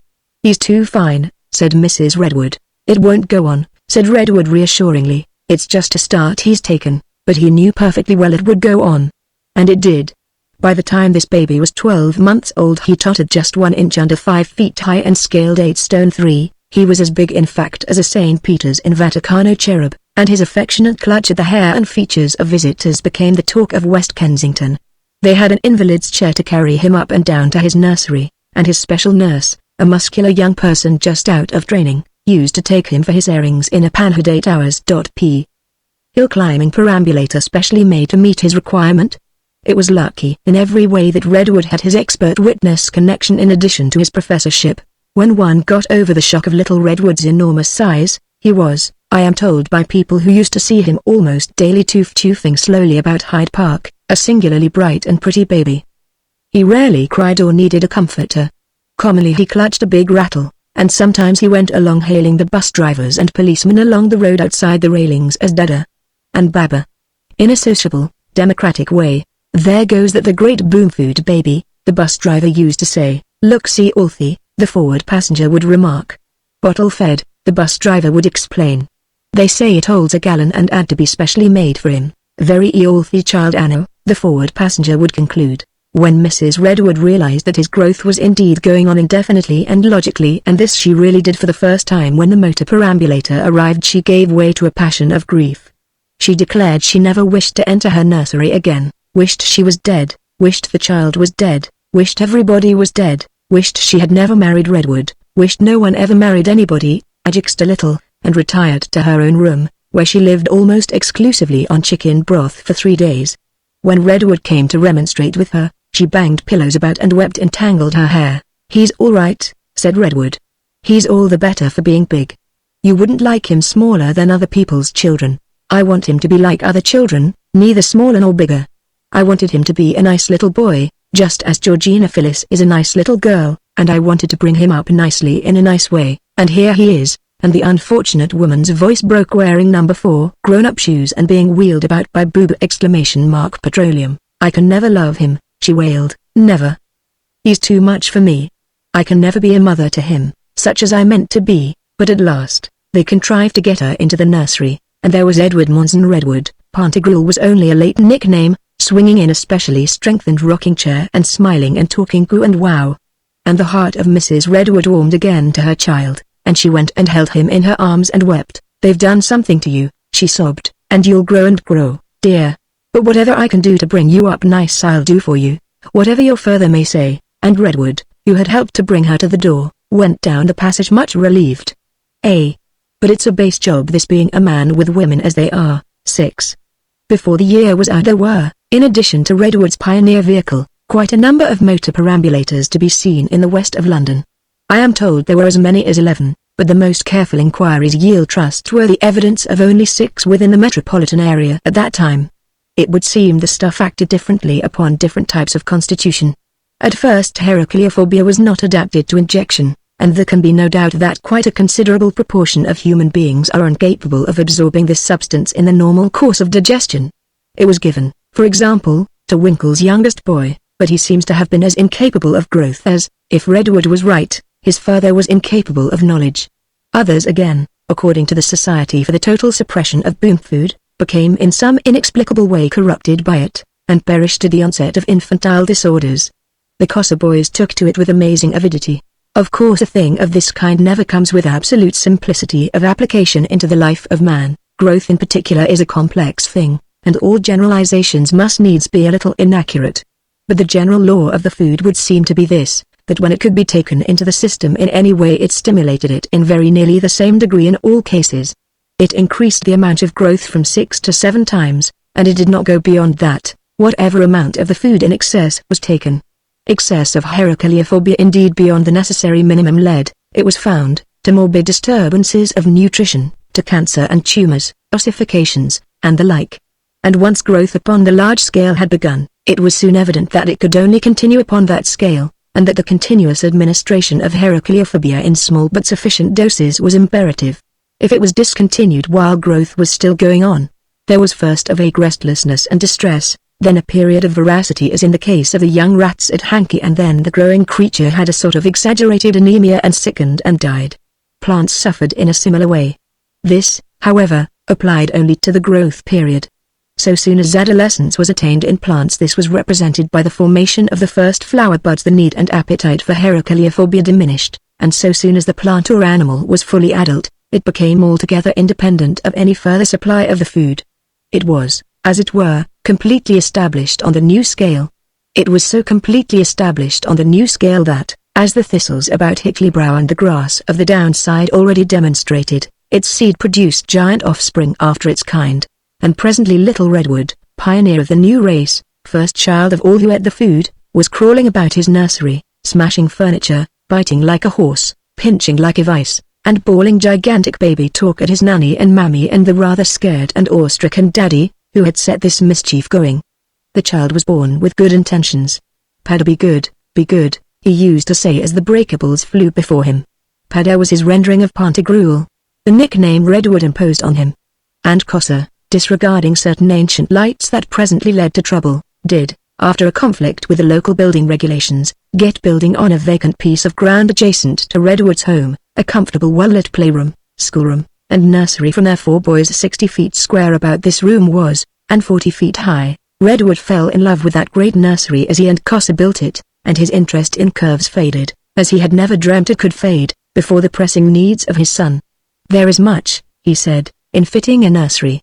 Much, the walls, the things in it, they will all speak to this new mind of ours, a little more, a little less eloquently, and teach it, or fail to teach it 1,000 things, obviously," said Cossa, reaching hastily for his hat. They worked together harmoniously, but Redwood supplied most of the educational theory required. They had the walls and woodwork painted with a cheerful vigor, for the most part a slightly warmed white prevailed, but there were bands of bright clean color to enforce the simple lines of construction. "Clean colors we must have," said Redwood, and in one place had a neat horizontal band of squares, in which crimson and purple, orange and lemon, blues and greens, in many hues and many shades, did themselves honor. These squares the giant children should arrange and rearrange to their pleasure. "Decorations must follow," said Redwood, "let them first get the range of all the tints, and then this may go away. There is no reason why one should bias them in favor of any particular color or design. Then, the place must be full of interest," said Redwood. "Interest is food for a child, and blankness torture and starvation." He must have pictures galore. There were no pictures hung about the room for any permanent service, however, but blank frames were provided into which new pictures would come and pass thence into a portfolio so soon as their fresh interest had passed. There was one window that looked down the length of a street, and in addition, for an added interest, Redwood had contrived above the roof of the nursery a camera obscura that watched the Kensington High Street and not a little of the gardens. In one corner, that most worthy implement, an abacus, 4 feet square, a specially strengthened piece of ironmongery with rounded corners, awaited the young giant's incipient computations. There were few woolly lambs and such like idols, but instead Cossa, without explanation, had brought one day in 3 four-wheelers a great number of toys, all just too big for the coming children to swallow, that could be piled up, arranged in rows, rolled about, bitten, made to flap and rattle, smacked together, felt over, pulled out, opened, closed, and mauled and experimented with to an interminable extent. There were many bricks of wood in diverse colors, oblong and cuboid, bricks of polished china, bricks of transparent glass and bricks of India rubber. There were slabs and slates, there were cones, truncated cones, and cylinders, there were oblate and prolate spheroids, balls of varied substances, solid and hollow, many boxes of diverse size and shape, with hinged lids and screw lids and fitting lids, and 1 or 2 to catch and lock. There were bands of elastic and leather, and a number of rough and sturdy little objects of a size together that could stand up steadily and suggest the shape of a man. "Give 'em these," said Cossa. "One at a time." These things Redwood arranged in a locker in one corner. Along one side of the room, at a convenient height for a 6 or 8 foot child, there was a blackboard, on which the youngsters might flourish in white and colored chalk, and near by a sort of drawing block, from which sheet after sheet might be torn, and on which they could draw in charcoal, and a little desk there was, furnished with great carpenter's pencils of varying hardness and a copious supply of paper, on which the boys might first scribble and then draw more neatly. And moreover Redwood gave orders, so far ahead did his imagination go, for specially large tubes of liquid paint and boxes of pastels against the time when they should be needed. He laid in a cask or so of plasticine and modeling clay. At first he and his tutor shall model together, he said, and when he is more skillful he shall copy casts and perhaps animals. And that reminds me, I must also have made for him a box of tools. Then books. I shall have to look out a lot of books to put in his way, and they'll have to be big type. Now what sort of books will he need? There is his imagination to be fed. That, after all, is the crown of every education. The crown is sound habits of mind and conduct are the throne.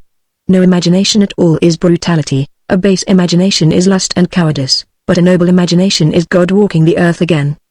He must dream too of a dainty fairyland and of all the quaint little things of life, in due time. But he must feed chiefly on the splendid real. He shall have stories of travel through all the world, travels and adventures and how the world was won. He shall have stories of beasts, great books splendidly and clearly done of animals and birds and plants and creeping things, great books about the deeps of the sky and the mystery of the sea. He shall have histories and maps of all the empires the world has seen, pictures and stories of all the tribes and habits and customs of men. And he must have books and pictures to quicken his sense of beauty, subtle Japanese pictures to make him love the subtler beauties of bird and tendril and falling flower, and Western pictures too, pictures of gracious men and women, sweet groupings, and broad views of land and sea. He shall have books on the building of houses and palaces, he shall plan rooms and invent cities. I think I must give him a little theatre. Then there is music. Redwood thought that over, and decided that his son might best begin with a very pure-sounding harmonicon of 1 octave, to which afterwards there could be an extension. He shall play with this first, sing to it and give names to the notes, said Redwood, and afterwards? He stared up at the windowsill overhead and measured the size of the room with his eye. They'll have to build his piano in here, he said. Bring it in pieces. He hovered about amidst his preparations, a pensive, dark, little figure. If you could have seen him there he would have looked to you like a 10-inch man amidst common nursery things. A great rug indeed it was, a Turkey carpet, 400 square feet of it, upon which young Redwood was soon to crawl, stretched to the grill-guarded electric radiator that was to warm the whole place. A man from Cossa's hung amidst scaffolding overhead, fixing the great frame that was to hold the transitory pictures.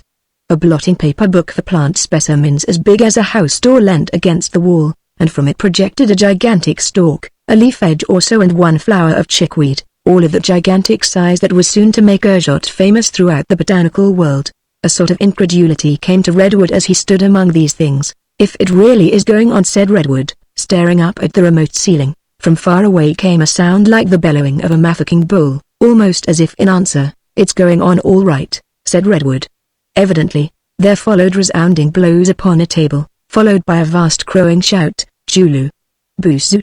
BZZ. The best thing I can do, said Redwood, following out some divergent line of thought, is to teach him myself. That beating became more insistent. For a moment it seemed to Redwood that it caught the rhythm of an engine's throbbing, the engine he could have imagined of some great train of events that bore down upon him. Then a descendant flight of sharper beats broke up that effect, and were repeated. Come in, he cried, perceiving that someone rapped, and the door that was big enough for a cathedral opened slowly a little way. The new winch ceased to creak, and Bensington appeared in the crack, gleaming benevolently under his protruded baldness and over his glasses. I ventured round to see, he whispered in a confidentially furtive manner. Come in, said Redwood, and he did, shutting the door behind him. He walked forward, hands behind his back, advanced a few steps, and peered up with a bird-like movement at the dimensions about him. He rubbed his chin thoughtfully. Every time I come in, he said, with a subdued note in his voice, it strikes me as big. Yes, said Redwood, surveying it all again also, as if in an endeavor to keep hold of the visible impression. Yes. They're going to be big too, you know. I know, said Bensington, with a note that was nearly awe. Very big. They looked at one another, almost, as it were, apprehensively. Very big indeed, said Bensington, stroking the bridge of his nose, and with one eye that watched Redwood doubtfully for a confirmatory expression. All of them, you know, fearfully big. I don't seem able to imagine even with this just how big they're all going to be. Chapter 5 The Magnificence of Mr. Bensington. 1. It was while the Royal Commission on Boom Food was preparing its report that Heracleophobia really began to demonstrate its capacity for leakage. And the earliness of this second outbreak was the more unfortunate, from the point of view of COSA at any rate, since the draft report still in existence shows that the Commission had, under the tutelage of that most able member, Dr. Stephen Winkles, FRS MD FRC PD, SC, JPDL etc., already quite made up its mind that accidental leakages were impossible, and was prepared to recommend that to entrust the preparation of boom food to a qualified committee, Winkles chiefly, with an entire control over its sale, was quite enough to satisfy all reasonable objections to its free diffusion. This committee was to have an absolute monopoly.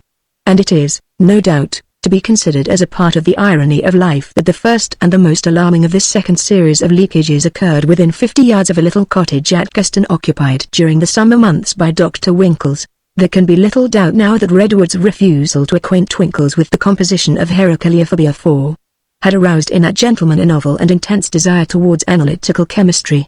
He was not a very expert manipulator, and for that reason probably he saw fit to do his work not in the excellently equipped laboratories that were at his disposal in London, but without consulting anyone, and almost with an air of secrecy, in a rough little garden laboratory at the Keston establishment. He does not seem to have shown either very great energy or very great ability in this quest. Indeed, one gathers he dropped the inquiry after working at it intermittently for about a month. This garden laboratory, in which the work was done, was very roughly equipped, supplied by a standpipe tap with water, and draining into a pipe that ran down into a swampy rush-bordered pool under an alder tree in a secluded corner of the common just outside the garden hedge. The pipe was cracked, and the residuum of the food of the gods escaped through the crack into a little puddle amidst clumps of rushes, just in time for the spring awakening. Everything was astir with life in that scummy little corner. There was frog spawn adrift, tremulous with tadpoles just bursting their gelatinous envelopes. There were little pond snails creeping out into life, and under the green skin of the rush stems the larvae of a big water beetle were struggling out of their egg cases. I doubt if the reader knows the larva of the beetle called, I know not why, Dytiscus. It is a jointed, queer-looking thing, very muscular and sudden in its movements, and given to swimming head downward with its tail out of water. The length of a man's top thumb joint it is, and more 2 inches, that is for those who have not eaten the food, and it has 2 sharp jaws that meet in front of its head, tubular jaws with sharp points through which its habit is to suck its victim's blood. The first things to get at the drifting grains of the food were the little tadpoles and the little water snails. The little wriggling tadpoles in particular, once they had the taste of it, took to it with zest. But scarcely did one of them begin to grow into a conspicuous position in that little tadpole world and try a smaller brother also as an aid to a vegetarian dietary, when nip. One of the beetle larvae had its curved blood-sucking prongs gripping into his heart, and with that red stream went Heracleophobia 4, in a state of solution, into the being of a new client. The only thing that had a chance with these monsters to get any share of the food were the rushes and slimy green scum in the water and the seedling weeds in the mud at the bottom. A clean-up of the study presently washed a fresh spate of the food into the puddle, and overflowed it, and carried all this sinister expansion of the struggle for life into the adjacent pool under the roots of the alder. The first person to discover what was going on was a Mr. Luke Carrington, a special science teacher under the London Education Board, and, in his leisure, a specialist in freshwater algae, and he is certainly not to be envied his discovery. He had come down to Keston Common for the day to fill a number of specimen tubes for subsequent examination, and he came, with a dozen or so of cork tubes clanking faintly in his pocket, over the sandy crest and down towards the pool, spiked walking stick in hand. A garden lad standing on the top of the kitchen steps clipping Dr. Winkles' hedge saw him in this unfrequented corner, and found him and his occupation sufficiently inexplicable and interesting to watch him pretty closely. He saw Mr. Carrington stoop down by the side of the pool, with his hand against the old alder stem, and peer into the water, but of course he could not appreciate the surprise and pleasure with which Mr. Carrington beheld the big unfamiliar-looking blobs and threads of the algal scum at the bottom. There were no tadpoles visible, they had all been killed by that time, and it would seem Mr. Carrington saw nothing at all unusual except the excessive vegetation. He bared his arm to the elbow, leant forward, and dipped deep in pursuit of a specimen. His seeking hand went down. Instantly there flashed out of the cool shadow under the tree roots something, flash. It had buried its fangs deep into his arm. A bizarre shape it was, a foot long and more, brown and jointed like a scorpion. Its ugly apparition and the sharp amazing painfulness of its bite were too much for Mr. Carrington's equilibrium. He felt himself going, and yelled aloud. Over he toppled, face foremost, splash. Into the pool. The boy saw him vanish, and heard the splashing of his struggle in the water. The unfortunate man emerged again into the boy's field of vision, hatless and streaming with water, and screaming. Never before had the boy heard screams from a man. This astonishing stranger appeared to be tearing at something on the side of his face. There appeared streaks of blood there. He flung out his arms as if in despair, leapt in the air like a frantic creature, ran violently 10 or 12 yards, and then fell and rolled on the ground and over and out of sight of the boy. The lad was down the steps and through the hedge in a trice happily with the garden shears still in hand. As he came crashing through the gorse bushes, he says he was half-minded to turn back, fearing he had to deal with a lunatic, but the possession of the shears reassured him. I could have jabbed his eyes, he explained, anyhow. Directly Mr. Carrington caught sight of him, his demeanor became at once that of a sane but desperate man. He struggled to his feet, stumbled, stood up, and came to meet the boy. Look! He cried, I can't get him off. And with a qualm of horror the boy saw that, attached to Mr. Carrington's cheek, to his bare arm, and to his thigh, and lashing furiously with their lithe brown muscular bodies, were 3 of these horrible larvae, their great jaws buried deep in his flesh and sucking for dear life. They had the grip of bulldogs, and Mr. Carrington's efforts to detach the monsters from his face had only served to lacerate the flesh to which it had attached itself, and streak face and neck and coat with a living scarlet. I'll cut him, cried the boy. Hold on, sir. And with the zest of his age in such proceedings, he severed one by one the heads from the bodies of Mr. Carrington's assailants. Yup, said the boy with a wincing face as each one fell before him. Even then, so tough and determined was their grip that the severed heads remained for a space, still fiercely biting home and still sucking, with the blood streaming out of their necks behind. But the boy stopped that with a few more slashes of his scissors, and one of which Mr. Carrington was implicated. I couldn't get him off, repeated Carrington, and stood for a space, swaying and bleeding profusely. He dabbed feeble hands at his injuries and examined the result upon his palms. Then he gave way at the knees and fell headlong in a dead faint at the boy's feet, between the still leaping bodies of his defeated foes. Very luckily it didn't occur to the boy to splash water on his face, for there were still more of these horrors under the alder roots, and instead he passed back by the pond and went into the garden with the intention of calling assistance. And there he met the gardener coachman and told him of the whole affair. When they got back to Mr. Carrington he was sitting up, dazed and weak, but able to warn them against the danger in the pool, too. Such were the circumstances by which the world had its first notification that the food was loose again. In another week Gaston Common was in full operation as what naturalists call a center of distribution. This time there were no wasps or rats, no earwigs and no nettles, but there were at least 3 water spiders, several dragonfly larvae which presently became dragonflies, dazzling all Kent with their hovering sapphire bodies, and a nasty gelatinous, scummy growth that swelled over the pond margin, and sent its slimy green masses surging halfway up the garden path to Dr. Winkles's house.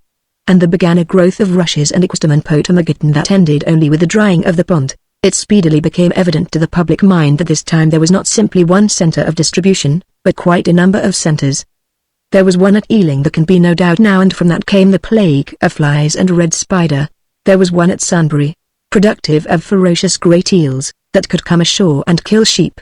And there was one in Bloomsbury that gave the world a new strain of cockroaches of a quite terrible sort. An old house it was in Bloomsbury, and much inhabited by undesirable things. Abruptly the world found itself confronted with the Hickley-Brow experiences all over again, with all sorts of queer exaggerations of familiar monsters in the place of the giant hens and rats and wasps. Each centre burst out with its own characteristic local fauna and flora. We know now that every one of these centres corresponded to one of the patients of Dr. Winkles, but that was by no means apparent at the time. Dr. Winkles was the last person to incur any odium in the matter. There was a panic quite naturally, a passionate indignation. But it was indignation not against Dr. Winkles but against the food, and not so much against the food as against the unfortunate Bensington, whom from the very first the popular imagination had insisted upon regarding as the sole and only person responsible for this new thing. The attempt to lynch him that followed is just one of those explosive events that bulk largely in history and are in reality the least significant of occurrences. The history of the outbreak is a mystery. The nucleus of the crowd certainly came from an anti-boom food meeting in Hyde Park organized by extremists of the Caterham Party, but there seems no one in the world who actually first proposed, no one who ever first hinted a suggestion of the outrage at which so many people assisted. It is a problem for M.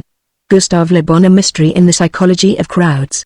The fact emerges that about 3 o'clock on Sunday afternoon a remarkably big and ugly London crowd, entirely out of hand, came rolling down Thursday Street intent on Bensington's exemplary death as a warning to all scientific investigators, and that it came nearer accomplishing its object than any London crowd has ever come since the Hyde Park railings came down in remote Middle Victorian times. This crowd came so close to its object indeed, that for the space of an hour or more a word would have settled the unfortunate gentleman's fate. The first intimation he had of the thing was the noise of the people outside. He went to the window and peered, realizing nothing of what impended.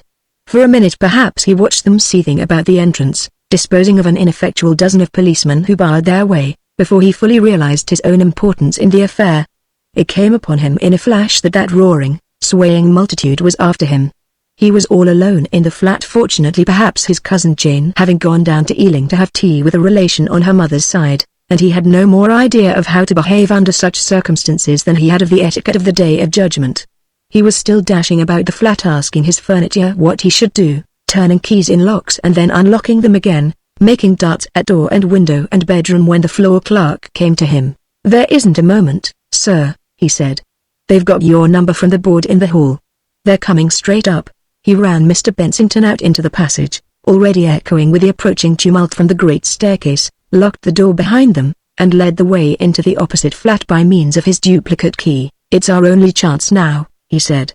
He flung up a window which opened on a ventilating shaft, and showed that the wall was set with iron staples that made the rudest and the most perilous of wall ladders to serve as a fire escape from the upper flats. He shoved Mr. Bensington out of the window, showed him how to cling on, and pursued him up the ladder, goading and jabbing his legs with a bunch of keys whenever he desisted from climbing. It seemed to Bensington at times that he must climb that vertical ladder forevermore. Above, the parapet was inaccessibly remote, a mile perhaps. Below, he did not care to think of things below. "Steady on!" cried the clerk, and gripped his ankle. It was quite horrible having his ankle gripped like that, and Mr. Bensington tightened his hold on the iron staple above to a drowning clutch, and gave a faint squeal of terror. It became evident the clerk had broken a window, and then it seemed he had leapt a vast distance sideways, and there came the noise of a window frame sliding in its sash. He was bawling things. Mr. Bensington moved his head round cautiously until he could see the clerk. "Come down 6 steps, the clerk commanded. All this moving about seemed very foolish, but very, very cautiously Mr. Bensington lowered a foot. "Don't pull me," he cried, as the clerk made to help him from the open window. It seemed to him that to reach the window from the ladder would be a very respectable feat for a flying fox, and it was rather with the idea of a decent suicide than in any hope of accomplishing it that he made the step at last, and quite ruthlessly the clerk pulled him in. "You'll have to stop here," said the clerk. "My keys are no good here. It's an American lock. I'll get out and slam the door behind me and see if I can find the man of this floor. You'll be locked in. Don't go to the window, that's all. It's the ugliest crowd I've ever seen. If only they think you're out they'll probably content themselves by breaking up your stuff." "The indicator said in," said Bensington. "The devil it did. Well, anyhow, I'd better not be found." He vanished with a slam of the door. Bensington was left to his own initiative again. It took him under the bed. Presently he was found by Cossa. Bensington was almost comatose with terror when he was found, for Cossa had burst the door in with his shoulder by jumping at it across the breadth of the passage. "Come out of it, Bensington," he said.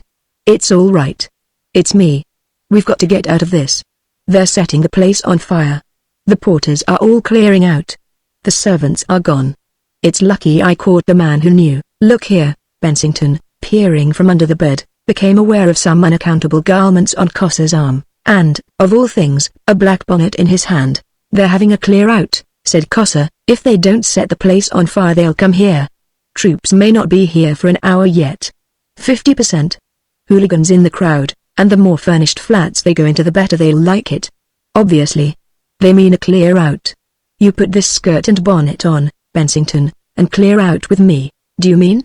began Bensington, protruding a head, tortoise fashion. "I mean, put 'em on and come." Obviously, and with a sudden vehemence he dragged Bensington from under the bed, and began to dress him for his new impersonation of an elderly woman of the people. He rolled up his trousers and made him kick off his slippers, took off his collar and tie and coat and vest, slipped a black skirt over his head, and put on a red flannel bodice and a body over the same. He made him take off his all too characteristic spectacles, and clapped the bonnet on his head. "You might have been born an old woman," he said as he tied the strings. Then came the spring-side boots, a terrible wrench for corns, and the shawl, and the disguise was complete. "Up and down," said Cossa, and Bensington obeyed. "You'll do," said Cossa. And in this guise it was, stumbling awkwardly over his unaccustomed skirts, shouting womanly imprecations upon his own head in a weird falsetto to sustain his part, and to the roaring note of a crowd bent upon lynching him, that the original discoverer of Heracleophobia 4 proceeded down the corridor of Chesterfield Mansions, mingled with that inflamed disorderly multitude, and passed out altogether from the thread of events that constitutes our story. Never once after that escape did he meddle again with the stupendous development of the food of the gods. He of all men had done most to begin. 3. This little man who started the whole thing passes out of the story, and after a time he passed altogether out of the world of things, visible and tellable. But because he started the whole thing, it is seemly to give his exit an intercalary page of attention. One may picture him in his later days as Tunbridge Wells came to know him. For it was at Tunbridge Wells he reappeared after a temporary obscurity, so soon as he fully realized how transitory, how quite exceptional and unmeaning that fury of rioting was. He reappeared under the wing of Cousin Jane, treating himself a nervous shock to the exclusion of all other interests, and totally indifferent, as it seemed, to the battles that were raging then about those new centers of distribution, and about the baby children of the food. He took up his quarters at the Mount Glory Hydrotherapeutic Hotel, where there are quite extraordinary facilities for baths, carbonated baths, creosote baths, galvanic and far-radic treatment, massage, pine baths, starch and hemlock baths, radium baths, light baths, heat baths, bran and needle baths, tar and birds down baths, all sorts of baths, and he devoted his mind to the development of that system of curative treatment that was still imperfect when he died. And sometimes he would go down in a hired vehicle and sealskin-trimmed coat, and sometimes, when his feet permitted, he would walk to the Pantiles, and there he would sip chalybeate water under the eye of his cousin Jane. His stooping shoulders, his pink appearance, his beaming glasses, became a feature of Tunbridge Wells. No one was the least bit unkind to him, and indeed the place and the hotel seemed very glad to have the distinction of his presence. Nothing could rob him of that distinction now. And though he preferred not to follow the development of his great invention in the daily papers, yet when he crossed the lounge of the hotel or walked down the Pantiles and heard the whisper, "There he is.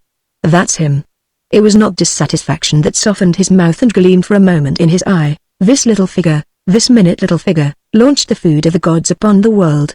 One does not know which is the most amazing, the greatness or the littleness of these scientific and philosophical men. You figure him there on the Pantiles, in the overcoat trimmed with fur.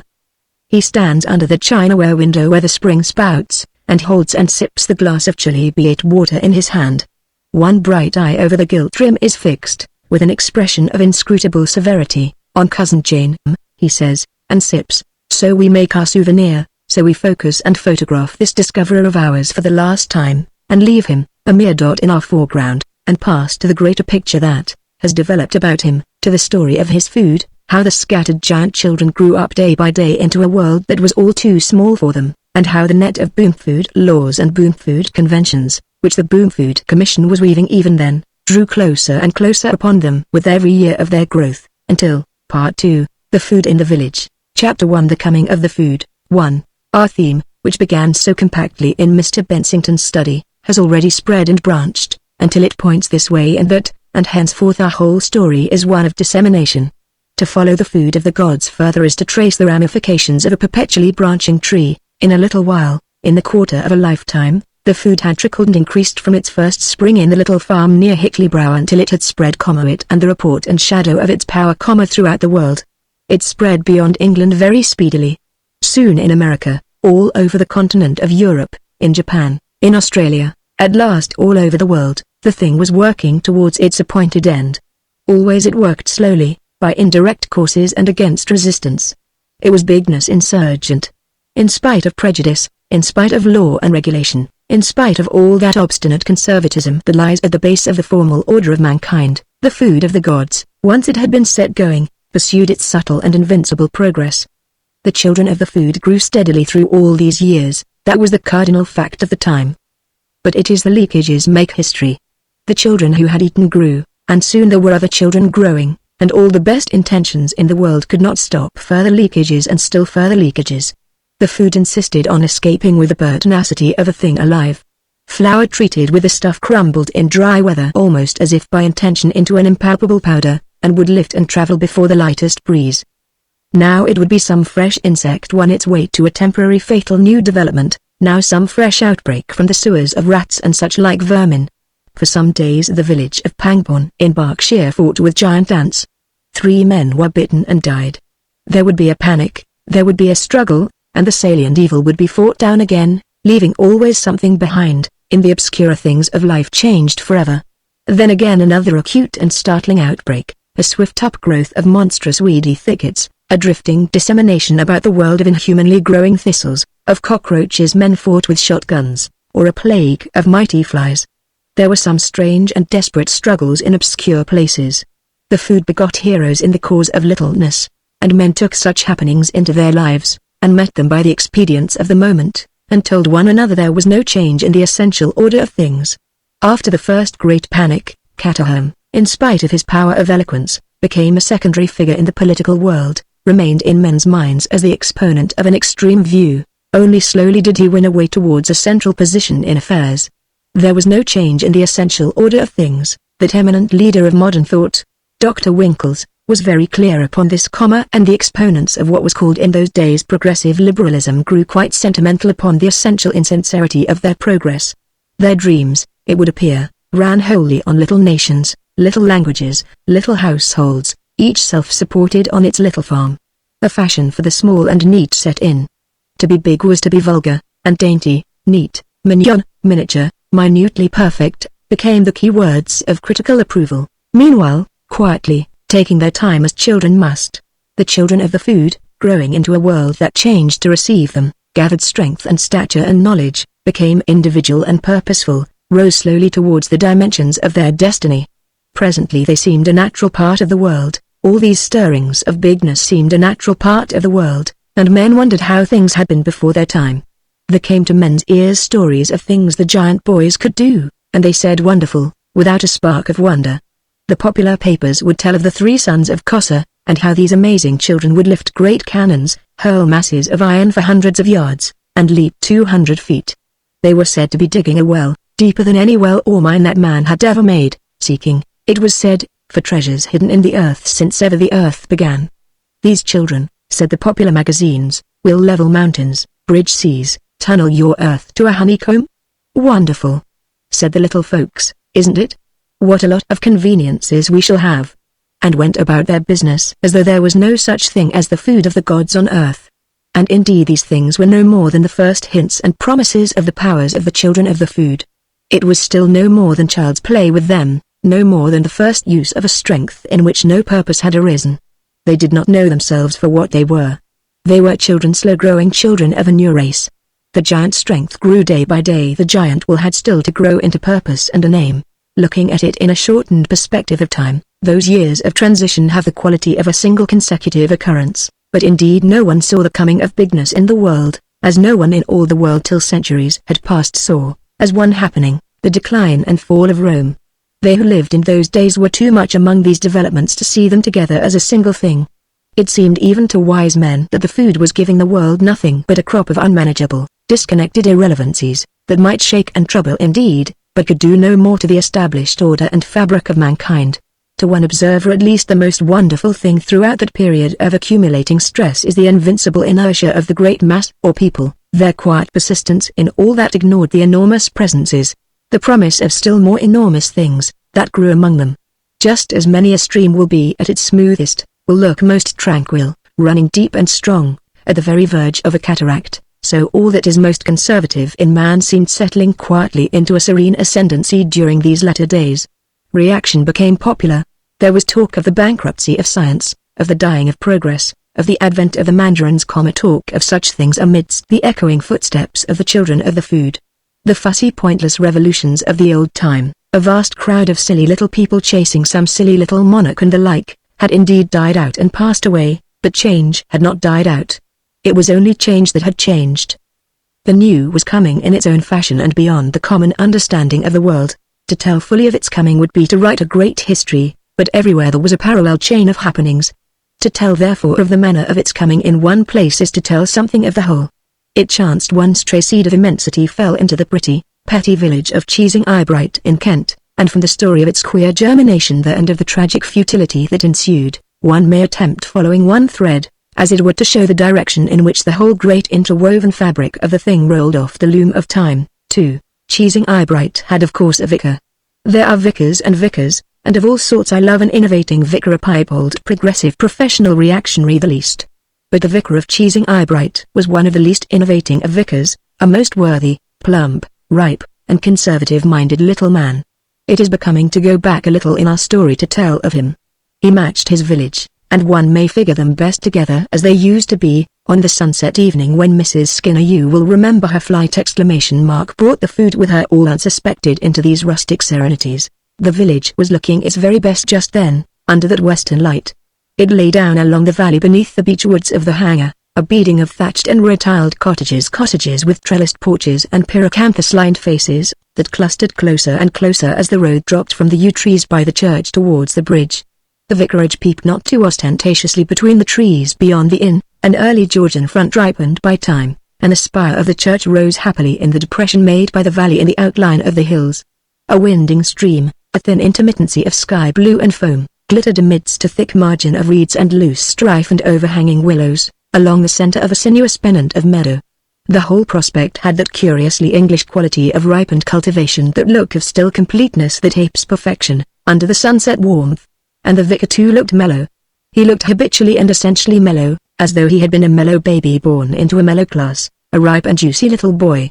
One could see, even before he mentioned it, that he had gone to an ivy-clad public school in its anecdotage, with magnificent traditions, aristocratic associations, and no chemical laboratories, and proceeded thence to a venerable college in the very ripest Gothic. Few books he had younger than 1,000 years. Of these, Yarrow and Ellis and good pre-Methodist sermons made the bulk. He was a man of moderate height, a little shortened in appearance by his equatorial dimensions, and a face that had been mellow from the first was now climacterically ripe. The beard of a David hid his redundancy of chin, he wore no watch chain out of refinements, and his modest clerical garments were made by a West End tailor. And he sat with a hand on either shin, blinking at his village in beatific approval. He waved a plump palm towards it. His burthen sang out again. What more could anyone desire? We are fortunately situated, he said, putting the thing tamely. We are in a fastness of the hills. He expanded. He explained himself at length.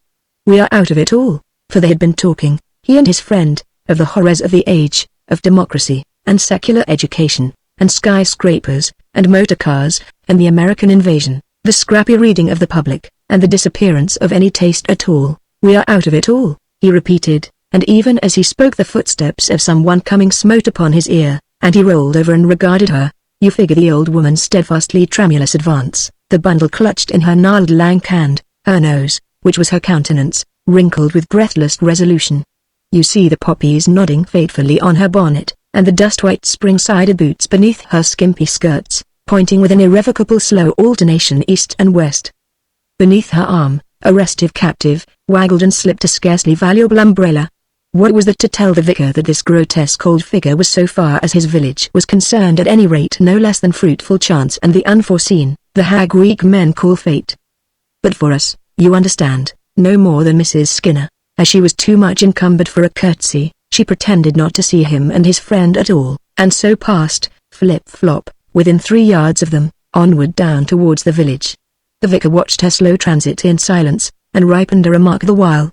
The incident seemed to him of no importance whatever. Old womankind, ere perennius, has carried bundles since the world began.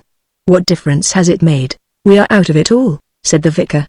We live in an atmosphere of simple and permanent things, birth and toil, simple seed time and simple harvest. The uproar passes us by. He was always very great upon what he called the permanent things.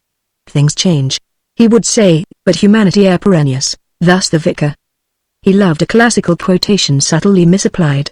Below, Mrs. Skinner, inelegant but resolute, had involved herself curiously with Wilmerding's style. 3. No one knows what the vicar made of the giant puff balls. No doubt he was among the first to discover them. They were scattered at intervals up and down the path between the near down and the village end, a path he frequented daily in his constitutional round. Altogether, of these abnormal fungi there were, from first to last, quite 30. The vicar seems to have stared at each severally, and to have prodded most of them with his stick once or twice. One he attempted to measure with his arms, but it burst at his embrace. He spoke to several people about them, and said they were marvelous. And he related to at least 7 different persons the well-known story of the flagstone that was lifted from the cellar floor by a growth of fungi beneath. He looked up his Sowerby to see if it was Lycopodon coelatum or gigantum like all his kind since Gilbert White became famous. He Gilbert Whited. He cherished a theory that gigantum is unfairly named. One does not know if he observed that those white spheres lay in the very track that old woman of yesterday had followed, or if he noted that the last of the cirrus swelled not a score of yards from the gate of the Caddles' cottage. If he observed these things, he made no attempt to place his observation on record. His observation in matters botanical was what the inferior sort of scientific people call a trained observation. You look for certain definite things and neglect everything else. And he did nothing to link this phenomenon with the remarkable expansion of the Caddles baby that had been going on now for some weeks, indeed ever since Caddles walked over one Sunday afternoon a month or more ago to see his mother-in-law and hear Mr. Skinner, since defunct, brag about his management of hens. 4. The growth of the puffballs following on the expansion of the Caddles baby really ought to have opened the vicar's eyes. The latter fact had already come right into his arms at the christening almost overpoweringly. The youngster bawled with deafening violence when the cold water that sealed its divine inheritance and its right to the name of Albert Edward Caddles fell upon its brow. It was already beyond maternal porterage, and Caddles, staggering indeed, but grinning triumphantly at quantitatively inferior parents, bore it back to the free sitting occupied by his party. "I never saw such a child," said the vicar. This was the first public intimation that the Caddles baby, which had begun its earthly career a little under £7, did after all intend to be a credit to its parents. Very soon it was clear it meant to be not only a credit but a glory. And within a month their glory shone so brightly as to be, in connection with people in the Caddles' position, improper. The butcher weighed the infant 11 times. He was a man of few words, and he soon got through with them. The first time he said, "He's a good un." The next time he said, "My word." The third time he said, "Well, mum," and after that he simply blew enormously each time, scratched his head, and looked at his scales with an unprecedented mistrust. Everyone came to see the big baby, so it was called by universal consent, and most of them said, "He's a bouncer," and almost all remarked to him, "Did they?" Miss Fletcher came and said she never did, which was perfectly true. Lady Wondershoot, the village tyrant, arrived the day after the third weighing, and inspected the phenomenon narrowly through glasses that filled it with howling terror. "It's an unusually big child," she told its mother, in a loud instructive voice. "You ought to take unusual care of it, Caddles. Of course it won't go on like this, being bottle-fed, but we must do what we can for it. I'll send you down some more flannel." The doctor came and measured the child with a tape, and put the figures in a notebook, and old Mr. Driftassock, who found by up Marden, brought a minute traveller 2 miles out of their way to look at it. The traveller asked the child's age 3 times over, and said finally that he was blowed. He left it to be inferred how and why he was blowed. Apparently it was the child's size blowed him. He also said it ought to be put into a baby show. And all day long, out of school hours, little children kept coming and saying, "Please, Mrs. Caddles, Mum, may we have a look at your baby, please, Mum?" Until Mrs. Caddles had to put a stop to it. And amidst all these scenes of amazement came Mrs. Skinner, and stood and smiled, standing somewhat in the background, with each sharp elbow in a lang-gnarled hand, and smiling under and about her nose, with a smile of infinite profundity. "It makes even that old wretch of a grandmother look quite pleasant," said Lady Wondershoot. "Though I'm sorry she's come back to the village." Of course, as with almost all cottagers' babies, the eleemosynary element had already come in, but the child soon made it clear by colossal bawling, that so far as the filling of its bottle went, it hadn't come in yet nearly enough. The baby was entitled to a 9 days' wonder, and everyone wondered happily over its amazing growth for twice that time and more. And then, you know, instead of its dropping into the background and giving place to other marvels, it went on growing more than ever. Lady Wondershoot heard Mrs. Greenfield, her housekeeper, with infinite amazement, "Caddles downstairs again. No food for the child. My dear Greenfield, it's impossible. The creature eats like a hippopotamus. I'm sure it can't be true." "I'm sure I hope you're not being imposed upon, my lady," said Mrs. Greenfield. "It's so difficult to tell with these people," said Lady Wondershoot. "Now I do wish, my good Greenfield, that you'd just go down there yourself this afternoon and see it have its bottle. Big as it is, I cannot imagine that it needs more than 6 pints a day. "It hasn't no business to, my lady," said Mrs. Greenfield. The hand of Lady Wondershoot quivered, with that sort of emotion, that suspicious rage that stirs in all true aristocrats, at the thought that possibly the meaner classes are after all as mean as their betters, and where the sting lies scoring points in the game. But Mrs. Greenfield could observe no evidence of peculation, and the order for an increasing daily supply to the Caddles nursery was issued. Scarcely had the first installment gone, when Caddles was back again at the great house in a state abjectly apologetic. "We took the greatest care of Mrs. Greenfield, I do assure you, mum, but he's regular bust They flew with such violence, mum, that one button broke a pane of the window, mum, and one hit me a regular stinger just her, mum." Lady Wondershoot, when she heard that this amazing child had positively burst out of its beautiful charity clothes, decided that she must speak to Caddles herself. He appeared in her presence with his hair hastily wetted and smoothed by hand, breathless, and clinging to his hat brim as though it was a life belt, and he stumbled at the carpet edge out of sheer distress of mind. Lady Wondershoot liked bullying Caddles. Caddles was her ideal lower-class person, dishonest, faithful, abject, industrious, and inconceivably incapable of responsibility. She told him it was a serious matter, the way his child was going on. "It's his appetite, my ladyship," said Caddles, with a rising note. "Check him, my ladyship." "You can't," said Caddles. "There he lies, my ladyship, and kicks out he does, and owls, the distressin'. We are vain the ert, my ladyship. If we add the neighbors would interfere." Lady Wondershoot consulted the parish doctor. "What I want to know," said Lady Wondershoot, "is it right this child should have such an extraordinary quantity of milk?" "The proper allowance for a child of that age," said the parish doctor, "is 1.5 to 2 pints in the 24 hours. I don't see that you are called upon to provide more. If you do, it is your own generosity. Of course we might try the legitimate quantity for a few days. But the child, I must admit, seems for some reason to be physiologically different. Possibly what is called a sport. A case of general hypertrophy. It isn't fair to the other parish children," said Lady Wondershoot. "I am certain we shall have complaints if this goes on. I don't see that anyone can be expected to give more than the recognized allowance. We might insist on its doing with it, or if it wouldn't, send it as a case into the infirmary, I suppose," said Lady Wondershoot, reflecting, "that apart from the size and the appetite, you don't find anything else abnormal, nothing monstrous?" "No. No, I don't. But no doubt if this growth goes on, we shall find grave moral and intellectual deficiencies. One might almost prophesy that from Max Nordau's law. A most gifted and celebrated philosopher, Lady Wondershoot. He discovered that the abnormal is abnormal, a most valuable discovery, and well worth bearing in mind. I find it of the utmost help in practice. When I come upon anything abnormal, I say at once, this is abnormal." His eyes became profound, his voice dropped, his manner verged upon the intimately confidential. He raised one hand stiffly. "And I treat it in that spirit," he said. 5. "Tut, tut," said the vicar to his breakfast things the day after the coming of Mrs. Skinner. "Tut, tut. What's this?" and poised his glasses at his paper with a general air of remonstrance. "Giant wasps. What's the world coming to? American journalists, I suppose. Hang these novelties. Giant gooseberries are good enough for me." "Nonsense," said the vicar, and drank off his coffee at a gulp, eyes steadfast on the paper, and smacked his lips incredulously. "Bosh," said the vicar, rejecting the hint altogether, but the next day there was more of it, and the light came, not all at once, however. When he went for his constitutional that day he was still chuckling at the absurd story his paper would have had him believe.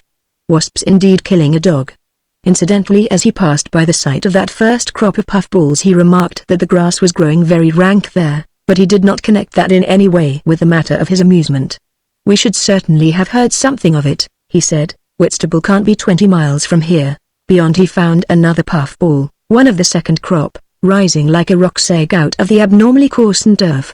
The thing came upon him in a flash. He did not take his usual round that morning. Instead he turned aside by the second stile and came round to the Caddles' cottage. "Where's that baby?" he demanded, and at the sight of it, goodness me, he went up the village blessing his heart, and met the doctor full tilt coming down. He grasped his arm. "What does this mean?" he said. "Have you seen the paper these last few days?" The doctor said he had. "Well, what's the matter with that child?" "What's the matter with everything? Wasps, puffballs, babies, eh? What's making them grow so big? This is most unexpected." In Kent too. If it was America now, it's a little difficult to say just what it is, said the doctor. So far as I can grasp the symptoms, yes, it's hypertrophy, general hypertrophy. Hypertrophy? Yes. General, affecting all the bodily structures, all the organism. I may say that in my own mind, between ourselves, I'm very nearly convinced it's that. But one has to be careful. Ah, said the vicar, a good deal relieved to find the doctor equal to the situation. But how is it's breaking out in this fashion, all over the place? That again, said the doctor, is difficult to say. Shot. Here. It's a pretty clear case of spreading. Yes, said the doctor. Yes. I think so. It has a strong resemblance at any rate to some sort of epidemic. Probably epidemic hypertrophy will meet the case. Epidemic, said the vicar. You don't mean it's contagious? The doctor smiled gently and rubbed one hand against the other. That I couldn't say, he said, but, cried the vicar, round-eyed. If it's catching it, it affects us. He made a stride up the road and turned about. I've just been there, he cried. Hadn't I better? I'll go home at once and have a bath and fumigate my clothes. The doctor regarded his retreating back for a moment, and then turned about and went towards his own house. But on the way he reflected that one case had been in the village a month without anyone catching the disease, and after a pause of hesitation decided to be as brave as a doctor should be and take the risks like a man, and indeed he was well advised by his second thoughts. Growth was the last thing that could ever happen to him again. He could have eaten and the vicar could have eaten Heracleophobia by the truckful. For Growth had done with them. Growth had done with these two gentlemen forevermore. 6. It was a day or so after this conversation, a day or so, that is, after the burning of the experimental farm, that Winkles came to Redwood and showed him an insulting letter. It was an anonymous letter, and an author should respect his character's secrets. You are only taking credit for a natural phenomenon, said the letter, and trying to advertise yourself by your letter to the Times. You and your boom food. Let me tell you, this absurdly named food of yours has only the most accidental connection with those big wasps and rats. The plain fact is there is an epidemic of hypertrophy, contagious hypertrophy, which you have about as much claim to control as you have to control the solar system. The thing is as old as the hills. There was hypertrophy in the family of Anak. Quite outside your range, at Cheesing Eyebright, at the present time there is a baby, shaky up and down writing. Old gentleman apparently, said Redwood. But it's odd, a baby. He read a few lines further, and had an inspiration. By Jove, said he. That's my missing Mrs. Skinner. He descended upon her suddenly in the afternoon of the following day. She was engaged in pulling onions in a little garden before her daughter's cottage when she saw him coming through the garden gate. She stood for a moment consternated, as the country folks say, and then folded her arms, and with a little bunch of onions held defensively under her left elbow, awaited his approach. Her mouth opened and shut several times, she mumbled her remaining tooth, and once quite suddenly she curtsied, like the blink of an arc light. I thought I should find you, said Redwood. I thought you might, sir, she said, without joy. Where's Skinner? He ain't never written to me, sir, not once, nor come nigh of me since I came here. Sir, don't you know what's become of him? Him not having written, no, sir, and she edged a step towards the left with an imperfect idea of cutting off Redwood from the barn door. No one knows what has become of him, said Redwood. I dessay he knows, said Mrs. Skinner. He doesn't tell. He was always a great one for looking after himself and leaving them that was near and dear to him in trouble, was Skinner. Though clever as could be, said Mrs. Skinner. Where's this child? Asked Redwood abruptly. She begged his pardon. This child I hear about. The child you've been giving our stuff to, the child that weighs 2 stone. Mrs. Skinner's hands worked, and she dropped the onions. Really, sir, she protested, I don't hardly know, sir, what you mean. My daughter, sir, Mrs. Cattles, as a baby, sir. And she made an agitated curtsy and tried to look innocently inquiring by tilting her nose to one side. You'd better let me see that baby, Mrs. Skinner, said Redwood. Mrs. Skinner unmasked an eye at him as she led the way towards the barn. Of course, sir, there may have been a little, in a little kin of nicey I give his further to bring over from the farm, or a little perhaps what I happen to bring about with me, so to speak. Me packing in a hurry and all, said Redwood, after he had clucked to the infant for a space. He told Mrs. Caddles the baby was a very fine child indeed, a thing that was getting well home to her intelligence, and he ignored her altogether after that. Presently she left the barn through sheer insignificance. Now you've started him, you'll have to keep on with him, you know, he said to Mrs. Skinner. He turned on her abruptly. "Don't splash it about this time," he said. "Splash it about, sir? Oh. You know." She indicated knowledge by convulsive gestures. "You haven't told these people here? The parents, the squire and so on at the big house, the doctor, no one?" Mrs. Skinner shook her head. "I wouldn't," said Redwood. He went to the door of the barn and surveyed the world about him. The door of the barn looked between the end of the cottage and some disused piggeries through a 5-barred gate upon the high road. Beyond was a high, red brick wall rich with ivy and wallflower and pennywood, and set along the top with broken glass. Beyond the corner of the wall, a sunlit notice board amidst green and yellow branches reared itself above the rich tones of the first fallen leaves and announced that trespassers in these woods will be prosecuted. The dark shadow of a gap in the hedge threw a stretch of barbed wire into relief. Said Redwood, then in a deeper note, there came a clatter of horses and the sound of wheels, and Lady Wondershoot's greys came into view. He marked the faces of coachman and footman as the equipage approached. The coachman was a very fine specimen, full and fruity, and he drove with a sort of sacramental dignity. Others might doubt their calling and position in the world, he at any rate was sure he drove her ladyship. The footman sat beside him with folded arms and a face of inflexible certainties. Then the great lady herself became visible, in a hat and mantle disdainfully inelegant, peering through her glasses. 2 young ladies protruded necks and peered also. The vicar passing on the other side swept off the hat from his David's brow unheeded. Redwood remained standing in the doorway for a long time after the carriage had passed, his hands folded behind him. His eyes went to the green, grey upland of down, and into the cloud-curdled sky, and came back to the glass-set wall. He turned upon the cool shadows within, and amidst spots and blurs of colour regarded the giant child amidst that Rembrandtesque gloom, naked except for a swathing of flannel, seated upon a huge truss of straw and playing with its toes. "I begin to see what we have done," he said. He mused, and young Caddles and his own child and Coss's brood mingled in his musing. He laughed abruptly. "Good Lord," he said at some passing thought. He roused himself presently and addressed Mrs. Skinner. "Anyhow he mustn't be tortured by a break in his food. That at least we can prevent. I shall send you a can every 6 months. That ought to do for him all right." Mrs. Skinner mumbled something about "if you think so, sir," and probably got packed by mistake. Thought no harm in giving him a little, and so by the aid of various aspen gestures indicated that she understood. So the child went on growing, and growing, practically, said Lady Wondershoot. "He's eaten up every calf in the place. If I have any more of this sort of thing from that man Caddy's, 7. But even so secluded a place as Cheesing Eyebright could not rest for long in the theory of hypertrophy contagious or not in view of the growing hubbub about the food. In a little while there were painful explanations for Mrs. Skinner, explanations that reduced her to speechless mumblings of her remaining tooth, explanations that probed her and ransacked her and exposed her until at last she was driven to take refuge from a universal convergence of blaming the dignity of inconsolable widowhood.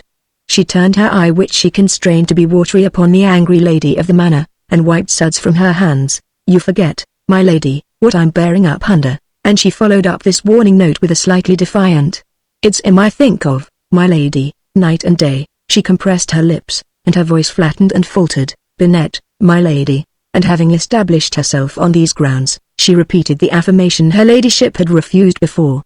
"I had no more idea what I was giving the child, my lady, than anyone could have." Her ladyship turned her mind in more hopeful directions, wigging Caddles of course tremendously by the way. Emissaries, full of diplomatic threatenings, entered the whirling lives of Bensington and Redwood. They presented themselves as parish councillors, stolid and clinging phonographically to pre-arranged statements. "We hold you responsible, Mr. Bensington, for the injury inflicted upon our parish, sir. We hold you responsible." A firm of solicitors, with a snake of a style Banghurst, Brown, Flap, Codlin, Brown, Tedder, and Snoxton, they called themselves, and appeared invariably in the form of a small rufous cunning-looking gentleman with a pointed nose, said vague things about damages, and there was a polished personage, her ladyship's agent, who came in suddenly upon Redwood one day and asked, "Well, sir, and what do you propose to do?" To which Redwood answered that he proposed to discontinue supplying the food for the child, if he or Bensington were bothered any further about the matter. "I give it for nothing as it is," he said, "and the child will yell your village to ruins before it dies if you don't let it have the stuff. The child's on your hands, and you have to keep it. Lady Wondershoot can't always be Lady Bountiful and earthly providence of her parish without sometimes meeting a responsibility, you know. The mischief's done, Lady Wondershoot decided when they told her with expurgations what Redwood had said. "The mischief's done," echoed the vicar. Though indeed as a matter of fact the mischief was only beginning. Chapter 2 The Brat Gigantic. 1. The giant child was ugly, the vicar would insist. He always had been ugly, as all excessive things must be. The vicar's views had carried him out of sight of just judgment in this matter. The child was much subjected to snapshots even in that rustic retirement, and their net testimony is against the vicar, testifying that the young monster was at first almost pretty, with a copious curl of hair reaching to his brow and a great readiness to smile. Usually Cattles, who was slightly built, stand smiling behind the baby, perspective emphasizing his relative smallness. After the second year the good looks of the child became more subtle and more contestable. He began to grow, as his unfortunate grandfather would no doubt have put it, rank. He lost color and developed an increasing effect of being somehow, albeit colossal, yet slight. He was vastly delicate. His eyes and something about his face grew finer, grew, as people say, interesting. His hair, after one cutting, began to tangle into a mat. "It's the degenerate strain coming out in him," said the parish doctor, marking these things, but just how far he was right in that, and just how far the youngster's lapse from ideal healthfulness was the result of living entirely in a whitewashed barn upon Lady Wondershoot's sense of charity tempered by justice, is open to question. The photographs of him that present him from 3 to 6 show him developing into a round-eyed, flaxen-haired youngster with a truncated nose and a friendly stare. There lurks about his lips that never very remote promise of a smile that all the photographs of the early giant children display. In summer he wears loose garments of ticking tack together with string. There is usually one of those straw baskets upon his head that workmen use for their tools, and he is barefooted. In one picture he grins broadly and holds a bitten melon in his hand. The winter pictures are less numerous and satisfactory. He wears huge sabots, no doubt of beech woods, and, as fragments of the inscription John Stickles, Iping, show, sacks for socks, and his trousers and jacket are unmistakably cut from the remains of a gaily patterned carpet. Underneath that there were rude swathings of flannel. 5 or 6 yards of flannel are tied comfort to fashion about his neck. The thing on his head is probably another sack. He stares, sometimes smiling, sometimes a little ruefully, at the camera. Even when he was only 5 years old, one sees that half-whimsical wrinkling over his soft brown eyes that characterized his face. He was from the first, the vicar always declared, a terrible nuisance about the village. He seems to have had a proportionate impulse to play, much curiosity and sociability, and in addition there was a certain craving within him, I grieve to say, for more to eat. In spite of what Mrs. Greenfield called an excessively generous allowance of food from Lady Wondershoot, he displayed what the doctor perceived at once was a criminal appetite. It carries out only too completely Lady Wondershoot's worst experiences of the lower classes, that in spite of an allowance of nourishment inordinately beyond what is known to be the maximum necessity even of an adult human being, the creature was found to steal. And what he stole he ate with an inelegant voracity. His great hand would come over garden walls, he would covet the very bread in the baker's carts. Cheeses went from Marlowe's store loft, and never a pig trough was safe from him.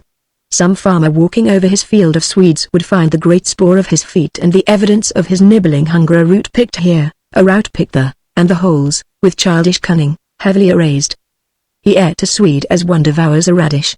He would stand and eat apples from a tree, if no one was about, as normal children eat blackberries from a bush. In one way at any rate this shortness of provisions was good for the piece of cheesing Eyebright. For many years he ate up every grain very nearly of the food of the gods that was given him. Indisputably the child was troublesome and out of place. He was always about, the vicar used to say. He could not go to school, he could not go to church by virtue of the obvious limitations of its cubical content. There was some attempt to satisfy the spirit of that most foolish and destructive law, I quote the vicar, the Elementary Education Act of 1870, by getting him to sit outside the open window while instruction was going on within. But his presence there destroyed the discipline of the other children. They were always popping up and peering at him, and every time he spoke they laughed together. His voice was so odd. So they let him stay away, nor did they persist in pressing him to come to church, for his vast proportions were of little help to devotion. Yet though they might have had an easier task, there are good reasons for guessing there were the germs of religious feeling somewhere in that big carcass. The music perhaps drew him. He was often in the churchyard on a Sunday morning, picking his way softly among the graves after the congregation had gone in, and he would sit the whole service out beside the porch, listening as one listens outside a hive of bees. At first he showed a certain want of tact, The people inside would hear his great feet crunch restlessly round their place of worship, or become aware of his dim face peering in through the stained glass, half curious, half envious, and at times some simple hymn would catch him unawares, and he would howl lugubriously in a gigantic attempt at unison. Whereupon little Sloppet, who was organ blower and verger and beadle and sexton and bell ringer on Sundays, besides being postman and chimney sweep all the week, would go out very briskly and valiantly and send him mournfully away. Sloppet, I am glad to say, felt it in his more thoughtful moments at any rate.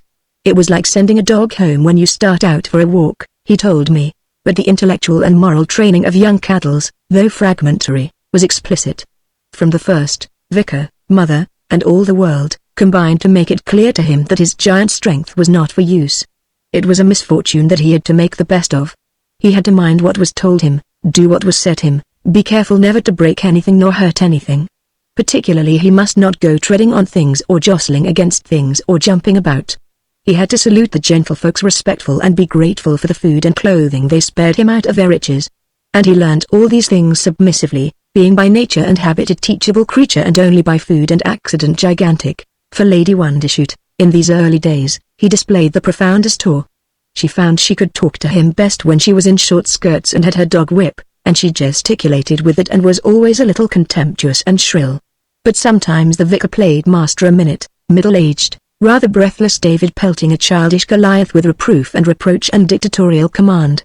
The monster was now so big that it seems it was impossible for anyone to remember he was after all only a child of 7, with all a child's desire for notice and amusement and fresh experience, with all a child's craving for response, attention and affection, and all a child's capacity for dependence and unrestricted dullness and misery. The vicar, walking down the village road some sunlit morning, would encounter an ungainly 18 feet of the inexplicable, as fantastic and unpleasant to him as some new form of descent, as it padded fitfully along with craning neck, always seeking the two primary needs of childhood, something to eat and something with which to play. There would come a look of furtive respect into the creature's eyes and an attempt to touch the matted forelock. In a limited way the vicar had an imagination at any rate. The remains of one, and with young Caddles it took the line of developing the huge possibilities of personal injury such vast muscles must possess. Suppose a sudden madness. Suppose a mere lapse into disrespect. However, the truly brave man is not the man who does not feel fear but the man who overcomes it. Every time and always the vicar got his imagination under. And he used always to address young Caddles stoutly in a good clear service tenor, being a good boy, Albert, Edward, and the young giant, edging closer to the wall and blushing deeply, would answer, "Yes sir, trying, mind you do," said the vicar, and would go past him with at most a slight acceleration of his breathing. And out of respect for his manhood he made it a rule, whatever he might fancy, never to look back at the danger, when once it was past. In a fitful manner the vicar would give young Caddles private tuition. He never taught the monster to read, it was not needed, but he taught him the more important points of the catechism, his duty to his neighbor for example, and of that deity who would punish Caddles with extreme vindictiveness if ever he ventured to disobey the vicar and Lady Wondershoot. The lessons would go on in the vicar's yard, and passers-by would hear the great cranky childish voice droning out the essential teachings of the established church, to obey the king and allure put authority under him. To submit myself to my governors, teachers, spiritual pastors and masters. To order myself lowly and reverently to my betters. Presently it became evident that the effect of the growing giant on unaccustomed horses was like that of a camel, and he was told to keep off the high road, not only near the shrubbery, where the oafish smile over the wall had exasperated her ladyship extremely, but altogether. That law he never completely obeyed, because of the vast interest the high road had for him. But it turned what had been his constant resort into a stolen pleasure. He was limited at last almost entirely to old pasture and the downs. I do not know what he would have done if it had not been for the downs. There were spaces where he might wander for miles, and over these spaces he wandered. He would pick branches from trees and make insane vast nosegays there until he was forbidden, take up sheep and put them in neat rows, from which they immediately wandered. At this he invariably laughed very heartily, until he was forbidden, dig away the turf, great wanton holes, until he was forbidden. He would wander over the downs as far as the hill above Rexstone, but not farther, because there he came upon cultivated land, and the people, by reason of his depredations upon their root crops, and inspired moreover by a sort of hostile timidity his big unkempt appearance frequently evoked, always came out against him with yapping dogs to drive him away. They would threaten him and lash at him with cart whips. I have heard that they would sometimes fire at him with shotguns. And in the other direction he ranged within sight of Hickley Brow. From above Thursley Hanger he could get a glimpse of the London, Chatham, and Dover Railway, but ploughed fields and a suspicious hamlet prevented his nearer access, and after a time there came great boards with red letters that barred him in every direction. He could not read what the letters said, out of bounds, but in a little while he understood. He was often to be seen in those days, by the railway passengers, sitting, chin on knees, perched up on the down hard by the Thursley chalk pits, where afterwards he was set working. The train seemed to inspire a dim emotion of friendliness in him, and sometimes he would wave an enormous hand at it, and sometimes give it a rustic incoherent hail. Big, the peering passenger would say. One of these boom children. They say, sir, quite unable to do anything for itself, little better than an idiot in fact, and a great burden on the locality, parents quite poor, I'm told, lives on the charity of the local gentry. Everyone would stare intelligently at that distant squatting monstrous figure for a space. Good thing that was put to stop too, some spacious thinking mind would suggest. Nice to have a few thousand of them on the rates, eh? And usually there was someone wise enough to tell this philosopher, you're about right there, sir, in hearty tones, too. He had his bad days. There was, for example, the trouble with the river. He made little boats out of whole newspapers, an art he learnt by watching the Spender Boy, and he set them sailing down the stream great paper cocked hats. When they vanished under the bridge which marks the boundary of the strictly private grounds about Eyebright House, he would give a great shout and run round and across Tormat's Newfield Lord. How Tormat's pigs did scamper, to be sure, and turn their good fat into lean muscle ! And so to meet his boats by the ford. Right across the nearer lawns these paper boats of his used to go, right in front of Eyebright House, right under Lady Wondershoot's eyes. Disorganizing folded newspapers. A pretty thing. Gathering enterprise from impunity, he began babyish hydraulic engineering. He delved a huge port for his paper fleets with an old shed door that served him as a spade, and, no one chancing to observe his operations just then, he devised an ingenious canal that incidentally flooded Lady Wondershoot's icehouse, and finally he dammed the river. He dammed it right across with a few vigorous storefuls of earth. He must have worked like an avalanche, and down came a most amazing spate through the shrubbery and washed away Miss Spinks and her easel and the most promising watercolor sketch she had ever begun, or, at any rate, it washed away her easel and left her wet to the knees and dismally tucked up in flight to the house, and thence the waters rushed through the kitchen garden, and so by the green door into the lane and down into the river, but again by short stitch. Meanwhile, the vicar, interrupted in conversation with the blacksmith, was amazed to see distressful stranded fish leaping out of a few residual pools, and heaped green weed in the bed of the stream, where 10 minutes before there had been 8 feet and more of clear cool water. After that, horrified at his own consequences, young Caddles fled his home for 2 days and nights. He returned only at the insistent call of hunger, to bear with stoical calm an amount of violent scolding that was more in proportion to his size than anything else that had ever before fallen to his lot in the happy village. 3. Immediately after that affair Lady Wondershoot, casting about for exemplary additions to the abuse and fistings she had inflicted, issued the ukase. She issued it first to her butler, and very suddenly, so that she made him jump. He was clearing away the breakfast things, and she was staring out of the tall window on the terrace where the fawns would come to be fed. "Jobade," she said, in her most imperial voice, "Jobade, this thing must work for its living," and she made it quite clear not only to Jobade, which was easy, but to everyone else in the village, including young Caddles, that in this matter, as in all things, she meant what she said. "Keep him employed," said Lady Wondershoot. "That's the tip for Master Caddles. It's the tip, I fancy, for all humanity," said the vicar. "The simple duties, the modest round, seedtime and harvest." "Exactly," said Lady Wondershoot. "What I always say. Satan finds some mischief still for idle hands to do. At any rate among the labouring classes. We bring up our under-housemaids on that principle, always. What shall we set him to do?" That was a little difficult. They thought of many things, and meanwhile they broke him into labour a bit by using him instead of a horse messenger to carry telegrams and notes when extra speed was needed, and he also carried luggage and packing cases and things of that sort very conveniently in a big net they found for him. He seemed to like employment, regarding it as a sort of game, and Kinkle, Lady Wondershoot's agent, seeing him shift to rockery for her one day, was struck by the brilliant idea of putting him into her chalk quarry at Thursley Hanger, hard by Hickley Brow. This idea was carried out, and it seemed they had settled his problem.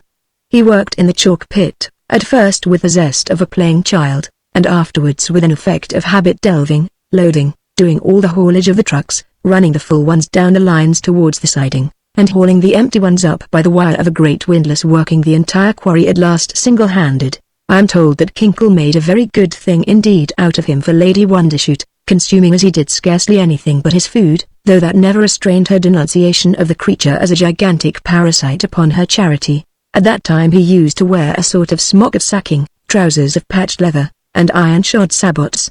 Over his head was sometimes a queer thing, a worn-out beehive straw chair it was, but usually he went bareheaded. He would be moving about the pit with a powerful deliberation, and the vicar on his constitutional round would get there about midday to find him shamefully eating his vast need of food with his back to all the world. His food was brought to him every day, a mess of grain in the husk, in a truck, a small railway truck, like one of the trucks he was perpetually filling with chalk, and this load he used to char in an old lime kiln and then devour. Sometimes he would mix with it a bag of sugar. Sometimes he would sit licking a lump of such salt as is given to cows, or eating a huge lump of dates, stones and all, such as one sees in London on barrows. For drink he walked to the rivulet beyond the burnt-out site of the experimental farm at Hickley Brow and put down his face to the stream. It was from his drinking in that way after eating that the food of the gods did at last get loose, spreading first of all in huge weeds from the riverside, then in big frogs, bigger trout and stranding carp, and at last in a fantastic exuberance of vegetation all over the little valley. And after a year or so the queer monstrous grub things in the field before the blacksmiths grew so big and developed into such frightful skipjacks and cockchafers, motor cockchafers the boys called them, that they drove Lady Wondershoot abroad. But soon the food was to enter upon a new phase of its work in him. In spite of the simple instructions of the vicar, instructions intended to round off the modest natural life befitting a giant peasant, in the most complete and final manner he began to ask questions, to inquire into things, to think. As he grew from boyhood to adolescence it became increasingly evident that his mind had processes of its own out of the vicar's control. The vicar did his best to ignore this distressing phenomenon, but still he could feel it there. The young giant's material for thought lay about him. Quite involuntarily, with his spacious views, his constant overlooking of things, he must have seen a good deal of human life, and as it grew clearer to him that he too, save for this clumsy greatness of his, was also human, he must have come to realize more and more just how much was shut against him by his melancholy distinction. The sociable hum of the school, the mystery of religion that was partaken in such finery, and which exhaled so sweet a strain of melody, the jovial chorusing from the inn, the warmly glowing rooms, candlelit and firelit, into which he peered out of the darkness, or again the shouting excitement, the vigor of flannelled exercise upon some imperfectly understood issue that centered about the cricket field, all these things must have cried aloud to his companionable heart. It would seem that as his adolescence crept upon him, he began to take a very considerable interest in the proceedings of lovers, in those preferences and pairings, those close intimacies that are so cardinal in life. One Sunday, just about that hour when the stars and the bats and the passions of rural life come out, there chanced to be a young couple kissing each other a bit in Love Lane, the deep-hedged lane that runs out back towards the upper lodge. They were giving their little emotions play, as secure in the warm still twilight as any lovers could be. The only conceivable interruption they thought possible must come pacing visibly up the lane. The 12-foot hedge towards the silent down seemed to them an absolute guarantee. Then suddenly, incredibly, they were lifted and drawn apart. They discovered themselves held up, each with a finger and thumb under the armpits, and with the perplexed brown eyes of young caddies scanning their warm flushed faces. They were naturally dumb with the emotions of their situation. "Why do you like doing that?"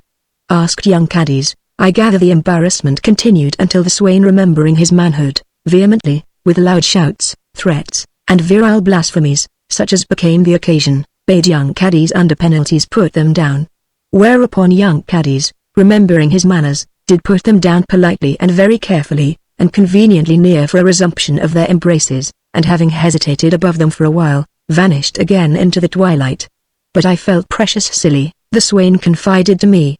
We couldn't hardly look at one another been caught like that, kissing we was, you know, and the curse thing is, she blamed it all onto me, said the swain, flew out something outrageous, and wouldn't hardly speak to me all the way in. The giant was embarking upon investigations, there could be no doubt. His mind, it became manifest, was throwing up questions. He put them to few people as yet, but they troubled him. His mother, one gathers, sometimes came in for cross-examination. He used to come into the yard behind his mother's cottage, and, after a careful inspection of the ground for hens and chicks, he would sit down slowly with his back against the barn.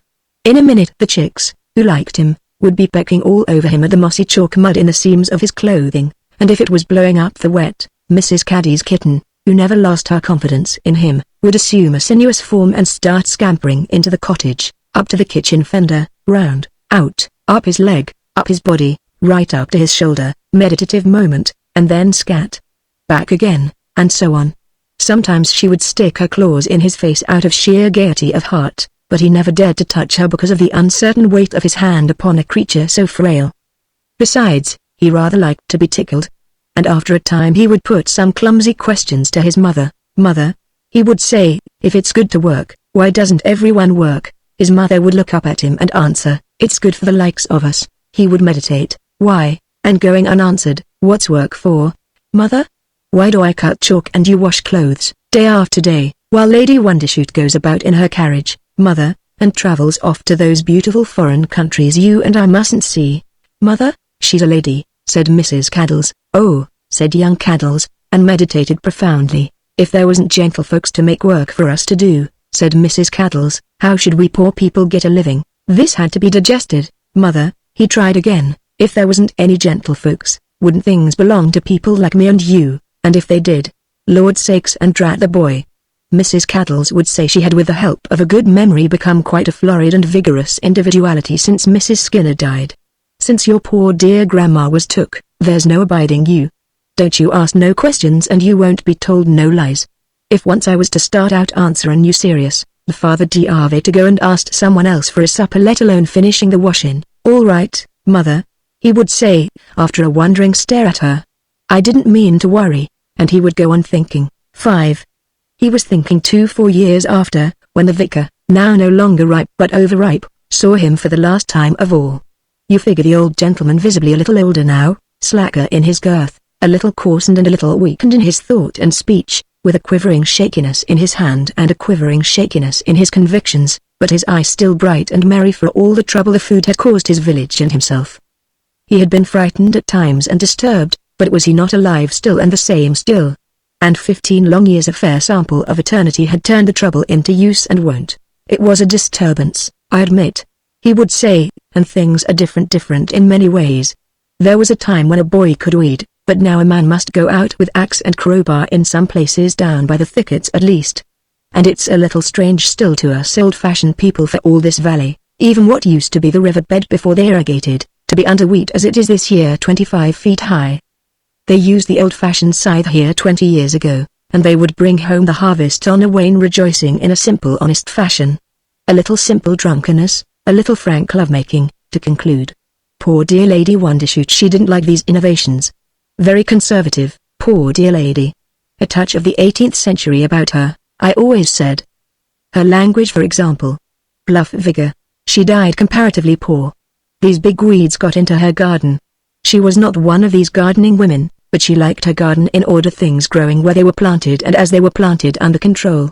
The way things grew was unexpected upset her ideas. She didn't like the perpetual invasion of this young monster. At last she began to fancy he was always gaping at her over her wall. She didn't like his being nearly as high as her house. Jarred with her sense of proportion. Poor dear lady. I had hoped she would last my time. It was the big cockchafers we had for a year or so that decided her. They came from the giant larvae nasty things as big as rats in the valley turf, and the ants no doubt weighed with her also, since everything was upset and there was no peace and quietness anywhere now. She said she thought she might just as well be at Monte Carlo as anywhere else. And she went. She played pretty boldly, I'm told. Died in a hotel there. Very sad end. Exile. Not what one considers meet.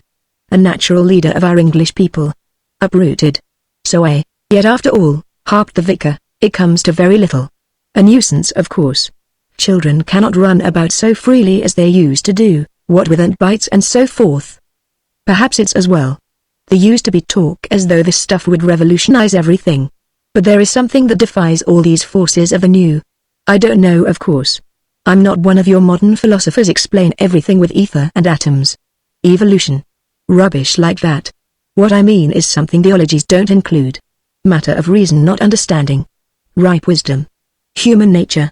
Air perennius. Call it what you will, and so at last it came to the last time. The vicar had no intimation of what lay so close upon him. He did his customary walk, over by Farthing Down, as he had done it for more than a score of years, and so to the place whence he would watch young caddies. He did the rise over by the chalk pit crest a little puffily. He had long since lost the muscular Christian stride of early days. But caddies was not at his work, and then, as he skirted the thicket of giant bracken that was beginning to obscure and overshadow the hangar, he came upon the monster's huge form seated on the hill, brooding as it were upon the world. Caddy's knees were drawn up, his cheek was on his hand, his head a little aslant. He sat with his shoulder towards the vicar, so that those perplexed eyes could not be seen. He must have been thinking very intently. At any rate he was sitting very still. He never turned round. He never knew that the vicar, who had played so large a part in shaping his life, looked then at him for the very last of innumerable times, did not know even that he was there. So it is so many partings happen. The vicar was struck at the time by the fact that, after all, no one on earth had the slightest idea of what this great monster thought about when he saw fit to rest from his labors. But he was too indolent to follow up that new theme that day. He fell back from its suggestion into his older grooves of thought. "Air perennius," he whispered, walking slowly homeward by a path that no longer ran straight athwart the turf after its former fashion, but wound circuitously to avoid new-sprung tussocks of giant grass. "No. Nothing is changed. Dimensions are nothing. The simple round, the common way." And that night, quite painlessly, and all unknowing, he himself went the common way out of this mystery of change he had spent his life in denying. They buried him in the churchyard of Cheesing Eyebright, near to the largest yew, and the modest tombstone bearing his epitaph it ended with, "Ut in principio, nunc est et semper," was almost immediately hidden from the eye of man by a spread of giant, grey-tasseled grass too stout for scythe or sheep, that came sweeping like a fog over the village out of the germinating moisture of the valley meadows in which the food of the gods had been working. Part 3, The Harvest of the Food, Chapter 1. The Altered World. 1. Change played in its new fashion with the world for 20 years. To most men the new things came little by little and day by day, remarkably enough, but not so abruptly as to overwhelm. But to one man at least the full accumulation of those 2 decades of the food's work was to be revealed suddenly and amazingly in one day. For our purpose it is convenient to take him for that one day and to tell something of the things he saw. This man was a convict, a prisoner for life. His crime is no concern of ours, whom the law saw fit to pardon after 20 years. One summer morning this poor wretch, who had left the world a young man of 23, found himself thrust out again from the grey simplicity of toil and discipline, that had become his life, into a dazzling freedom. They had put unaccustomed clothes upon him, his hair had been growing for some weeks, and he had parted it now for some days. And there he stood, in a sort of shabby and clumsy newness of body and mind, blinking with his eyes and blinking indeed with his soul, outside again, trying to realize one incredible thing, that after all he was again for a little while in the world of life, and for all other incredible things, totally unprepared. He was so fortunate as to have a brother who cared enough for their distant common memories to come and meet him and clasp his hand, a brother he had left a little lad, and who was now a bearded prosperous man whose very eyes were unfamiliar. And together he and this stranger from his kindred came down into the town of Dover, saying little to one another and feeling many things. They sat for a space in a public house, the one answering the questions of the other about this person and that, reviving queer old points of view, brushing aside endless new aspects and new perspectives, and then it was time to go to the station and take the London train. Their names and the personal things they had to talk of do not matter to our story, but only the changes and all the strangeness that this poor returning soul found in the once familiar world. In Dover itself he remarked little except the goodness of beer from pewter. Never before had there been such a draught of beer, and it brought tears of gratitude to his eyes. "Beer's as good as ever," said he, believing it infinitely better. It was only as the train rattled them past Folkestone that he could look out beyond his more immediate emotions, to see what had happened to the world. He peered out of the window. "It's sunny," he said for the 12th time. "I couldn't ha' had better weather." And then for the first time it dawned upon him that there were novel disproportions in the world. "Lord sakes," he cried, sitting up and looking animated for the first time, "but them's mortal great thistles growing out there on the bank by that broom. If so be they be thistles. Or are they I been forgetting?" But they were thistles, and what he took for tall bushes of broom was the new grass, and amidst these things a company of British soldiers red-coated as ever was skirmishing in accordance with the directions of the drill book that had been partially revised after the Boer War. Then whack!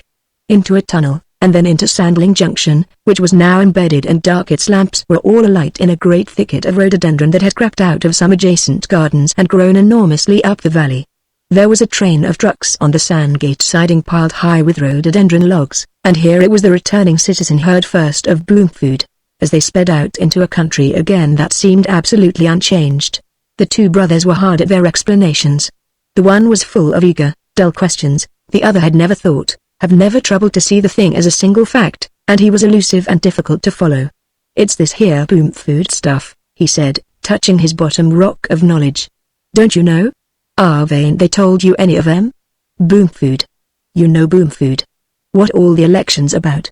Scientific sort of stuff. Hasn't no one ever told you?" He thought prison had made his brother a fearful duffy not to know that. They made wide shots at each other by way of question and answer. Between these scraps of talk were intervals of window gazing. At first the man's interest in things was vague and general.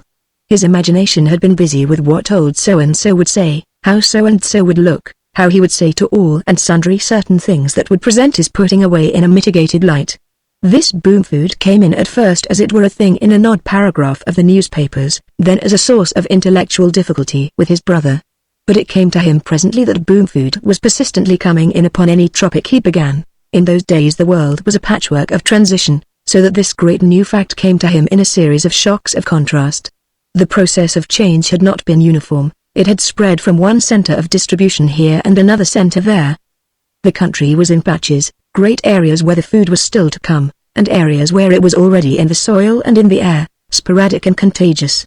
It was a bold new motif creeping in among ancient and venerable airs. The contrast was very vivid indeed along the line from Dover to London at that time.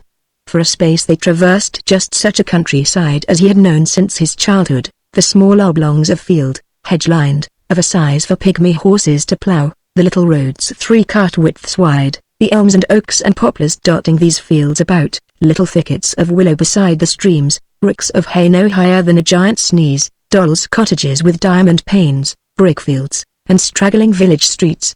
The larger houses of the petty great, flower-grown railway banks, garden-set stations, and all the little things of the vanished 19th century still holding out against immensity. Here and there would be a patch of wind-sown, wind-tattered giant thistle defying the axe, here and there a 10-foot puffball or the ashen stems of some burnt-out patch of monster grass, but that was all there was to hint at the coming of the food. For a couple of score of miles there was nothing else to foreshadow in any way the strange bigness of the wheat and of the weeds that were hidden from him not a dozen miles from his route just over the hills in the cheesing Eyebright Valley.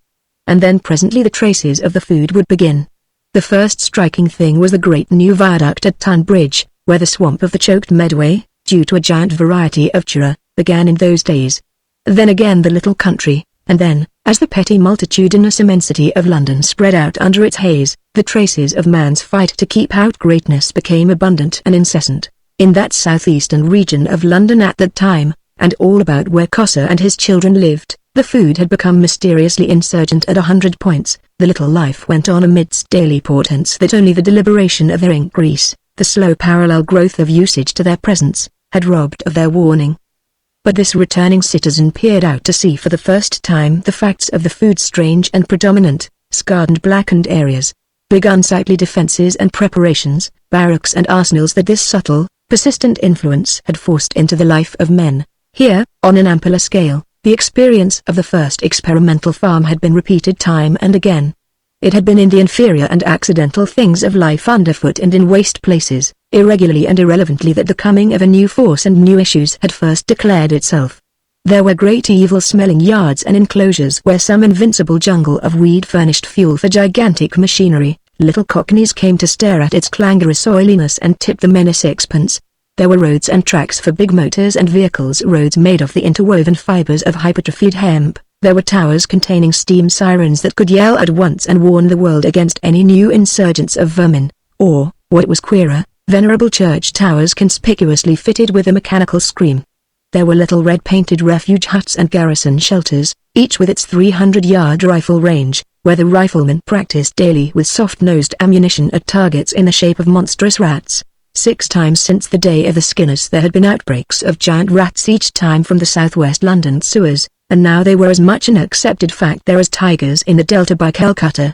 The man's brother had bought a paper in a heedless sort of way at Sandling, and at last this chanced to catch the eye of the released man. He opened the unfamiliar sheets. They seemed to him to be smaller, more numerous, and different in type from the papers of the times before, and he found himself confronted with innumerable pictures about things so strange as to be uninteresting, and with tall columns of printed matter whose headings, for the most part, were as unmeaning as though they had been written in a foreign tongue. Great speech by Mr. Caterham, the Boom Food Laws. Who's this here Caterham? He asked, in an attempt to make conversation. He's all right, said his brother. Ah. Sort of politician, eh? Going to turn out the government. Jolly well time he did. Ah. He reflected. I suppose all the lot I used to know Chamberlain, Rosebery, all that lot. What? His brother had grasped his wrist and pointed out of the window. That's the Cossars. The eyes of the released prisoner followed the finger's direction and saw. My God! He cried, for the first time really overcome with amazement. The paper dropped into final forgottenness between his feet. Through the trees he could see very distinctly, standing in an easy attitude, the legs wide apart and the hand grasping a ball as if about to throw it, a gigantic human figure a good 40 feet high. The figure glittered in the sunlight, clad in a suit of woven white metal and belted with a broad belt of steel. For a moment it focused all attention, and then the eye was rested to another more distant giant who stood prepared to catch, and it became apparent that the whole area of that great bay in the hills just north of Sevenoaks had been scarred to gigantic ends. A hugely banked entrenchment overhung the chalk pit, in which stood the house, a monstrous squat Egyptian shape that Cossar had built for his sons when the giant nursery had served its turn, and behind was a great dark shed that might have covered a cathedral, in which a spluttering incandescence came and went, and from out of which came a titanic hammering to beat upon the ear. Then the attention leapt back to the giant as the great ball of iron-bound timber soared up out of his hand. The two men stood up and stared. The ball seemed as big as a cask. Caught! Cried the man from prison, as a tree blotted out the thrower.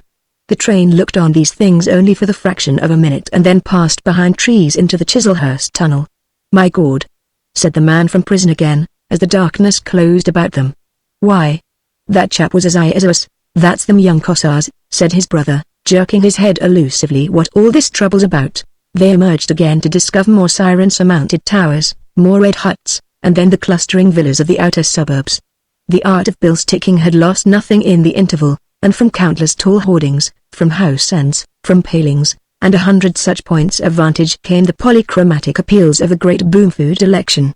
Caterham, Boomfood, and Jack the Giant Killer again and again and again, and monstrous caricatures and distortions, 100 varieties of misrepresentations of those great and shining figures they had passed so nearly only a few minutes before, too. It had been the purpose of the younger brother to do a very magnificent thing, to celebrate this return to life by a dinner at some restaurant of indisputable quality, a dinner that should be followed by all that glittering succession of impressions the music halls of those days were so capable of giving. It was a worthy plan to wipe off the more superficial stains of the prison house by this display of free indulgence, but so far as the second item went the plan was changed. The dinner stood, but there was a desire already more powerful than the appetite for shows, already more efficient in turning the man's mind away from his grim prepossession with his past than any theatre could be, and that was an enormous curiosity and perplexity about this Boomfood and these Boom children, this new portentous giantry that seemed to dominate the world. I ain't the hang of them, he said. They disturb me. His brother had that fineness of mind that can even set aside a contemplated hospitality. It's your evening, dear old boy, he said. We'll try to get into the mass meeting at the People's Palace. And at last the man from prison had the luck to find himself wedged into a packed multitude and staring from afar at a little brightly lit platform under an organ and a gallery. The organist had been playing something that had set boots tramping as the people swarmed in, but that was over now. Hardly had the man from prison settled into place and done his quarrel with an importunate stranger who elbowed, before Caterham came. He walked out of a shadow towards the middle of the platform. The most insignificant little pygmy. Away there in the distance, a little black figure with a pink dab for a face, in profile. One saw his quite distinctive aquiline nose, a little figure that trailed after it most inexplicably a cheer. A cheer it was that began away there and grew and spread. A little spluttering of voices about the platform at first that suddenly leapt up into a flame of sound and swept athwart the whole mass of humanity within the building and without. How they cheered! Hooray! Hooray! No one in all those myriads cheered like the man from prison. The tears poured down his face, and he only stopped cheering at last because the thing had choked him. You must have been in prison as long as he before you can understand. or even begin to understand what it means to a man to let his lungs go in a crowd. But for all that he did not even pretend to himself that he knew what all this emotion was about. Hooray! Oh God! Hooray! And then a sort of silence.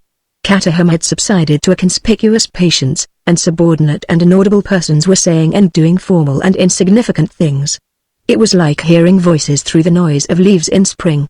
Wah wah wah, what did it matter? People in the audience talked to one another. Wah wah wah wah, the thing went on. Would that grey-headed duff I never have done? Interrupting? Of course they were interrupting. Wah, wah, wah, wah, but shall we hear Cataham any better? Meanwhile at any rate there was Cataham to stare at, and one could stand and study the distant prospect of the great man's features. He was easy to draw was this man, and already the world had him to study at leisure on lamp chimneys and children's plates, on anti-boom food medals and anti-boom food flags, on the selvages of Cataham silks and cottons and in the linings of good old English Cataham hats. He pervades all the caricature of that time. One sees him as a sailor standing to an old-fashioned gun, a portfolio labelled New Boom Food Laws in his hand, while in the sea wallows that huge, ugly, threatening monster, Boom Food, or he is Capopi in armour, St. George's Cross on shield and helm, and a cowardly Titanic Caliban sitting amidst desecrations at the mouth of a horrid cave declines his gauntlet of the new Boom Food regulations, or he comes flying down as Perseus and rescues a chained and beautiful Andromeda, labelled distinctly about her belt as civilization, from a wallowing waste of sea monster bearing upon its various necks and claws irreligion, trampling egotism, mechanism, monstrosity, and the like. But it was as Jack the Giant Killer that the popular imagination considered Cataham most correctly cast, and it was in the vein of a Jack the Giant Killer poster that the man from prison enlarged the distant miniature. The wah wah wah came abruptly to an end. He's done. He's sitting down. Yes. No. Yes. It's Cataham. Cataham, Cataham. And then came the cheers. It takes a multitude to make such a stillness as followed that disorder of cheering. A man alone in a wilderness its stillness of a sort no doubt, but he hears himself breathe, he hears himself move, he hears all sorts of things. Here the voice of Cataham was the one single thing heard, a thing very bright and clear, like a little light burning in a black velvet recess. Here indeed.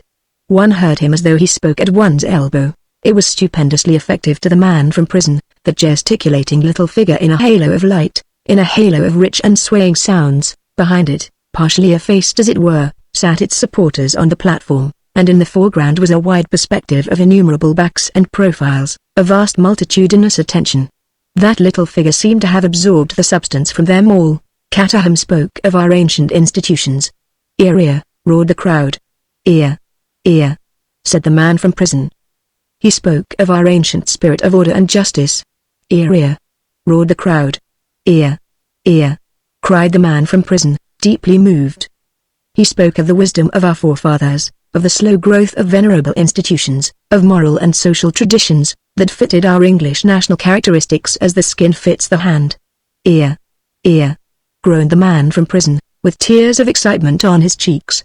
And now all these things were to go into the melting pot. Yes, into the melting pot. Because 3 men in London 20 years ago had seen fit to mix something indescribable in a bottle. All the order and sanctity of things cries of no. No, well, if it was not to be so, they must exert themselves, they must say goodbye to hesitation. Here there came a gust of cheering. They must say goodbye to hesitation and half measures. We have heard, gentlemen, cried Cataham, of nettles that become giant nettles. At first they are no more than other nettles, little plants that a firm hand may grasp and wrench away, but if you leave them, they grow with such a power of poisonous expansion that at last you must needs have axe and rope, you must needs have danger to life and limb, you must needs have toil and distress. Men may be killed in their felling, men may be killed in their felling. There came a stir and interruption, and then the man from prison heard Cataham's voice again, ringing clear and strong. Learn about Boom Food from Boom Food itself. And he paused. Grasp your nettle before it is too late. He stopped and stood wiping his lips. A crystal, cried someone, a crystal, and then came that same strange swift growth to thunderous tumult, until the whole world seemed cheering. The man from prison came out of the hall at last, marvelously stirred, and with that in his face that marks those who have seen a vision. He knew, everyone knew. His ideas were no longer vague. He had come back to a world in crisis, to the immediate decision of a stupendous issue. He must play his part in the great conflict like a man, like a free, responsible man. The antagonism presented itself as a picture. On the one hand, those easy gigantic mail-clad figures of the morning one saw them now in a different light. On the other, this little black-clad gesticulating creature under the limelight, that pygmy thing with its ordered flow of melodious persuasion, its little, marvelously penetrating voice, John Caterham, Jack the Giant Killer. They must all unite to grasp the nettle before it was too late. 3. The tallest and strongest and the most regarded of all the children of the food were the 3 sons of Cossa.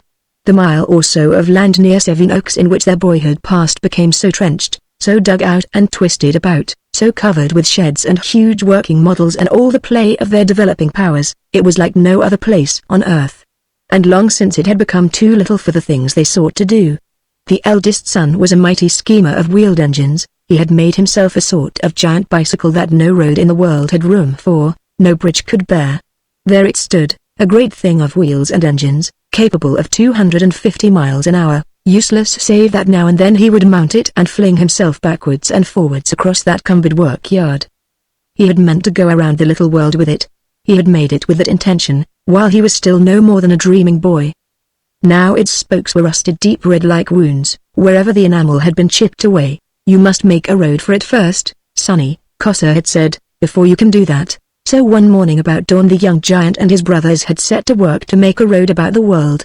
They seemed to have had an inkling of opposition impending, and they had worked with remarkable vigor. The world had discovered them soon enough, driving that road as straight as a flight of a bullet towards the English Channel, already some miles of it leveled and made and stamped hard.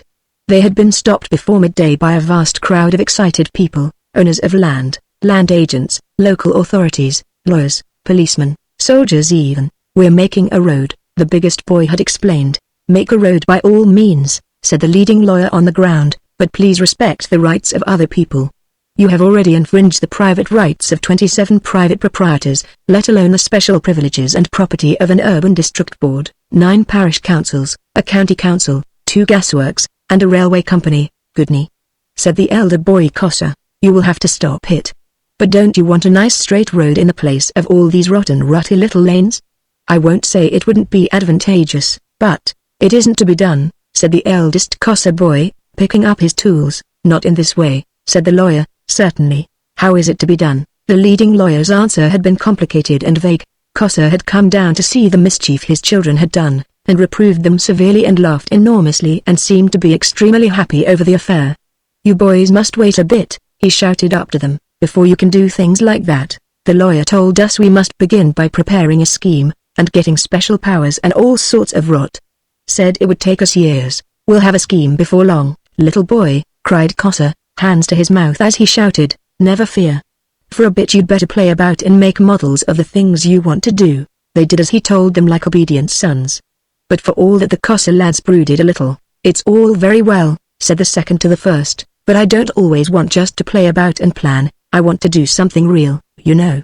We didn't come into this world so strong as we are, just to play about in this messy little bit of ground, you know, and take little walks and keep out of the towns, for by that time they were forbidden all boroughs and urban districts. Doing nothing's just wicked.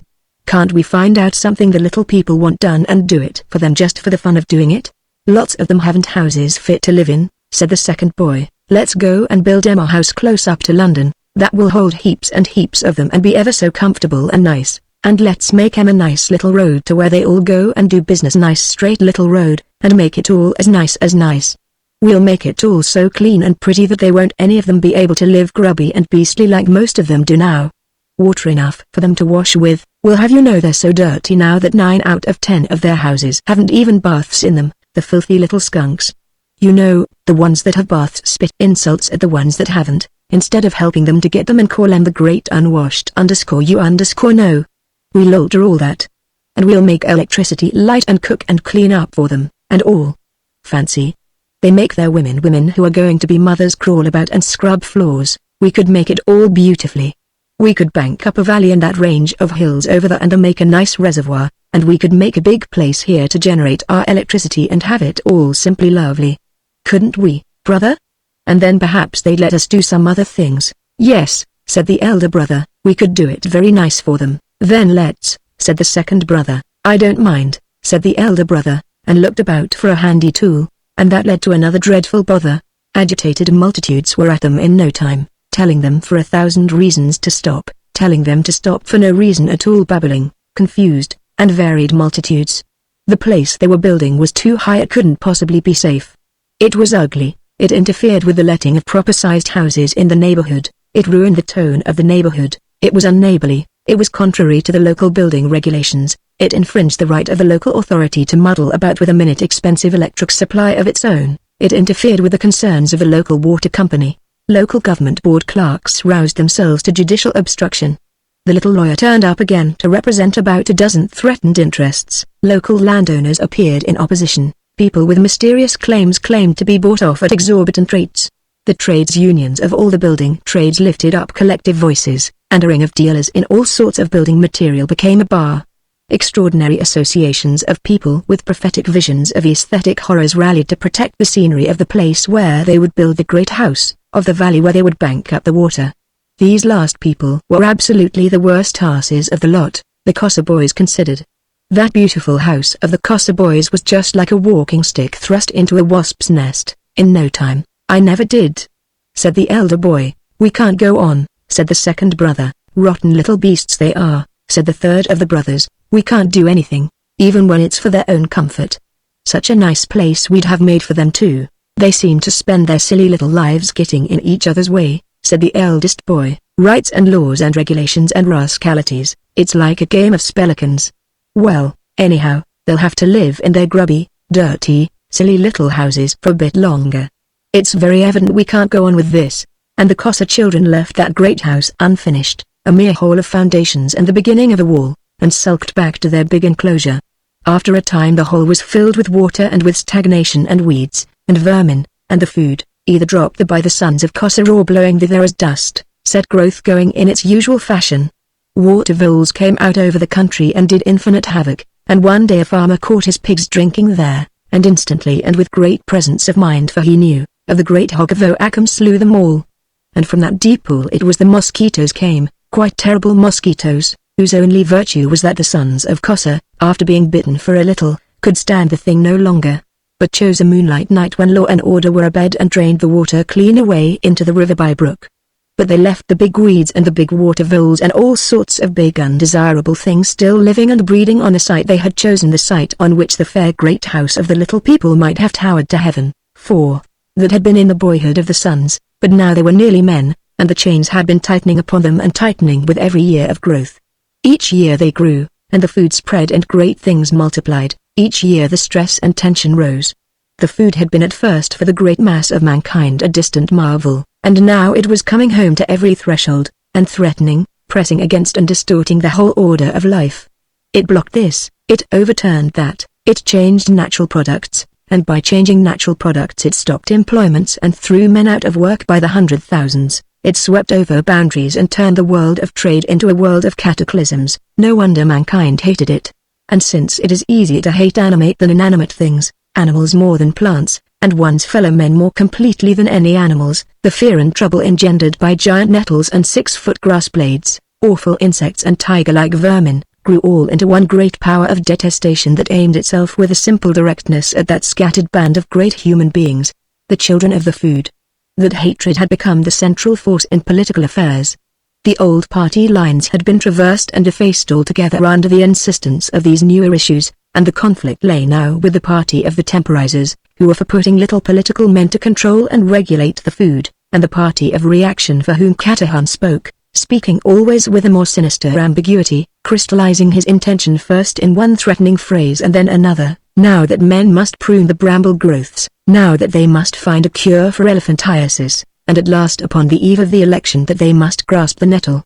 One day the three sons of Cossa, who were now no longer boys but men, sat among the masses of their futile work and talked together after their fashion of all these things. They had been working all day at one of a series of great and complicated trenches their father had bid them make, and now it was sunset, and they sat in the little garden space before the great house and looked at the world and rested, until the little servants within should say their food was ready. You must figure these mighty forms, 40 feet high the least of them was, reclining on a patch of turf that would have seemed a stubble of reeds to a common man. One sat up and chipped earth from his huge boots with an iron girder he grasped in his hand, the second rested on his elbow, The third whittled a pine tree into shape and made a smell of resin in the air. They were clothed not in cloth but in undergarments of woven rope and outer clothes of felted aluminium wire. They were shod with timber and iron, and the links and buttons and belts of their clothing were all of plated steel. The great single-storied house they lived in, Egyptian in its massiveness, half built of monstrous blocks of chalk and half excavated from the living rock of the hill, had a front a full 100 feet in height, and beyond, the chimneys and wheels, the cranes and covers of their work sheds rose marvelously against the sky. Through a circular window in the house there was visible a spout from which some white-hot metal dripped in measured drops into a receptacle out of sight. The place was enclosed and rudely fortified by monstrous banks of earth, backed with steel both over the crests of the downs above and across the dip of the valley.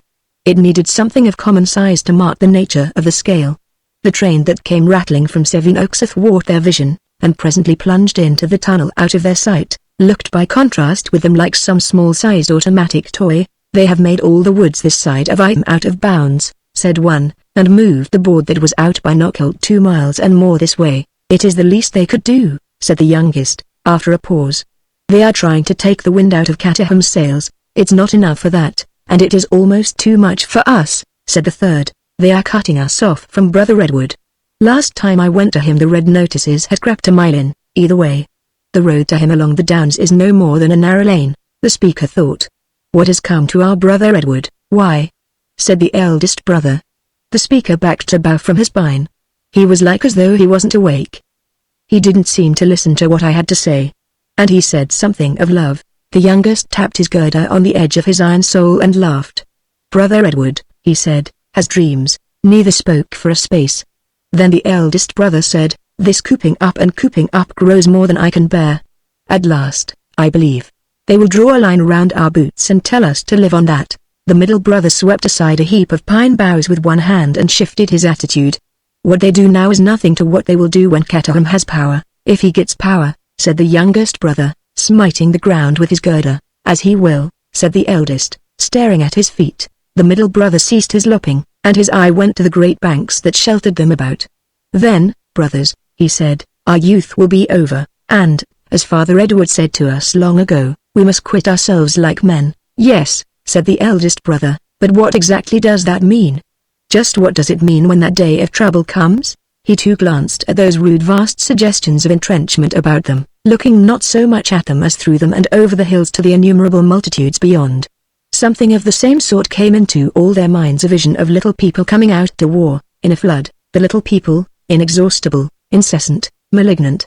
"They are little," said the youngest brother, "but they have numbers beyond counting, like the sands of the sea. They have arms, they have weapons even, that our brothers in Sunderland have made.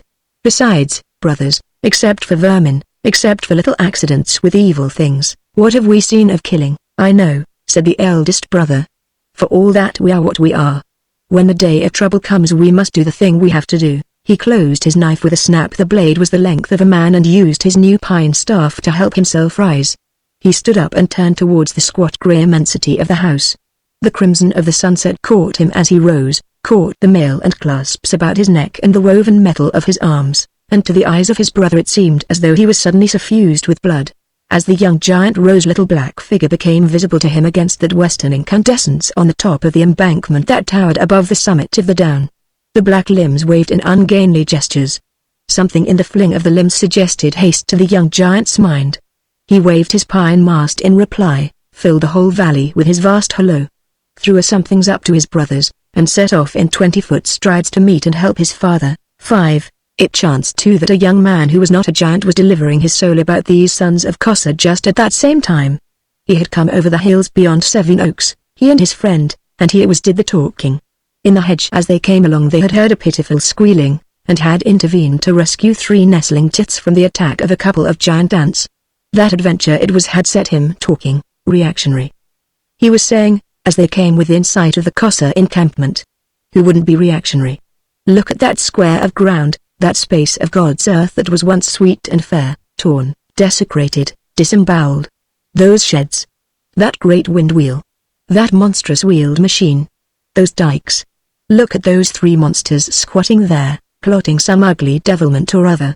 Look at all the land. His friend glanced at his face. "You have been listening to Cataham," he said, "using my eyes. looking a little into the peace and order of the past we leave behind.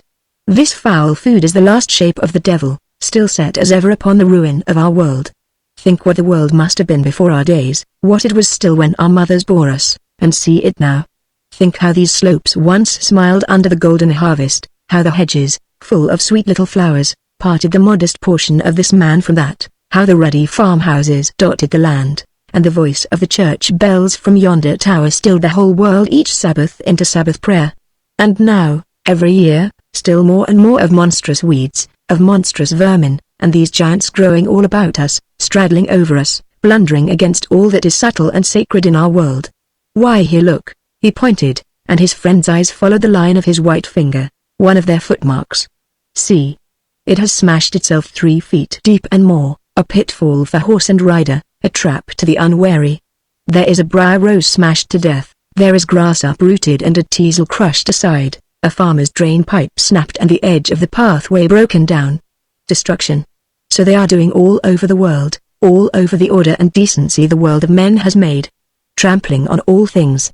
Reaction. What else, but reaction? What do you hope to do? Stop it! Cried the young man from Oxford. Before it is too late, but, it's not impossible, cried the young man from Oxford, with a jump in his voice. We want the firm hand, we want the subtle plan, the resolute mind. We have been mealy-mouthed and weak-handed, we have trifled and temporized and the food has grown and grown. Yet even now. He stopped for a moment. This is the echo of Caterham, said his friend, even now. Even now there is hope, abundant hope, if only we make sure of what we want and what we mean to destroy. The mass of people are with us, much more with us than they were a few years ago. The law is with us. The constitution and order of society, the spirit of the established religions, the customs and habits of mankind are with us and against the food. Why should we temporize? Why should we lie? We hate it, we don't want it, why then should we have it? Do you mean to just grizzle and obstruct passively and do nothing till the sands are out? He stopped short and turned about. Look at that grove of nettles there. In the midst of them are homes deserted where once clean families of simple men played out their honest lives, and there. He swung round to where the young Cossars muttered to one another of their wrongs. Look at them. And I know their father, a brute, a sort of brute beast with an intolerant loud voice, a creature who has ran amok in our all too merciful world for the last 30 years and more. An engineer. To him all that we hold dear and sacred is nothing. Nothing. The splendid traditions of our race and land, the noble institutions, the venerable order, the broad slow march from precedent to precedent that has made our English people great and this sunny island free, it is all an idle tale, told and done with. Some claptrap about the future is worth all these sacred things. The sort of man who would run a tramway over his mother's grave if he thought that was the cheapest line the tramway could take. And you think to temporize, to make some scheme of compromise, that will enable you to live in your way while that machinery lives in its. I tell you it is hopeless, hopeless. As well make treaties with a tiger. They want things monstrous, we want them sane and sweet. It is one thing or the other. But what can you do? Much. All. Stop the food. They are still scattered, these giants, still immature and disunited. Chain them, gag them, muzzle them. At any cost stop them. It is their world or ours. Stop the food. Shut up these men who make it. Do anything to stop Cossa. You don't seem to remember one generation, only one generation needs holding down, and then we could level those mounds there, fill up their footsteps, take the ugly sirens from our church towers, smash all our elephant guns, and turn our faces again to the old order, the ripe old civilization for which the soul of man is fitted. It's a mighty effort, for a mighty end. And if we don't you see the prospect before us clear as day? Everywhere the giants will increase and multiply, everywhere they will make and scatter the food. The grass will grow gigantic in our fields, the weeds in our hedges, the vermin in the thickets, the rats in the drains. More and more and more. This is only a beginning. The insect world will rise on us, the plant world, the very fishes in the sea, will swamp and drown our ships. Tremendous growths will obscure and hide our houses, smother our churches, smash and destroy all the order of our cities, and we shall become no more than a feeble vermin under the heels of the new race. Mankind will be swamped and drowned in things of its own begetting. And all for nothing. Size. Mere size. Enlargement and da capo. Already we go picking our way among the first beginnings of the coming time. And all we do is to say how inconvenient. to grumble and do nothing. No, he raised his hand. Let them do the thing they have to do. So also will I. I am for reaction, unstinted and fearless reaction. Unless you mean to take this food also, what else is there to do in all the world? We have trifled in the middle ways too long. You. Trifling in the middle ways is your habit, your circle of existence, your space and time. So, not I. I'm against the food, with all my strength and purpose against the food. He turned on his companion's grunt of dissent. Where are you? It's a complicated business, oh exclamation mark driftwood, said the young man from Oxford, very bitterly, with a fling of all his limbs. The middle way is nothingness. It is one thing or the other. Eat or destroy. Eat or destroy. What else is there to do? Chapter 2 The Giant Lovers, 1. Now it chanced in the days when Caterham was campaigning against the Boom children before the general election that was amidst the most tragic and terrible circumstances to bring him into power, that the giant princess, that serene highness whose early nutrition had played so great a part in the brilliant career of Dr. Winkles, had come from the kingdom of her father to England, on an occasion that was deemed important. She was affianced for reasons of state to a certain prince, and the wedding was to be made an event of international significance. There had arisen mysterious delays. Rumor and imagination collaborated in the story, and many things were said.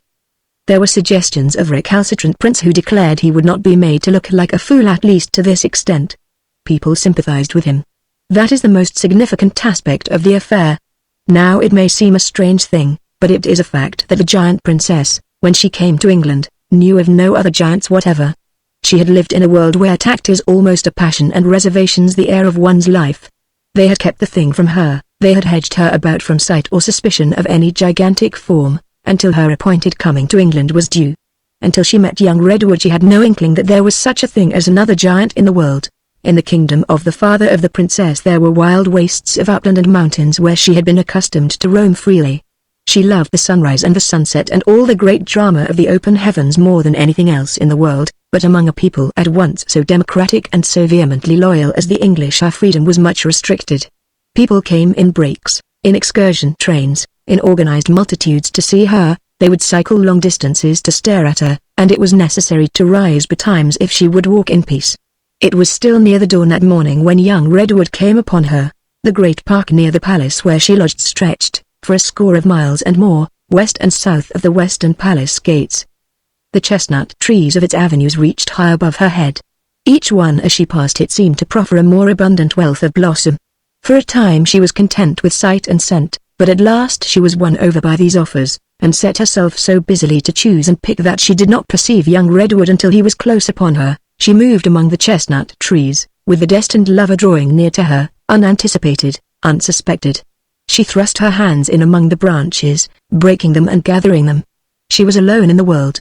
Then, she looked up, and in that moment she was mated. We must needs put our imaginations to his stature to see the beauty he saw. That unapproachable greatness that prevents our immediate sympathy with her did not exist for him.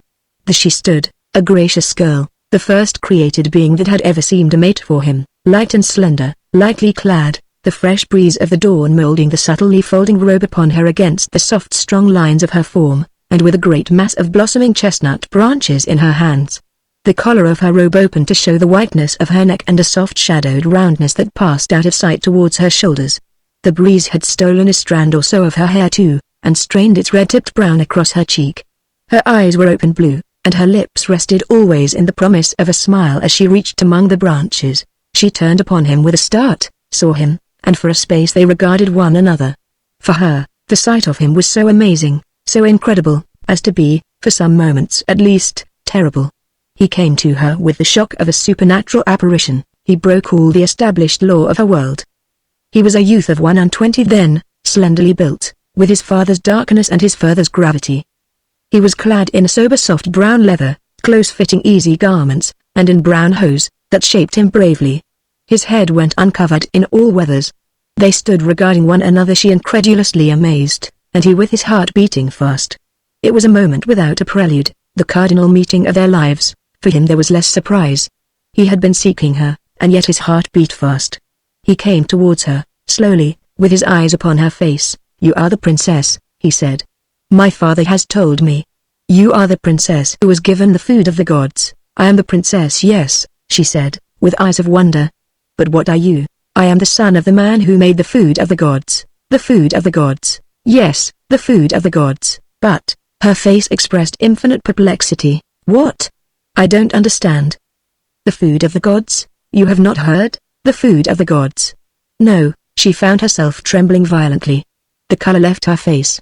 I did not know, she said. Do you mean? He waited for her. Do you mean there are other giants? He repeated. Did you not know? And she answered, with a growing amazement of realization, no, the whole world and all the meaning of the world was changing for her. A branch of chestnut slipped from her hand. Do you mean to say, she repeated stupidly, that there are other giants in the world? That's some food? He caught her amazement. You know nothing? He cried. You have never heard of us? You, whom the food has made akin to us. There was terror still in the eyes that stared at him. Her hand rose towards her throat and fell again. She whispered, no. It seemed to her that she must weep or faint. Then in a moment she had rule over herself and she was speaking and thinking clearly. All this has been kept from me, she said. It is like a dream. I have dreamt such things. But waking no. Tell me. What are you? What is this food of the gods? Tell me slowly and clearly. Why have they kept it from me, that I am not alone, too? Tell me, she said, and young Redwood, tremulous and excited, set himself to tell her. It was poor and broken telling for a time of the food of the gods and the giant children who were scattered over the world. You must figure them both, flushed and startled in their bearing, getting at one another's meaning through endless half-heard, half-spoken phrases, repeating, making perplexing breaks and new departures, a wonderful talk, in which she awakened from the ignorance of all her life. And very slowly it became clear to her that she was no exception to the order of mankind, but one of a scattered brotherhood, who had all eaten the food and grown forever out of the little limits of the folk beneath their feet. Young Redwood spoke of his father, of Kossa, of the brothers scattered throughout the country, of the great dawn of wider meaning that had come at last into the history of the world. We are in the beginning of a beginning, he said. This world of theirs is only the prelude to the world the food will make. My father believes, and I also believe, that a time will come when littleness will have passed altogether out of the world of man, when giants shall go freely about this earth, their earth, doing continually greater and more splendid things. But that is to come. We are not even the first generation of that, we are the first experiments, and of these things, she said, I knew nothing. There are times when it seems to me almost as if we had come too soon. Someone, I suppose, had to come first. But the world was all unprepared for our coming and for the coming of all the lesser great things that drew their greatness from the food. There have been blunders, there have been conflicts. The little people hate our kind, they are hard towards us because they are so little. And because our feet are heavy on the things that make their lives. But at any rate they hate us now, they will have none of us. Only if we could shrink back to the common size of them would they begin to forgive. They are happy in houses that are prison cells to us. Their cities are too small for us. We go in misery along their narrow ways, we cannot worship in their churches, we see over their walls and over their protections, we look inadvertently into their upper windows, we look over their customs, their laws are no more than a net about our feet. Every time we stumble we hear them shouting, every time we blunder against their limits or stretch out to any spacious act, our easy paces are wild flights to them, and all they deemed great and wonderful no more than dolls' pyramids to us. Their pettiness of method and appliance and imagination hampers and defeats our powers. There are no machines to the power of our hands, no helps to fit our needs. They hold our greatness in servitude by 1,000 invisible bands. We are stronger, man for man, 100 times. But we are disarmed, our very greatness makes us debtors. They claim the land we stand upon, they tax our ample need of food and shelter, and for all these things we must toil with the tools these dwarfs can make us, and to satisfy their dwarfish fancies. They pen us in every way. Even to live one must cross their boundaries. Even to meet you here today I have passed a limit. All that is reasonable and desirable in life they make out of bounds for us. We may not go into the towns, we may not cross the bridges, we may not step on their ploughed fields or into the harbors of the game they kill. I am cut off now from all our brethren except the 3 sons of Kossa, and even that way the passage narrows day by day. One could think they sought occasion against us to do some more evil thing. But we are strong, she said. We should be strong, yes. We feel, all of us, you too I know must feel, that we have power to do great things, power insurgent in us. But before we can do anything, he flung out a hand that seemed to sweep away a world. Though I thought I was alone in the world, she said, after a pause, I have thought of these things. They have taught me always that strength was almost a sin, that it was better to be little than great, that all true religion was to shelter the weak and little, encourage the weak and little, help them to multiply and multiply until at last they crawled over one another, to sacrifice all our strength in their cause. But always I have doubted the thing they taught. This life, he said, these bodies of ours, are not for dying, no, nor to live in futility. But if we would not do that, it is already plain to all our brethren a conflict must come. I know not what bitterness of conflict must presently come, before the little folks will suffer us to live as we need to live. All the brethren have thought of that. Kossa, of whom I told you, he too has thought of that. They are very little and weak, in their way. But you know all the means of death are in their hands, and made for their hands. For hundreds of thousands of years these little people, whose world we invade, have been learning how to kill one another. They are very able at that. They are able in many ways. And besides, they can deceive and change suddenly. I do not know. There comes a conflict. You perhaps are different from us. For us, assuredly, the conflict comes. The thing they call war. We know it. In a way we prepare for it. But you know those little people ! We do not know how to kill, at least we do not want to kill. Look, she interrupted, and he heard a yelping horn. He turned in the direction of her eyes, and found a bright yellow motor car, with dark goggled driver and fur-clad passengers, whooping, throbbing, and buzzing resentfully at his heel. He moved his foot, and the mechanism, with 3 angry snorts, resumed its fussy way towards the town. Filling up the roadway. Floated up to him, then someone said, "Look. Did you see?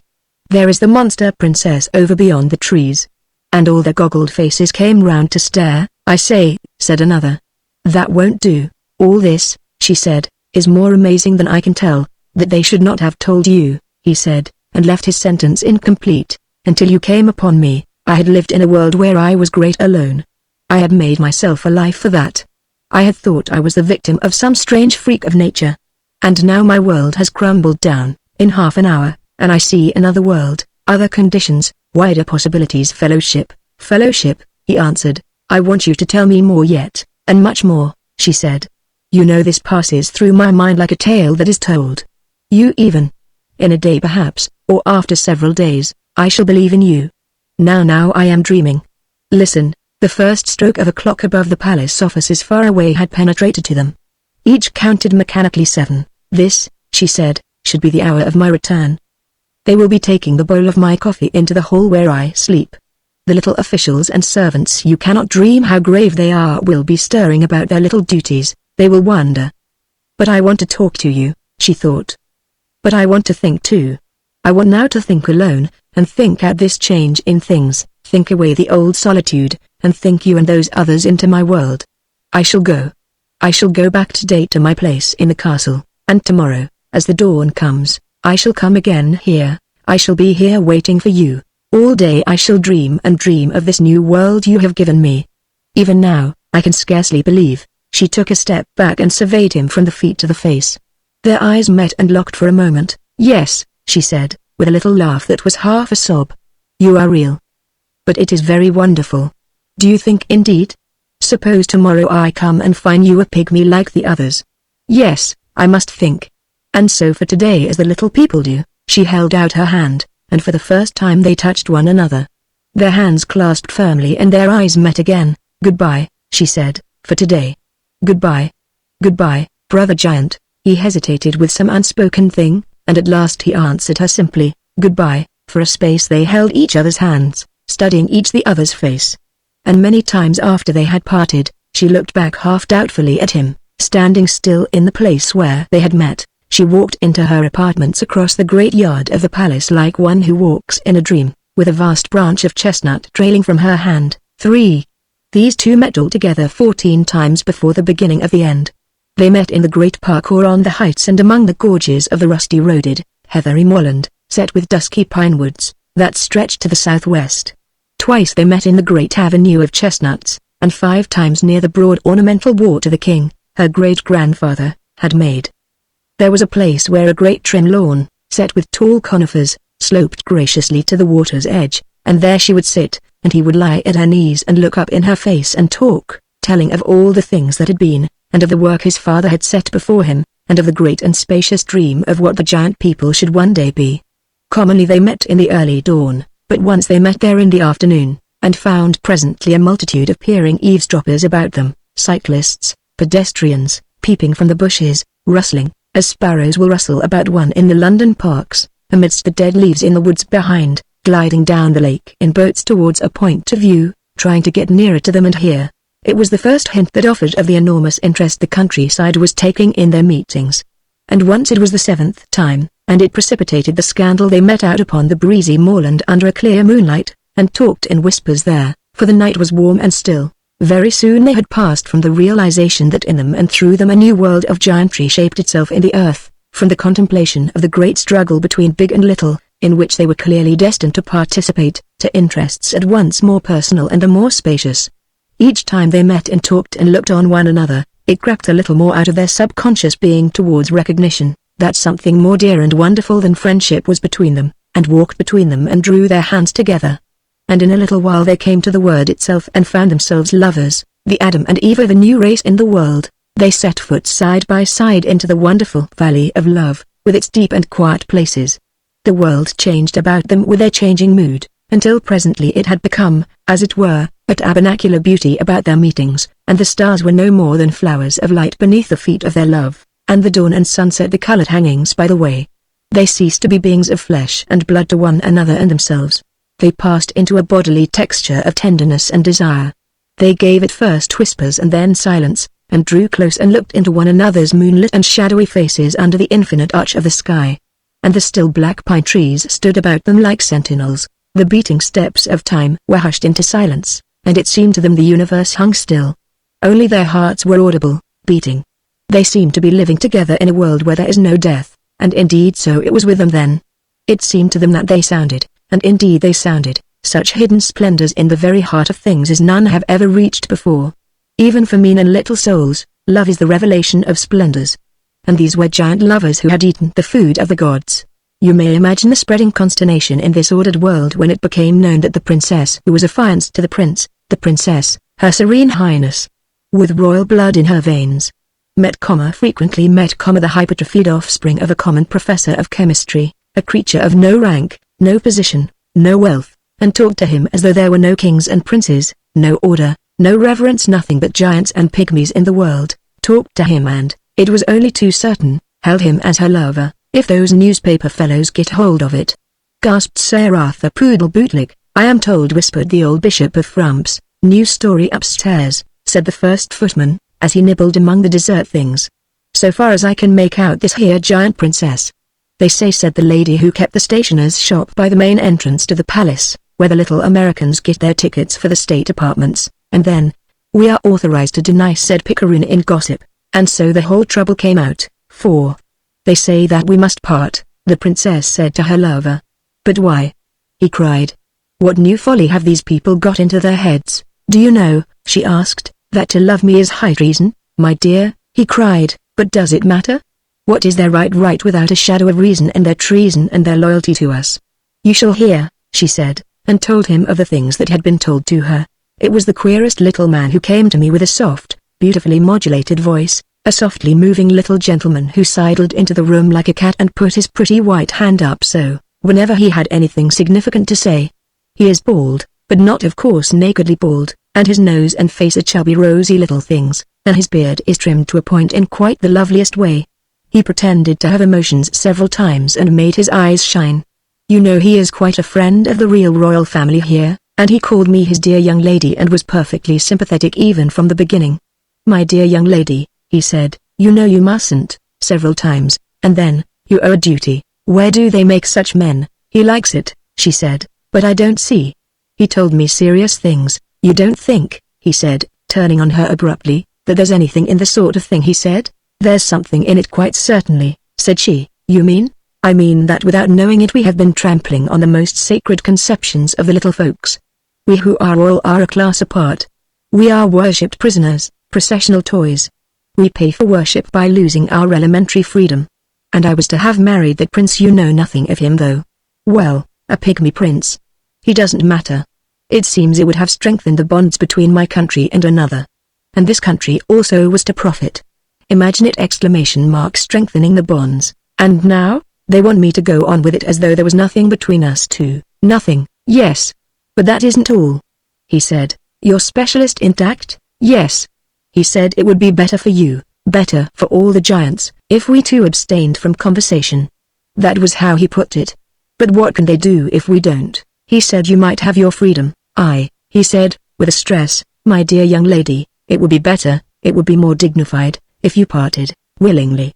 That was all he said. With a stress on willingly, but what business is it of these little wretches, where we love, how we love?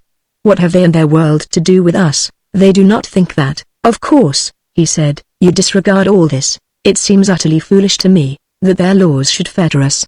That we, at the first spring of life, should be tripped by their old engagements, their aimless institutions. We disregard it. I am yours. So far, yes, so far? Isn't that all? But if they want to part us, what can they do? I don't know. What can they do? Who cares what they can do, or what they will do? I am yours and you are mine. What is there more than that? I am yours and you are mine forever. Do you think I will stop for their little rules, for their little prohibitions? Their scarlet boards indeed! And keep from you? Yes. But still, what can they do? You mean, he said, what are we to do? Yes, we? We can go on. But if they seek to prevent us? He clenched his hands. He looked round as if the little people were already coming to prevent them. Then turned away from her and looked about the world. Yes, he said. Your question was the right one. What can they do? Here lie this little land, she said, and stopped. He seemed to survey it all. They are everywhere. But we might, whither, we could go. We could swim the seas together. Beyond the seas, I have never been beyond the seas. There are great and desolate mountains amidst which we should seem no more than little people. There are remote and deserted valleys. There are hidden lakes and snow-girdled uplands untrodden by the feet of men. There. But to get there we must fight our way day after day through millions and millions of mankind. It is our only hope. In this crowded land there is no fastness, no shelter. What place is there for us among these multitudes? They who are little can hide from one another, but where are we to hide? There is no place where we could eat, no place where we could sleep. If we fled night and day they would pursue our footsteps. A thought came to him. There is one place, he said, even in this island, where the place our brothers have made over beyond there.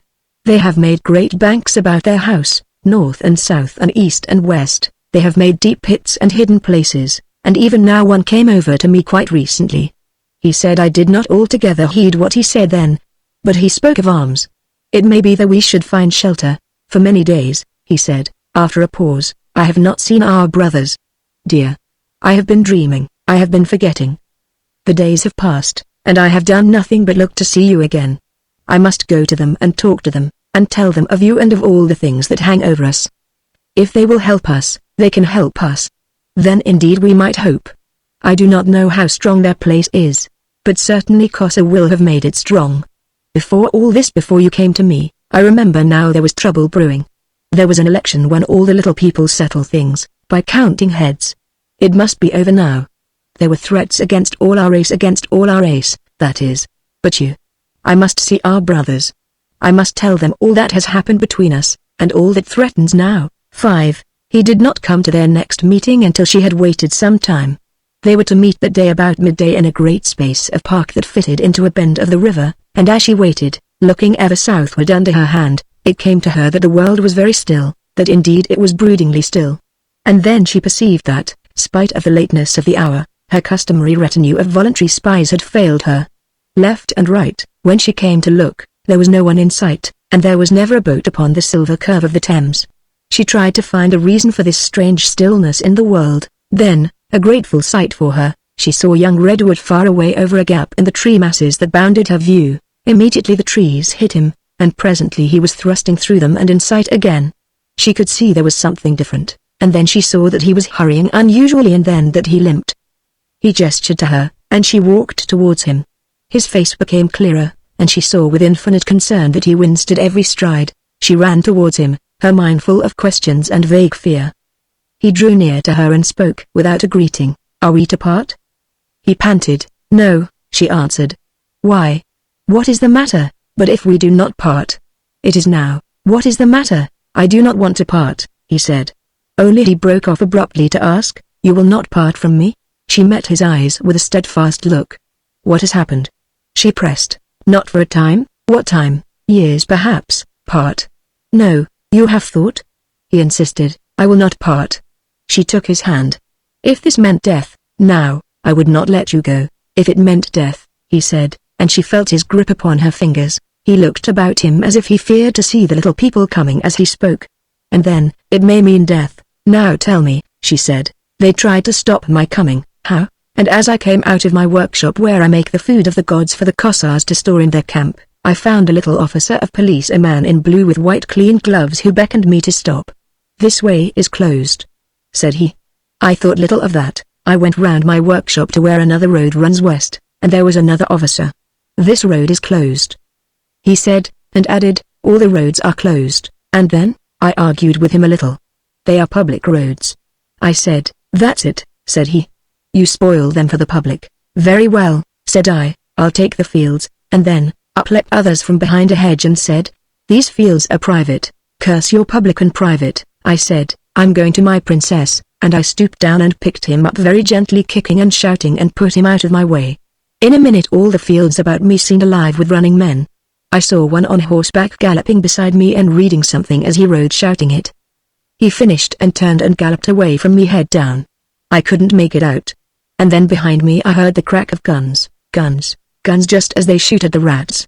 The bullets came through the air with a sound like things tearing. One stung me in the leg, and you came on to you here and left them shouting and running and shooting behind me. And now, it is only the beginning. They mean that we shall part. Even now they are coming after me. We will not, no. But if we will not part, then you must come with me to our brothers." "Which way?" she said. "To the east. Yonder is the way my pursuers will be coming. This then is the way we must go. Along this avenue of trees. Let me go first, so that if they are waiting." He made a stride, but she had seized his arm. "No," cried she. "I come close to you, holding you. Perhaps I am royal, perhaps I am sacred. If I hold you, would God we could fly with my arms about you!" It may be. They will not shoot at you. She clasped his shoulder and seized his hand as she spoke. She pressed herself nearer to him.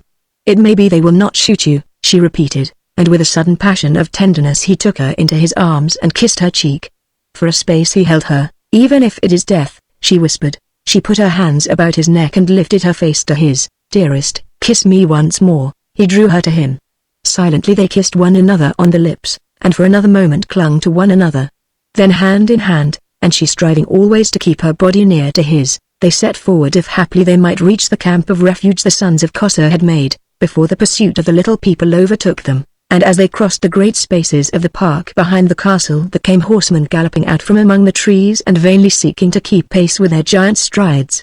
And presently ahead of them were houses, and men with guns running out of the houses. At the sight of that, though he sought to go on and was even disposed to fight and push through, she made him turn aside towards the south. As they fled, a bullet whipped by them overhead. Chapter 3 Young Caddies in London. 1. All unaware of the trend of events, unaware of the laws that were closing in upon all the brethren, unaware indeed that there lived a brother for him on the earth, young Caddies chose this time to come out of his chalk pit and see the world. His brooding came at last to that. There was no answer to all his questions in Cheesing Eyebright. The new vicar was less luminous even than the old, and the riddle of his pointless labor grew at last to the dimensions of exasperation. "Why should I work in this pit day after day?" he asked. "Why should I walk within bounds and be refused all the wonders of the world beyond there? What have I done to be condemned to this?" And one day he stood up, straightened his back, and said in a loud voice, "No, I won't," he said, and then with great vigor cursed the pit. Then, having few words, he sought to express his thought in acts. He took a track half filled with chalk, lifted it, and flung it, smash, against another. Then he grasped a whole row of empty trucks and spun them down a bank. He sent a huge boulder of chalks bursting among them, and then ripped up a dozen yards of rail with a mighty plunge of his foot. So he commenced the conscientious wrecking of the pit. "Work all my days," he said. At this, it was an astonishing 5 minutes for the little geologist he had, in his preoccupation, overlooked. This poor little creature, having dodged 2 boulders by a hairbreadth, got out by the westward corner and fled athwart the hill, with flapping rucksack and twinkling knickerbockered legs, leaving a trail of Cretaceous echinoderms behind him, while young Caddies, satisfied with the destruction he had achieved, came striding out to fulfill his purpose in the world. Work in that old pit, until I die and rot and stink I. What worm did they think was living in my giant body? Dig chalk for God knows what foolish purpose I note I. The trend of road and railway perhaps, or mere chance it was, turned his face to London, and thither he came striding, over the downs and athwart the meadows through the hot afternoon, to the infinite amazement of the world. It signified nothing to him that torn posters in red and white bearing various names flapped from every wall and barn. He knew nothing of the electoral revolution that had flung Caterham, Jack the Giant Killer, into power.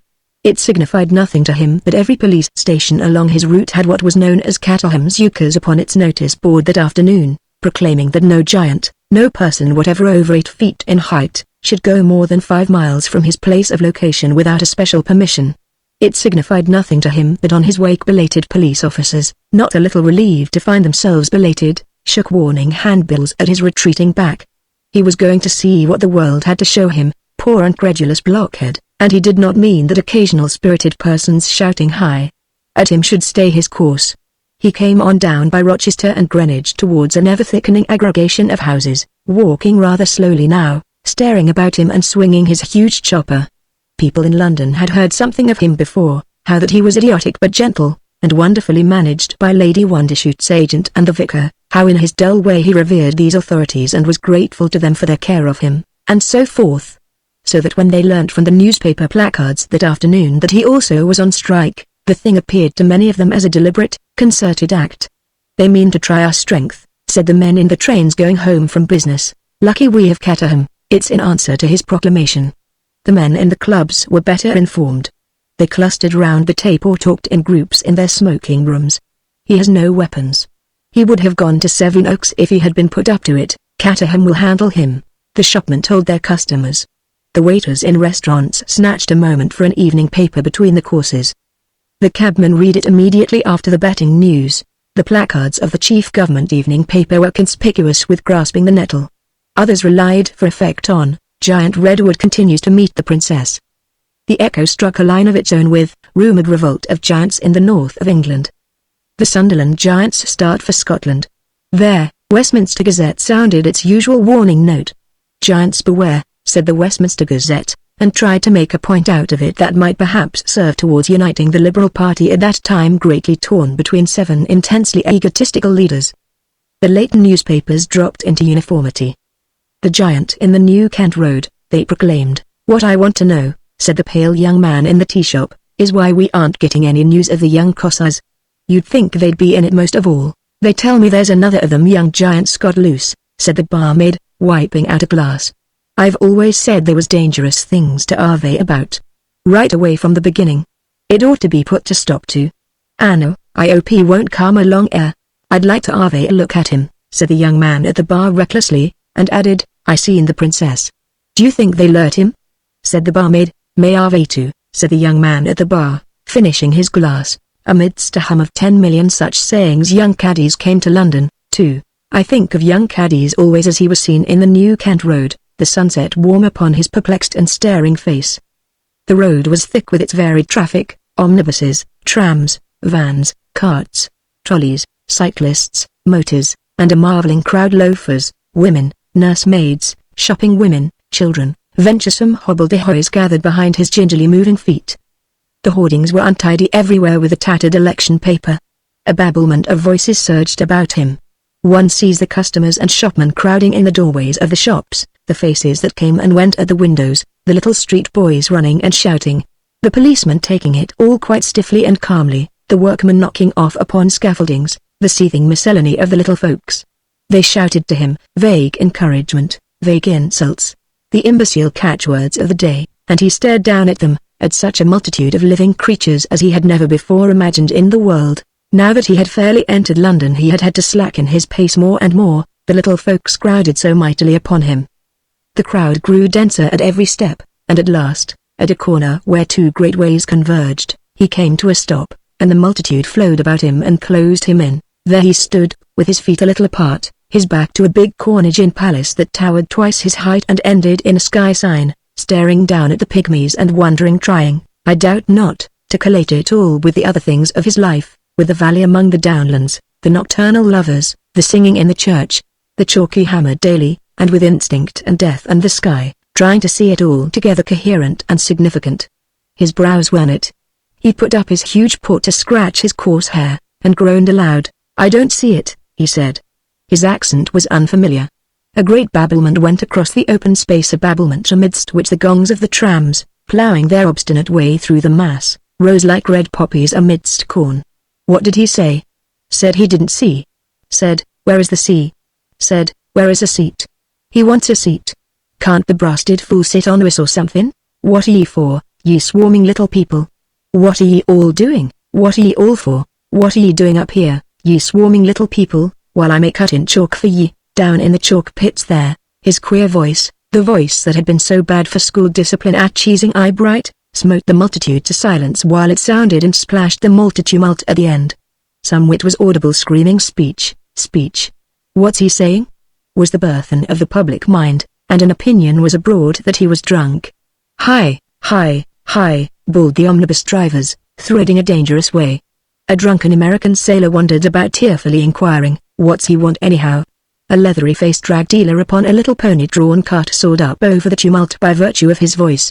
"Gnome, you blasted giant!" he brawled. "Gnome, you blasted great dangerous thing. Can't you see you're frightening the osses? Go with you.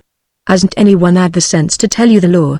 And over all this uproar young caddies stared, perplexed, expectant, saying no more. Down a side road came a little string of solemn policemen, and threaded itself ingeniously into the traffic.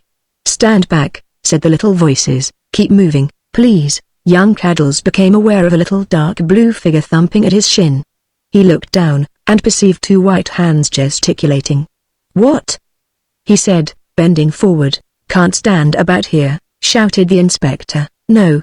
You can't stand about here," he repeated. "But where am I to go? Back to your village?" "Place of location." "Anyhow, now you've got to move on.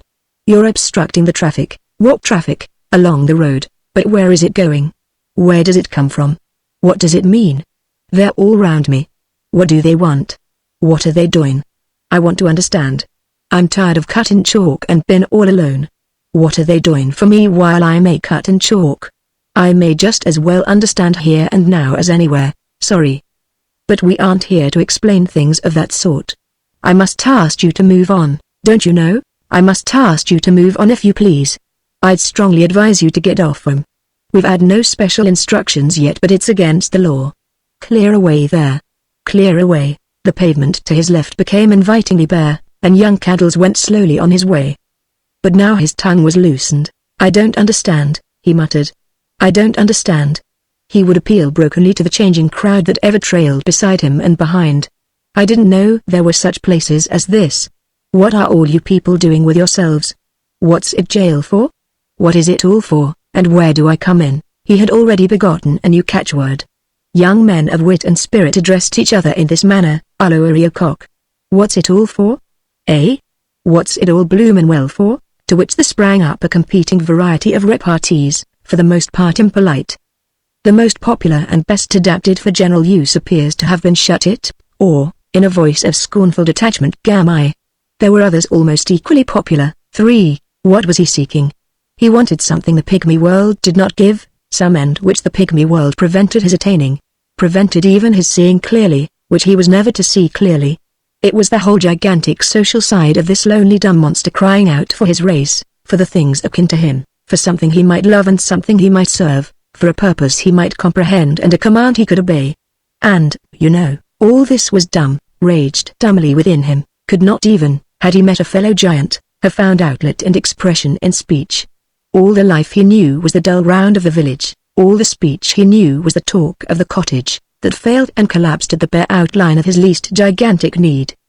He knew nothing of money, this monstrous simpleton, nothing of trade, nothing of the complex pretenses upon which the social fabric of the little folks was built. He needed whatever he needed, he never found his need. All through the day and the summer night he wandered, growing hungry but as yet untired, marking the varied traffic of the different streets, the inexplicable businesses of all these infinitesimal beings. In the aggregate it had no other color than confusion for him. He is said to have plucked a lady from her carriage in Kensington, a lady in evening dress of the smartest sort, to have scrutinized her closely, train and shoulder blades, and to have replaced her a little carelessly with the profoundest sigh. For that I cannot vouch. For an hour or so he watched people fighting for places in the omnibuses at the end of Piccadilly. He was seen looming over Kennington Oval for some moments in the afternoon, but when he saw these dense thousands were engaged with the mystery of cricket and quite regardless of him, he went his way with a groan. He came back to Piccadilly Circus between 11 and 12 at nights and found a new sort of multitude. Clearly they were very intent, full of things they, for inconceivable reasons, might do, and of others they might not do. They stared at him and jeered at him and went their way. The cabmen, vulture-eyed, followed one another continually along the edge of the swarming pavement. People emerged from the restaurants or entered them, grave, intent, dignified, or gently and agreeably excited or keen and vigilant beyond the cheating of the sharpest waiter born. The great giant, standing at his corner, peered at them all. "What is it all for?" he murmured in a mournful vast undertone. "What is it all for? They are all so earnest. What is it I do not understand?" And none of them seemed to see, as he could do, the drink-sodden wretchedness of the painted women at the corner, the ragged misery that sneaked along the gutters, the infinite futility of all this employment. The infinite futility. None of them seemed to feel the shadow of that giant's need, that shadow of the future, that lay athwart their paths. Across the road high up mysterious letters flamed and went, that might, could he have read them, have measured for him the dimensions of human interest, have told him of the fundamental needs and features of life as the little folks conceived it. First would come a flaming T, then U would follow, to, then P, top, until at last there stood complete, across the sky, this cheerful message to all who felt the burthen of life's earnestness. Tupper's tonic wine for vigor, snap. And it had vanished into night, to be followed in the same slow development by a second universal solicitude. Beauty soap, not, you remark, mere cleansing chemicals, but something, as they say, ideal, and then, completing the tripod of the little life. Tanker's yellow pills. After that there was nothing for it but Tupper again, in naming crimson letters, snap, snap, across the void, T-U-P-P. Early in the small hours it would seem that young caddies came to the shadowy quiet of Regent's Park, stepped over the railings and lay down on a grassy slope near where the people skate in winter time. And there he slept an hour or so. And about 6 o'clock in the morning, he was talking to a draggled woman he had found sleeping in a ditch near Hampstead Heath, asking her very earnestly what she thought she was for. The wandering of caddies about London came to a head on the second day in the morning. For then his hunger overcame him. He hesitated where the hot-smelling loaves were being tossed into a cart, and then very quietly knelt down and commenced robbery. He emptied the cart while the baker's man fled for the police, and then his great hand came into the shop and cleared counter and cases. Then with an armful, still eating, he went his way looking for another shop to go on with his meal. It happened to be one of those seasons when work is scarce and food dear, and the crowd in that quarter was sympathetic even with a giant who took the food they all desired. They applauded the second phase of his meal, and laughed at his stupid grimace at the policeman. "I was hungry," he said, with his mouth full. "Bravo!" cried the crowd. Bravo! Then when he was beginning his third baker's shop, he was stopped by half a dozen policemen hammering with truncheons at his shins. "Look here, my fine giant, you come along o' me," said the officer in charge. "You ain't allowed away from home like this. You come off home with me." They did their best to arrest him. There was a trolley, I am told, chasing up and down streets at that time, bearing rolls of chain and ship's cable to play the part of handcuffs in that great arrest. There was no intention then of killing him. "He is no party to the plot," Caterham had said. "I will not have innocent blood upon my hands." And added, "until everything else has been dried." At first caddies did not understand the import of these attentions. When he did, he told the policemen not to be fools, and set off in great strides that left them all behind. The bakers' shops had been in the Harrow Road, and he went through Canal London to St. John's Wood, and sat down in a private garden there to pick his teeth and be speedily assailed by another posse of constables. "You leave me alone," he growled, and slouched through the gardens spoiling several lawns and kicking down a fence or so, while the energetic little policemen followed him up, some through the gardens, some along the road in front of the houses. Here there were one or two with guns, but they made no use of them. When he came out into the Edgware Road there was a new note and a new movement in the crowd, and a mounted policeman rode over his foot and got upset for his pains. "You leave me alone," said caddies, facing the breathless crowd. "I ain't done anything to you." At that time he was unarmed, for he had left his chalk chopper in Regent's Park. But now, poor wretch, he seems to have felt the need of some weapon. He turned back towards the goods yard of the Great Western Railway, wrenched up the standard of a tall arc light, a formidable mace for him, and flung it over his shoulder. And finding the police still turning up to pester him, he went back along the Edgware Road, towards Cricklewood, and struck off sullenly to the north. He wandered as far as Waltham, and then turned back westward and then again towards London, and came by the cemeteries and over the crest of Highgate about midday into view of the greatness of the city again. He turned aside and sat down in a garden, with his back to a house that overlooked all London. He was breathless, and his face was lowering, and now the people no longer crowded upon him as they had done when first he came to London, but lurked in the adjacent garden, and peeped from cautious securities. They knew by now the thing was grimmer than they had thought. "Why can't they leave me alone?" growled young Caddies. "I'm a seat. Why can't they leave me alone?" He sat with a darkling face, gnawing at his knuckles and looking down over London. All the fatigue, worry, perplexity, and impotent wrath of his wanderings was coming to a head in him. "They mean nothing," he whispered. "They mean nothing. And they won't let me alone, and they will get in my way." And again, over and over to himself, "Meaning nothing, ugh. The little people." He bit harder at his knuckles and his scowl deepened. "Cut in chalk for 'em," he whispered. "And all the world is theirs. I don't come in nowhere." Presently with a spasm of sick anger he saw the now familiar form of a policeman astride the garden wall. "Leave me alone," grunted the giant. "Leave me alone, I got to do my duty," said the little policeman, with a face that was white and resolute. "You leave me alone. I got to live as well as you. I got to think. I got to eat. You leave me alone, it's the law," said the little policeman, coming no further. "We never made the law, nor me," said young Caddies. "You little people made all that before I was born. You and your law. What I must and what I mustn't.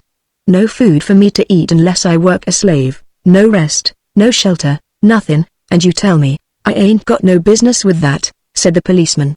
"I'm not one to argue. All I got to do is to carry out the law." And he brought his second leg over the wall and seemed disposed to get down. Other policemen appeared behind him. "I got no quarrel with you, mind," said young Caddies, with his grip tight upon his huge mace of iron, his face pale, and a lang explanatory great finger to the policeman. "I got no quarrel with you. But you leave me alone." The policeman tried to be calm and commonplace, with a monstrous tragedy clear before his eyes. "Give me the proclamation," he said to some unseen follower, and a little white paper was handed to him. "Leave me alone," said Caddies, scowling, tense, and drawn together. "This means," said the policeman before he read, Go to your chalk pit. If not, you'll be hurt." Caddies gave an inarticulate growl. Then when the proclamation had been read, the officer made a sign. 4 men with rifles came into view and took up positions of affected ease along the wall. They wore the uniform of the Rat Police. At the sight of the guns, young Caddies blazed into anger. He remembered the sting of the Rexton farmers' shotguns. "You going to shoot off those at me?" he said, pointing, and it seemed to the officer he must be afraid, "if you don't march back to your pit." Then in an instant the officer had slung himself back over the wall, and 60 feet above him the great electric standard whirled down to his death. Bang, bang, bang, went the heavy guns, and smash. The shattered wall, the soil and subsoil of the garden flew. Something flew with it, that left red drops on one of the shooter's hands. The rifleman dodged this way and that and turned valiantly to fire again. But young Caddies, already shot twice through the body, had spun about to find who it was had hit him so heavily in the back. Bang! Bang! He had a vision of houses and greenhouses and gardens, of people dodging at windows, the whole swaying fearfully and mysteriously. He seems to have made 3 stumbling strides, to have raised and dropped his huge mace, and to have clutched his chest. He was stung and wrenched by pain. What was this, warm and wet, on his hand? One man peering from a bedroom window saw his face, saw him staring, with a grimace of weeping dismay, at the blood upon his hand, and then his knees bent under him, and he came crashing to the earth, the first of the giant nettles to fall to Catterham's resolute clutch, the very last that he had reckoned would come into his hand. Chapter 4 Edward's 2 days. 1. So soon as Catterham knew the moment for grasping his nettle had come, he took the law into his own hands and sent to arrest Cosser and Redwood. Redwood was there for the taking. He had been undergoing an operation in the side, and the doctors had kept all disturbing things from him until his convalescence was assured. Now they had released him. He was just out of bed, sitting in a fire-warmed room, with a heap of newspapers about him. reading for the first time of the agitation that had swept the country into the hands of Caterham, and of the trouble that was darkening over the princess and his son. It was in the morning of the day when young Caddies died, and when the policeman tried to stop young Redwood on his way to the princess. The latest newspapers Redwood had did but vaguely prefigure these imminent things. He was rereading these first adumbrations of disaster with a sinking heart, reading the shadow of death more and more perceptibly into them, reading to occupy his mind until further news should come. When the officers followed the servant into his room, he looked up eagerly. "I thought it was an early evening paper," he said. Then standing up, and with a swift change of manner, "What's this?" After that Redwood had no news of anything for 2 days. They had come with a vehicle to take him away, but when it became evident that he was ill, it was decided to leave him for a day or so until he could be safely removed, and his house was taken over by the police and converted into a temporary prison. It was the same house in which Giant Redwood had been born and in which Heracleophobia had for the first time been given to a human being, and Redwood had now been a widower and had lived alone in it 8 years. He had become an iron-grey man, with a little pointed grey beard and still active brown eyes. He was slender and soft-voiced, as he had ever been, but his features have now that indefinable quality that comes of brooding over mighty things. To the arresting officer his appearance was in impressive contrast to the enormity of his offences. "Here's this fella," said the officer in command, to his next subordinate, "has done his level best to bust up everything, and he's got a face like a quiet country gentleman, and here's Judge Hangbrow keeping everything nice and in order for everyone, and he's got to add like a og. Then their manners. One all consideration and the other snort and grunt. Which just shows you, doesn't it, that appearances aren't to be gone upon, whatever else you do." But his praise of Redwood's consideration was presently dashed. The officers found him troublesome at first until they had made it clear that it was useless for him to ask questions or beg for papers. They made a sort of inspection of his study indeed, and cleared away even the papers he had. Redwood's voice was high and expostulatory. "But don't you see," he said over and over again, "it's my son, my only son, that is in this trouble. It isn't the food I care for, but my son. I wish indeed I could tell you, sir," said the officer. "But our orders are strict." "Who gave the orders?" cried Redwood. "That, sir," said the officer, and moved towards the door. "He's going up and down his room," said the second officer, when his superior came down. "That's all right. He'll walk it off a bit, I hope he will," said the chief officer. "The fact is I didn't see it in that light before, but this here giant what's been going on with the princess, you know, is this man's son." The two regarded one another and the third policeman for a space. "Then it is a bit rough on him," the third policeman said. It became evident that Redwood had still imperfectly apprehended the fact that an iron curtain had dropped between him and the outer world. They heard him go to the door, try the handle and rattle the lock, and then the voice of the officer who was stationed on the landing telling him it was no good to do that. Then afterwards they heard him at the windows and saw the men outside looking up. "It's no good that way," said the second officer. Then Redwood began upon the bell. The senior officer went up and explained very patiently that it could do no good to ring the bell like that, and if it was rung for nothing now it might have to be disregarded presently when he had need of something. "Any reasonable attendance, sir?" the officer said. "But if you ring it just by way of protest we shall be obliged, sir, to disconnect." The last word the officer heard was Redwood's high-pitched, "But at least you might tell me if my son, too." After that Redwood spent most of his time at the windows. But the windows offered him a little of the march of events outside. It was a quiet street at all times, and that day it was unusually quiet. Scarcely a cab, scarcely a tradesman's cart passed all that morning. Now and then men went by without any distinctive air of events, now and then a little group of children, a nursemaid and a woman going shopping, and so forth.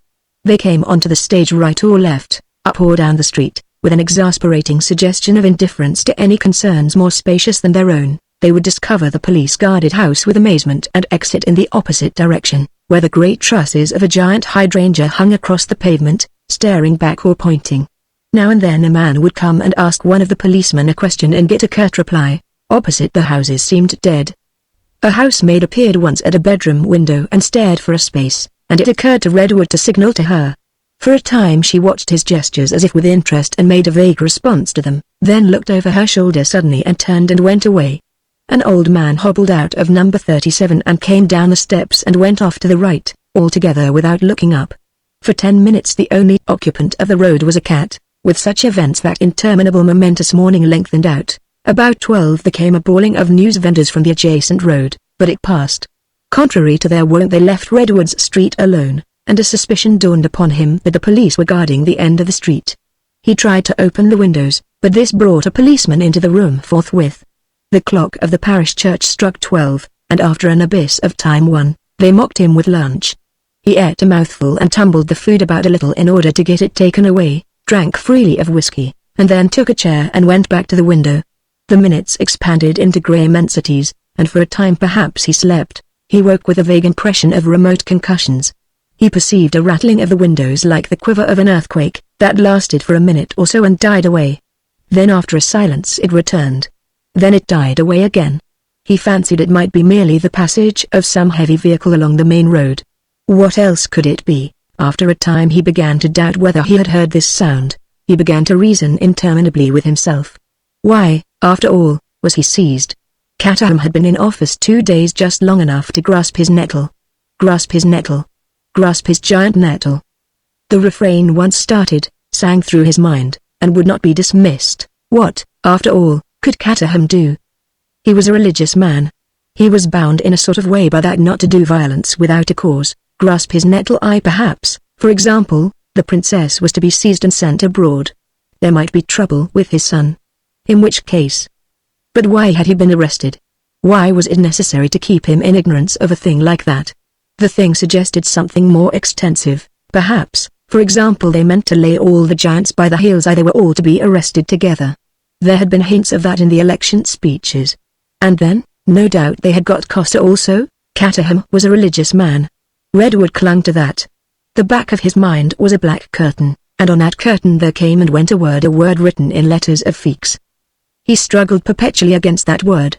It was always as it were beginning to get written on the curtain and never getting completed. He faced it at last. Massacre. There was the word in its full brutality. No. No. No. It was impossible. Caterham was a religious man, a civilized man.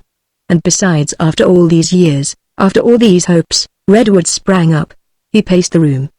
He spoke to himself. He shouted, no, mankind was surely not so mad as that, surely not. It was impossible, it was incredible, it could not be. What good would it do to kill the giant human when the gigantic in all the lower things had now inevitably come? They could not be so mad as that. I must dismiss such an idea, he said aloud. Dismiss such an idea. Absolutely. He pulled up short. What was that? Certainly the windows had rattled. He went to look out into the street. Opposite he saw the instant confirmation of his ears. At a bedroom at number 35 was a woman, towel in hand, and at the dining room of number 37 a man was visible behind a great vase of hypertrophied maidenhair fern, both staring out and up, both disquieted and curious. He could see now too, quite clearly, that the policeman on the pavement had heard it also. The thing was not his imagination. He turned to the darkling room. Guns, he said. He brooded. Guns? They brought him in strong tea, such as he was accustomed to have. It was evident his housekeeper had been taken into consultation. After drinking it, he was too restless to sit any longer at the window, and he paced the room. His mind became more capable of consecutive thought. The room had been his study for 24 years. It had been furnished at his marriage, and all the essential equipment dated from then: the large complex writing desk, the rotating chair, the easy chair at the fire, the rotating bookcase, the fixture of indexed pigeonholes that filled the further recess. The vivid turkey carpet, the later Victorian rugs and curtains had mellowed now to a rich dignity of effect, and copper and brass shone warm about the open fire. Electric lights had replaced the lamp of former days. That was the chief alteration in the original equipment. But among these things his connection with the food had left abundant traces. Along one wall, above the dado, ran a crowded array of black-framed photographs and photogravures, showing his son and Cossa's sons and others of the Boom children at various ages and amidst various surroundings. Even young Cadell's vacant visage had its place in that collection. In the corner stood a sheaf of the tassels of gigantic meadow grass from Cheesing Eyebright, and on the desk there lay 3 empty poppy heads as big as hats. The curtain rods were grass stems. And the tremendous skull of the great hog of Oakham hung, a portentous ivory overmantel, with a Chinese jar in either eye socket, snout down above the fire.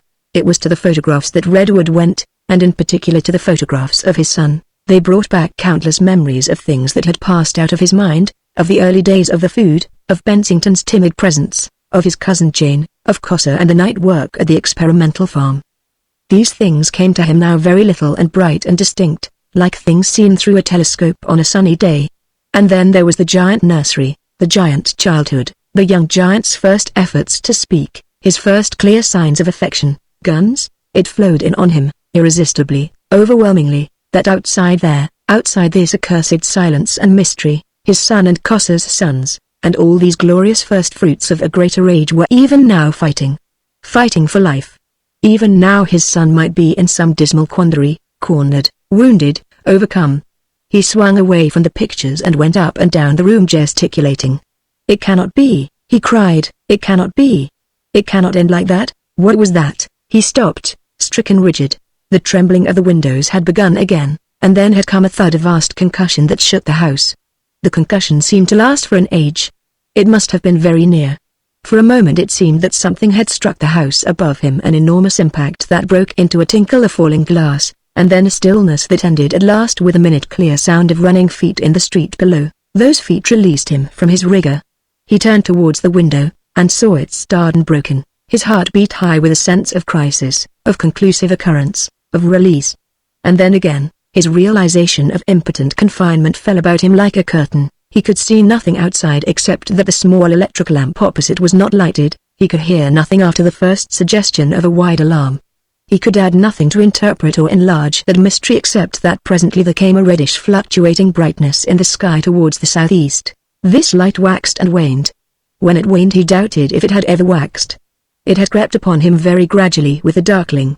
It became the predominant fact in his long night of suspense.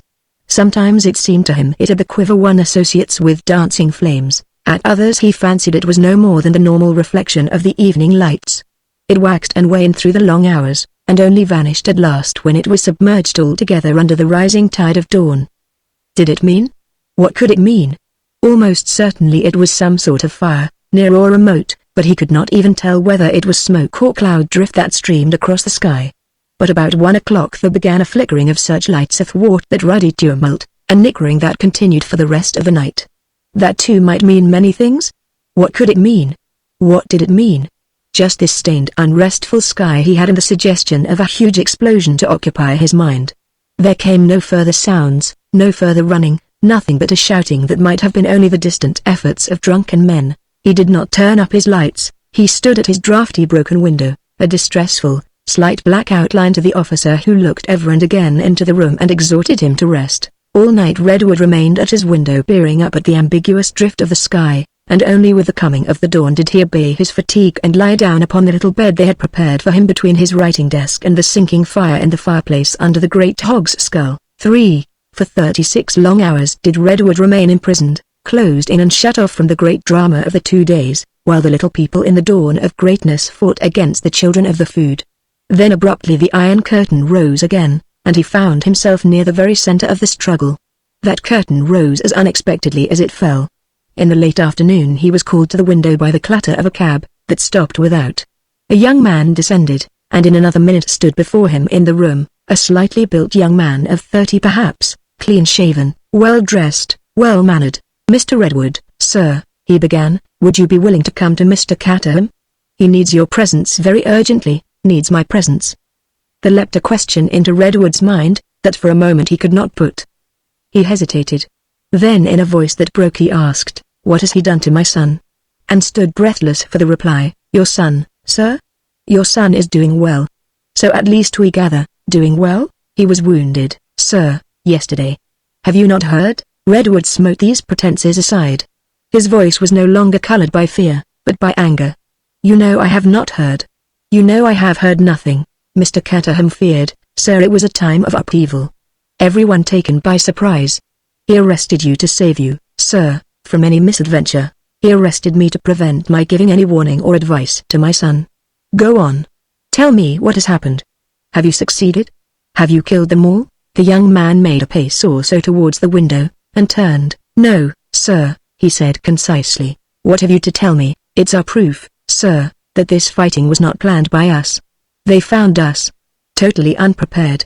"You mean?" "I mean, sir, the giants have to a certain extent held their own. The world changed, for Redwood. For a moment something like hysteria had the muscles of his face and throat. Then he gave vent to a profound ah. His heart bounded towards exultation. The giants have held their own. There has been terrible fighting, terrible destruction. It is all a most hideous misunderstanding. In the North and Midlands giants have been killed.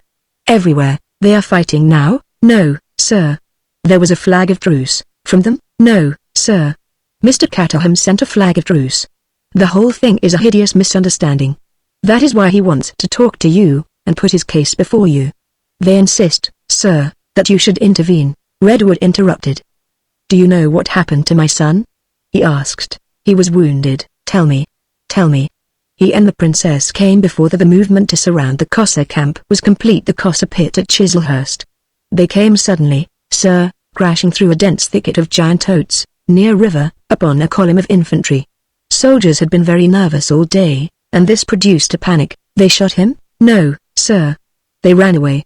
Some shot at him wildly against orders. Redwood gave a note of denial. It's true, sir. Not on account of your son, I won't pretend, but on account of the princess. Yes. That's true. The two giants ran shouting towards the encampment. The soldiers ran this way and that, and then some began firing. They say they saw him stagger. Ugh, yes, sir. But we know he is not badly hurt. How? He sent the message, sir, that he was doing well. To me? Who else, sir? Redwood stood for nearly a minute with his arms tightly folded, taking this in. Then his indignation found a voice. Because you were fools in doing the thing, because you miscalculated and blundered, you would like me to think you are not murderers in intention. And besides the rest? The young man looked interrogation. The other giants? The young man made no further pretense of misunderstanding. His tone fell. 13, sir, are dead, and others wounded? Yes, sir, and Caterham, he gasped, wants to meet me. Where are the others? Some got to the encampment during the fighting, sir. They seem to have known. Well, of course they did. If it hadn't been for Cossa is there? Yes, sir. And all the surviving giants are the ones who didn't get to the camp in the fighting have gone, or are going now under the flag of truce. That means, said Redwood, that you are beaten. We are not beaten. No, sir. You cannot say we are beaten. But your sons have broken the rules of war. Once last night, and now again. After our attack had been withdrawn. This afternoon they began to bombard London. That's legitimate. They have been firing shells filled with poison. Poison? Yes. Poison. The food. Heracleophobia? Yes, sir. Mr. Caterham, sir, you are beaten. Of course that beats you. It's Cossa. What can you hope to do now? What good is it to do anything now? You will breathe it in the dust of every street. What is there to fight for more? Rules of war, indeed. And now Caterham wants to humbug me to help him bargain. Good heavens, man. Why should I come to your exploded windbag? He has played his game. Murdered and muddled.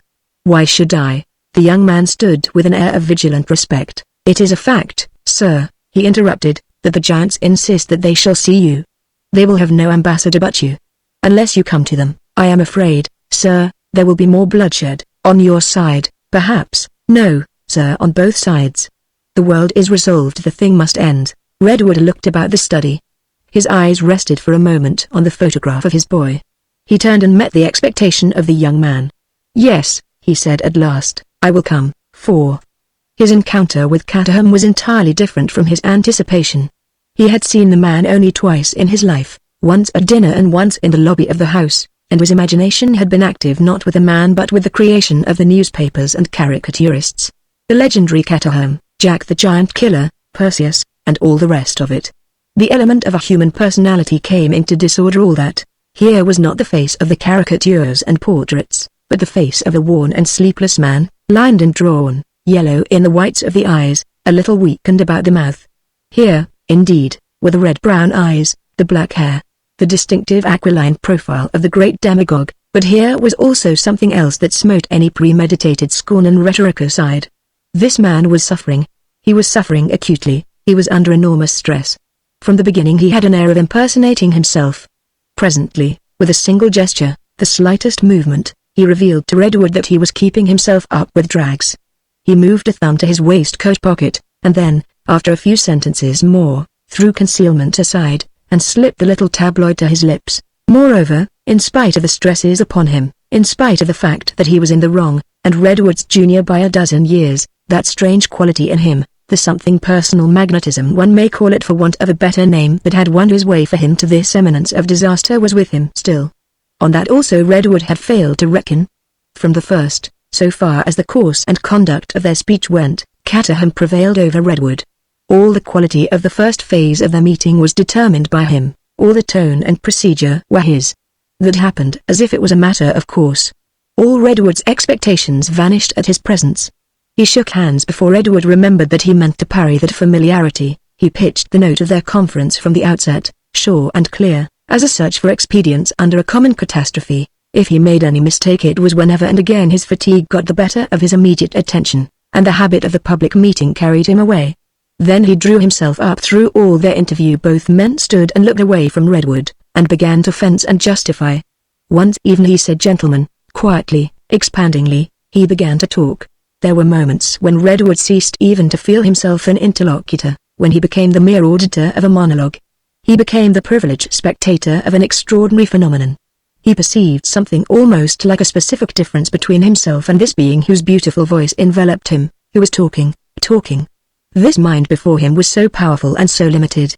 From its driving energy, its personal weight, its invincible oblivion to certain things, there sprang up in Redwood's mind the most grotesque and strange of images. Instead of an antagonist who was a fellow creature, a man one could hold morally responsible, and to whom one could address reasonable appeals, he saw Caterham as something like a monstrous rhinoceros, as it were, a civilized rhinoceros begotten of the jungle of democratic affairs, a monster of irresistible onset and invincible resistance. In all the crashing conflicts of that tangle he was supreme. And beyond? This man was a being supremely adapted to make his way through multitudes of men. For him there was no fault so important as self-contradiction, no science so significant as the reconciliation of interests. Economic realities, topographical necessities, the barely touched mines of scientific expedients, existed for him no more than railways or rifled guns or geographical literature exist for his animal prototype. What did exist were gatherings, and caucuses, and votes, above all, votes. He was votes incarnate, millions of votes, and now in the great crisis, with the giants broken but not beaten, this vote monster talked. It was so evident that even now he had everything to learn. He did not know there were physical laws and economic laws, quantities and reactions that all humanity voting nem in contradicenti cannot vote away, and that are disobeyed only at the price of destruction. He did not know there are moral laws that cannot be bent by any force of glamour, or are bent only to fly back with vindictive violence. In the face of shrapnel or the Judgment Day, it was evident to Redwood that this man would have sheltered behind some curiously dodged vote of the House of Commons. What most concerned his mind now was not the powers that held the fastness away there to the south, not defeat and death, but the effect of these things upon his majority, the cardinal reality in his life. He had to defeat the giants or go under. He was by no means absolutely despairful. In this hour of his utmost failure, with blood and disaster upon his hands, and the rich promise of still more horrible disaster, with the gigantic destinies of the world towering and toppling over him, he was capable of a belief that by sheer exertion of his voice, by explaining and qualifying and restating, he might yet reconstitute his power. He was puzzled and distressed, no doubt, fatigued and suffering, but if only he could keep up, if only he could keep talking. As he talked he seemed to Redwood to advance and recede, to dilate and contract. Redwood's share of the talk was of the most subsidiary sort, wedges as it were suddenly thrust in. That's all nonsense. No. It's no use suggesting that. Then why did you begin? It is doubtful if Caterham really heard him at all.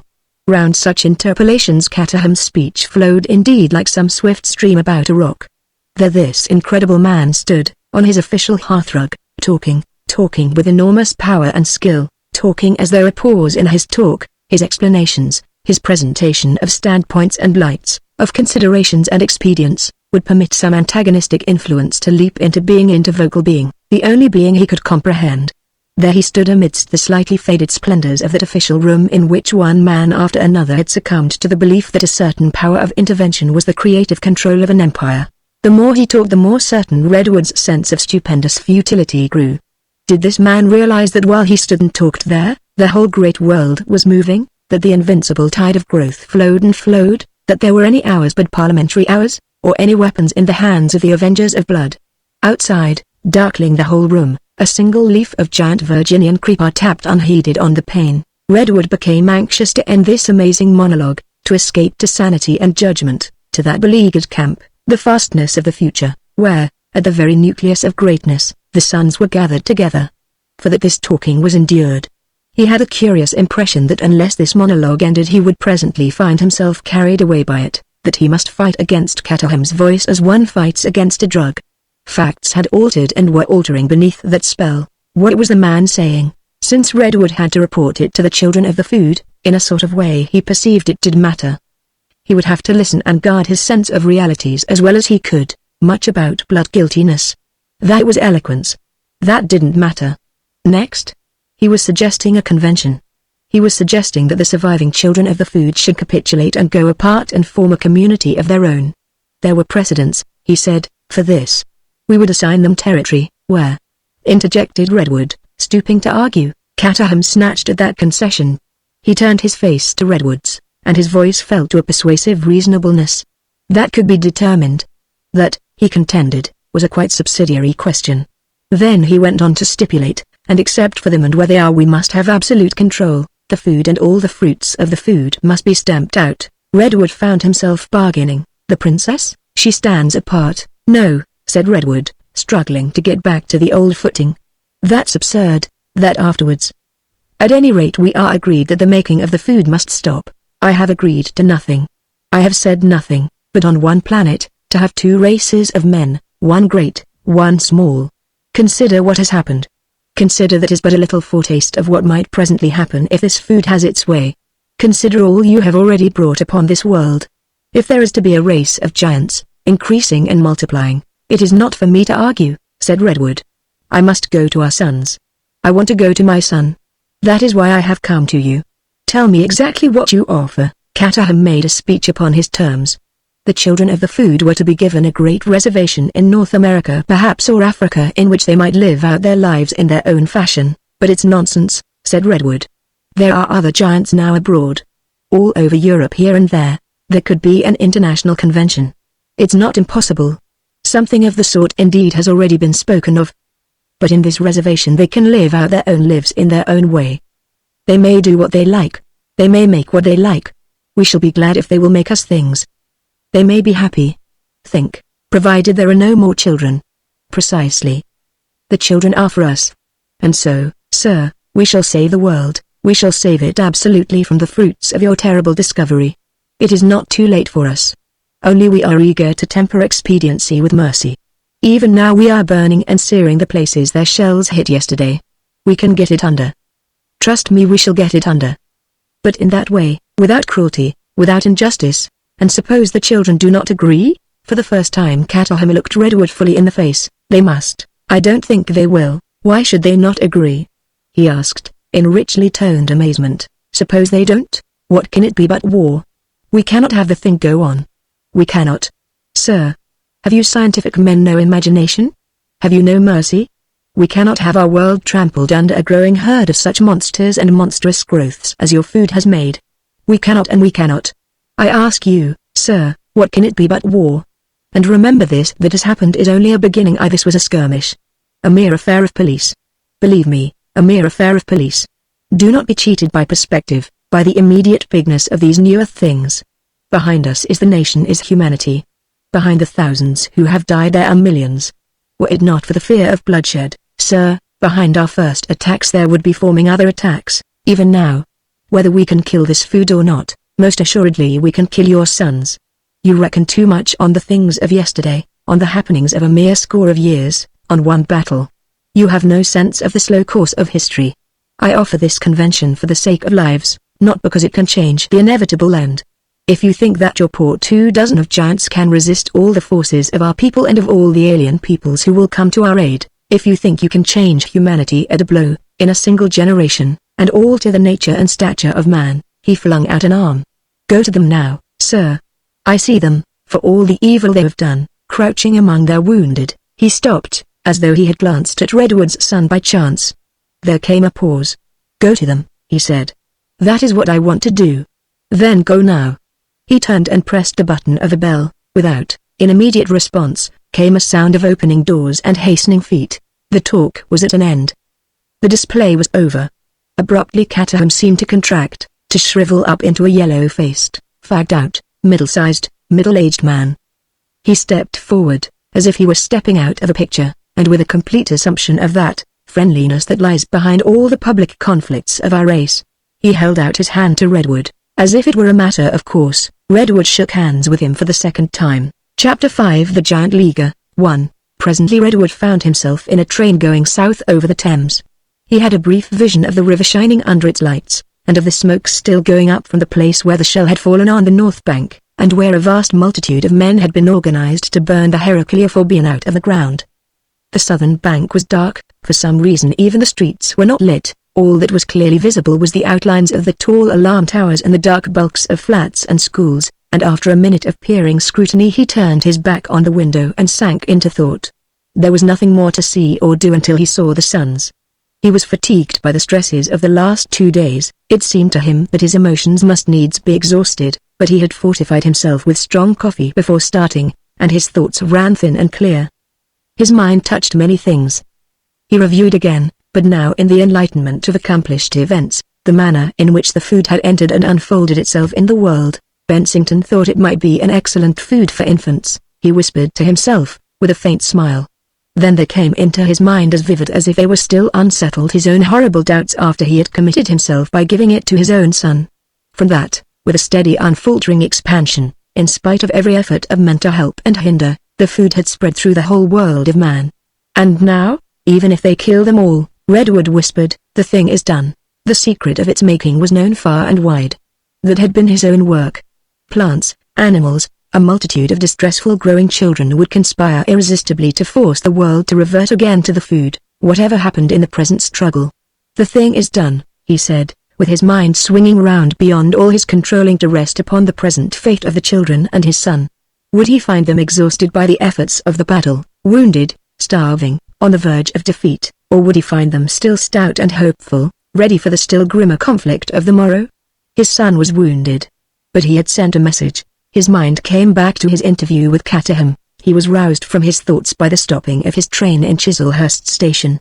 He recognized the place by the huge rat alarm tower that crested Camden Hill, and the row of blossoming giant hemlocks that lined the road. Cataham's private secretary came to him from the other carriage and told him that half a mile farther the line had been wrecked, and that the rest of the journey was to be made in a motor car. Redwood descended upon a platform lit only by a hand lantern and swept by the cool night breeze. The quiet of that derelict, wood-set, weed-embedded suburb for all the inhabitants had taken refuge in London at the outbreak of yesterday's conflict became instantly impressive. His conductor took him down the steps to where a motor car was waiting with blazing lights, the only lights to be seen, handed him over to the care of the driver and bade him farewell. "You will do your best for us," he said, with an imitation of his master's manner, as he held Redwood's hand. So soon as Redwood could be wrapped about they started out into the night. At one moment they stood still, and then the motor car was rushing softly and swiftly down the station incline. They turned one corner and another, followed the windings of a lane of villas, and then before them stretched the road. The motor droned up to its topmost speed, and the black night swept past them. Everything was very dark under the starlight, and the whole world crouched mysteriously and was gone without a sound. Not a breath stirred the flying things by the wayside. The deserted, pallid white villas on either hand, with their black unlit windows, reminded him of a noiseless procession of skulls. The driver beside him was a silent man, or stricken into silence by the conditions of his journey. He answered Redwood's brief questions in monosyllables, and gruffly. Athwart the southern sky the beams of searchlights waved noiseless passes, the sole strange evidences of life they seemed in all the derelict world about the hurrying machine. The road was presently bordered on either side by gigantic blackthorn shoots that made it very dark, and by tall grass and big campions, huge giant dead nettles as high as trees, flickering past darkly in silhouette overhead. Beyond Keston they came to a rising hill, and the driver went slow. At the crest he stopped. The engine throbbed and became still. "There," he said, and his big gloved finger pointed, a black misshapen thing before Edward's eyes. Far away as it seemed, the great embankment, crested by the blaze from which the searchlights sprang, rose up against the sky. Those beams went and came among the clouds and the hilly land about them as if they traced mysterious incantations. "I don't know," said the driver at last, and it was clear he was afraid to go on. Presently a searchlight swept down the sky to them, stopped as it were with a start, scrutinized them, a blinding stare confused rather than mitigated by an intervening monstrous weed stem or so. They sat with their gloves held over their eyes, trying to look under them and meet that light. "Go on," said Redwood after a while. The driver still had his doubts. He tried to express them, and died down to "I don't know" again. At last he ventured on. "Here goes," he said, and roused his machinery to motion again, followed intently by that great white eye. To Redwood it seemed for a long time they were no longer on Earth, but in a state of palpitating hurry through a luminous cloud. Tuff, tuff, tuff, tuff, went the machine, and ever and again obeying I know not what nervous impulse the driver sounded his horn. They passed into the welcome darkness of a high-fenced lane, and down into a hollow and past some houses into that blinding stare again. Then for a space the road ran naked across a down, and they seemed to hang throbbing in immensity. Once more giant weeds rose about them and whirled past. Then quite abruptly close upon them loomed the figure of a giant, shining brightly where the searchlight caught him below, and black against the sky above. "Hello there!" he cried, and stop. "There's no more road beyond." "Is that Father Redwood?" Redwood stood up and gave a vague shout by way of answer, and then Cossa was in the road beside him, gripping both hands with both of his and pulling him out of the car. "What of my son?" asked Redwood. "He's all right," said Cossa. "They've hurt nothing serious in him. And your lads?" "Well. All of them, well. But we've had to make a fight for it." The giant was saying something to the motor driver. Redwood stood aside as the machine wheeled round, and then suddenly Cossa vanished. Everything vanished, and he was in absolute darkness for a space. The glare was following the motor back to the crest of the Keston Hill. He watched the little conveyance receding in that white halo. It had a curious effect, as though it was not moving at all and the halo was. A group of war-blasted giant elders flashed into gaunt scarred gesticulations and were swallowed again by the night. Redwood turned to Cossa's dim outline again and clasped his hand. "I have been shut up and kept in ignorance," he said, "for 2 whole days." "We fired the food at them," said Cossa. "Obviously. 30 shots. I come from Ketaham, I know you do." He laughed with a note of bitterness. "I suppose he's wiping it up, too." "Where is my son?" said Redwood. "He is all right." "The giants are waiting for your message." "Yes, but my son." He passed with Cossa down a long slanting tunnel that was lit red for a moment and then became dark again, and came out presently into the great bit of shelter the giants had made. Redwood's first impression was of an enormous arena bounded by very high cliffs and with its floor greatly encumbered. It was in darkness save for the passing reflections of the watchmen's searchlights that whirled perpetually high overhead, and for a red glow that came and went from a distant corner where 2 giants worked together amidst a metallic clangor. Against the sky, as the glare came about, his eye caught the familiar outlines of the old worksheds and playsheds that were made for the Cossa boys. They were hanging now, as it were, at a cliff brow, and strangely twisted and distorted with the guns of Kataham's bombardment. There were suggestions of huge gun emplacements above the, and nearer were piles of mighty cylinders that were perhaps ammunition. All about the wide space below, the forms of great engines and incomprehensible bulks were scattered in vague disorder. The giants appeared and vanished among these masses, and in the uncertain light, great shapes they were, not disproportionate to the things amidst which they moved. Some were actively employed, some sitting and lying as if they courted sleep, and one near at hand, whose body was bandaged, lay on a rough litter of pine boughs and was certainly asleep. Redwood peered at these dim forms, his eyes went from one stirring outline to another. "Where is my son, Cossa?" Then he saw him. His son was sitting under the shadow of a great wall of steel. He presented himself as a black shape recognizable only by his pose, his features were invisible. He sat chin upon hand, as though weary or lost in thought. Beside him Redwood discovered the figure of the princess, the dark suggestion of her merely, and then, as the glow from the distant iron returned, he saw for an instant, red-lit and tender, the infinite kindliness of her shadowed face. She stood looking down upon her lover with her hand resting against the steel. It seemed that she whispered to him. Redwood would have gone towards them. "Presently," said Cossa. "First there is your message." "Yes," said Redwood, but, he stopped. His son was now looking up and speaking to the princess, but in too low a tone for them to hear.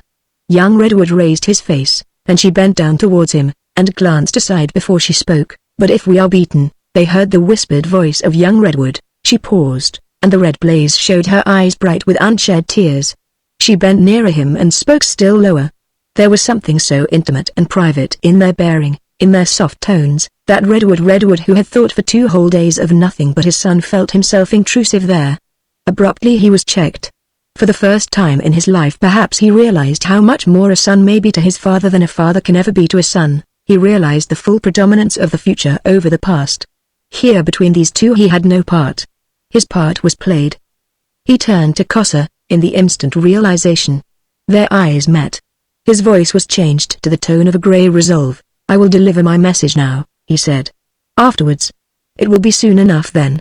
The pit was so enormous and so encumbered that it was a long and tortuous route to the place from which Redwood could speak to them all. He and Kosa followed a steeply descending way that passed beneath an arch of interlocking machinery, and so came into a vast deep gangway that ran athwart the bottom of the pit. This gangway, wide and vacant, and yet relatively narrow, conspired with everything about it to enhance Redwood's sense of his own littleness. It became, as it were, an excavated gorge. High overhead, separated from him by cliffs of darkness, the searchlights wheeled and blazed, and the shining shapes went to and fro. Giant voices called to one another above there, calling the giants together to the council of war, to hear the terms that Ketahum had sent. The gangway still inclined downward towards black vastnesses, towards shadows and mysteries and inconceivable things, into which Redwood went slowly with reluctant footsteps and Kosa with a confident stride. Redwood's thoughts were busy. The 2 men passed into the completest darkness, and Kosa took his companion's wrist.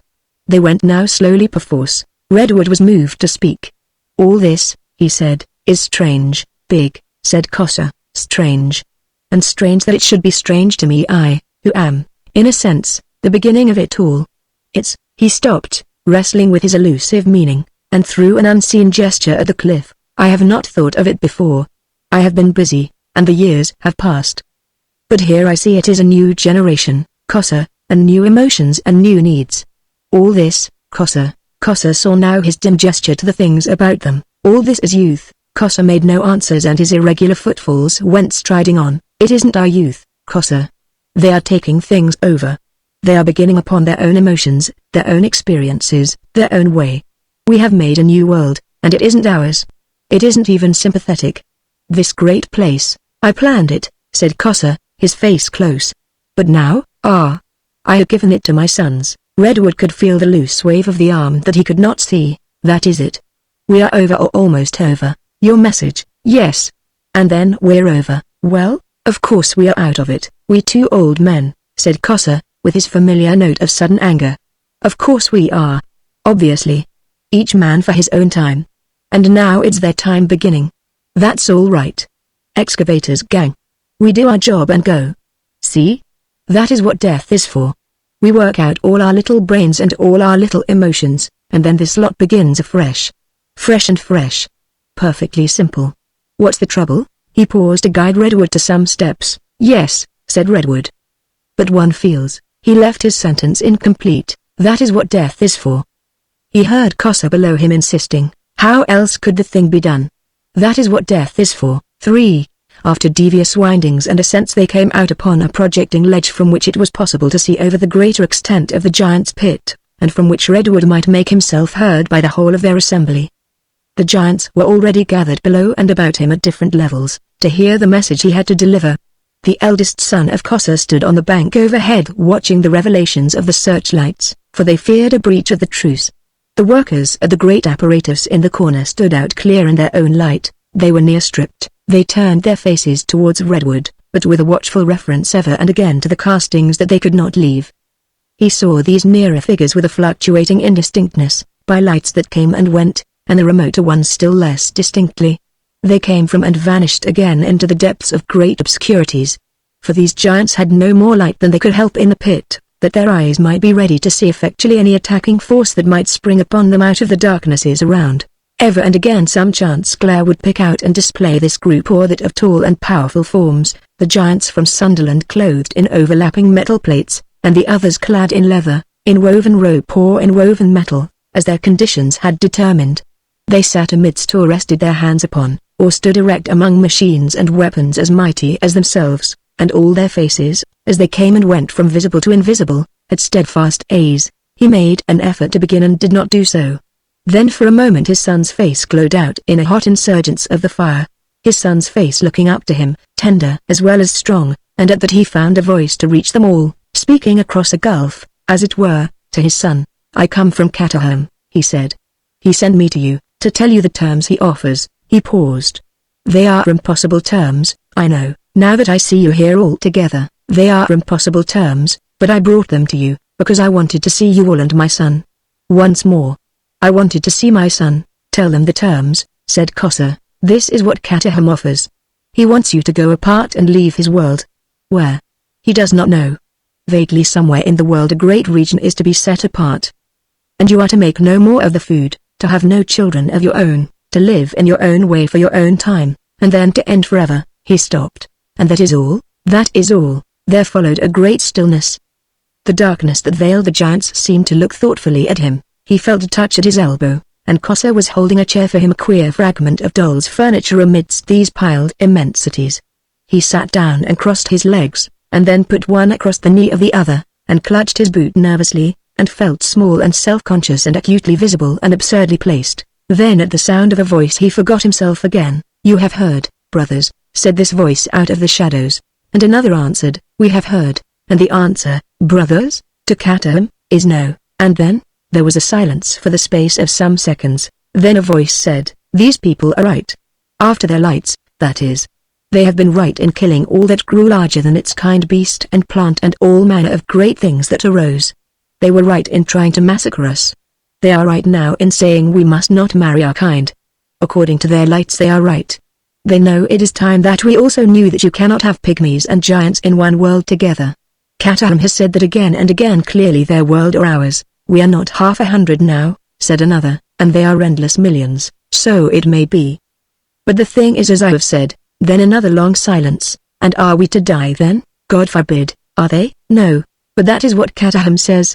He would have us live out our lives, die one by one, till only one remains, and that one at last would die also, and they would cut down all the giant plants and weeds, kill all the giant underlife, burn out the traces of the food, make an end to us and to the food forever.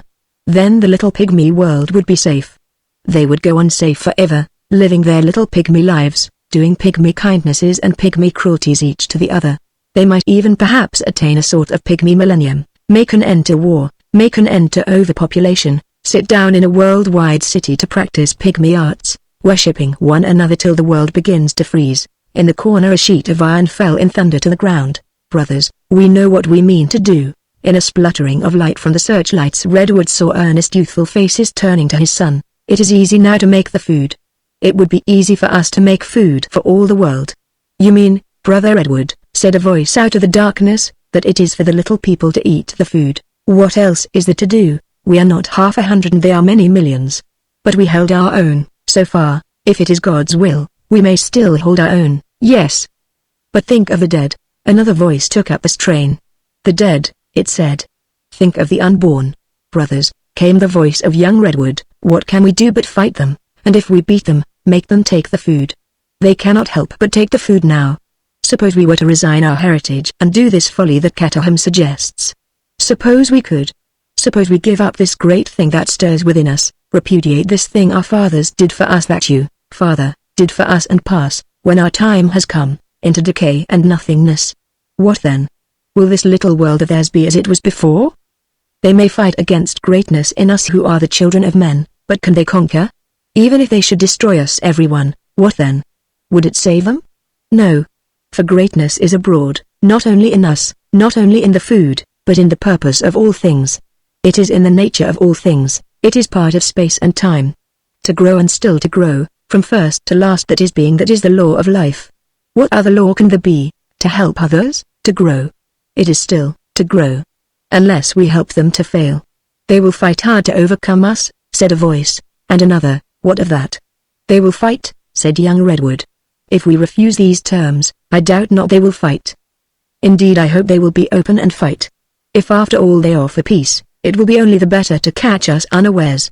Make no mistake, brothers, in some way or other they will fight. The war has begun, and we must fight, to the end. Unless we are wise, we may find presently we have lived only to make them better weapons against our children and our kind. This, so far, has been only the dawn of battle. All our lives will be a battle. Some of us will be killed in battle, some of us will be waylaid. There is no easy victory, no victory whatever that is not more than half defeat for us. Be sure of that. What of that? If only we keep a foothold, if only we leave behind us a growing host to fight when we are gone, and tomorrow, we will scatter the food, we will saturate the world with the food. Suppose they come to terms, our terms are the food. It is not as though little and great could live together in any perfection of compromise. It is one thing or the other. What right have parents to say, my child shall have no light but the light I have had, shall grow no greater than the greatness to which I have grown? Do I speak for you, brothers? Assenting murmurs answered him. And to the children who will be women as well as to the children who will be men, said a voice from the darkness, even more so to be mothers of a new race. But for the next generation there must be great and little, said Redwood, with his eyes on his son's face, for many generations. And the little will hamper the great and the great press upon the little.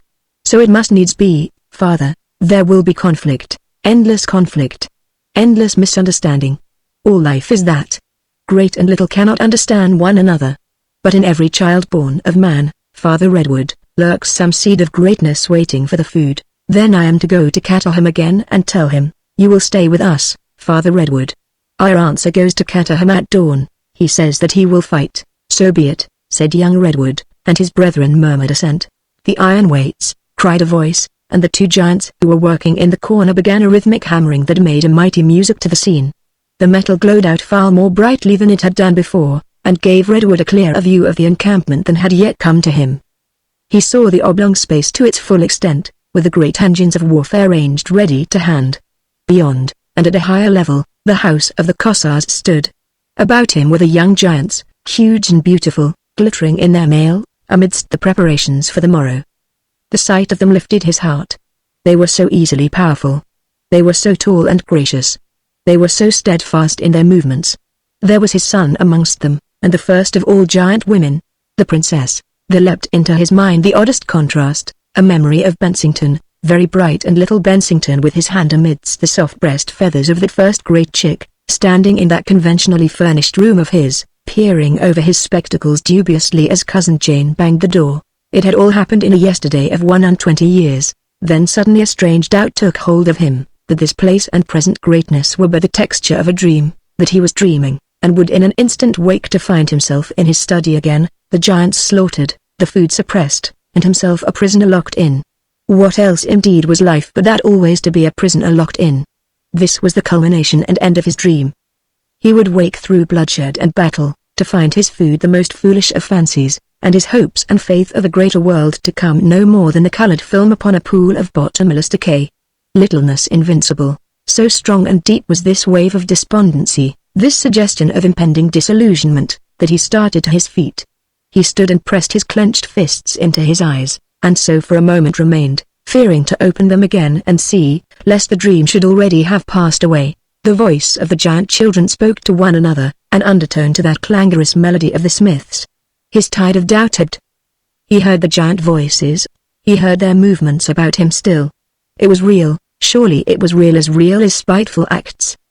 More real, for these great things, it may be, are the coming things, and the littleness, bestiality, and infirmity of men are the things that go. He opened his eyes. Done, cried one of the two iron workers, and they flung their hammers down. A voice sounded above. The son of Cossa, standing on the great embankment, had turned and was now speaking to them all. It is not that we would oust the little people from the world, he said, in order that we, who are no more than one step upwards from their littleness, may hold their world forever. It is the step we fight for and not ourselves. We are here, brothers, to what end? To serve the spirit and the purpose that has been breathed into our lives. We fight not for ourselves, for we are but the momentary hands and eyes of the life of the world. So you, Father Redwood, taught us. Through us and through the little folk the spirit looks and learns. From us by word and birth and act it must pass to still greater lives. This earth is no resting place, this earth is no playing place, else indeed we might put our throats to the little people's knife, having no greater right to live than they. And they in their turn might yield to the ants and vermin. We fight not for ourselves but for growth that goes on forever. Tomorrow, whether we live or die, growth will conquer through us. That is the law of the spirit forevermore. To grow according to the will of God. To grow out of these cracks and crannies, out of these shadows and darknesses, into greatness and the light. Greater, he said, speaking with slow deliberation, Greater, my brothers. And then still greater. To grow, and again to grow. To grow at last into the fellowship and understanding of God. Growing. Till the earth is no more than a footstool. Till the Spirit shall have driven fear into nothingness, and spread. He swung his arm heavenward. There. His voice ceased. The white glare of one of those searchlights wheeled about, and for a moment fell upon him, standing out gigantic with hand upraised against the sky. For one instant he shone, looking up fearlessly into the starry deeps, mail-clad, young and strong, resolute and still. Then the light had passed, and he was no more than a great black outline against the starry sky, a great black outline that threatened with one mighty gesture the firmament of heaven and all its multitude of stars.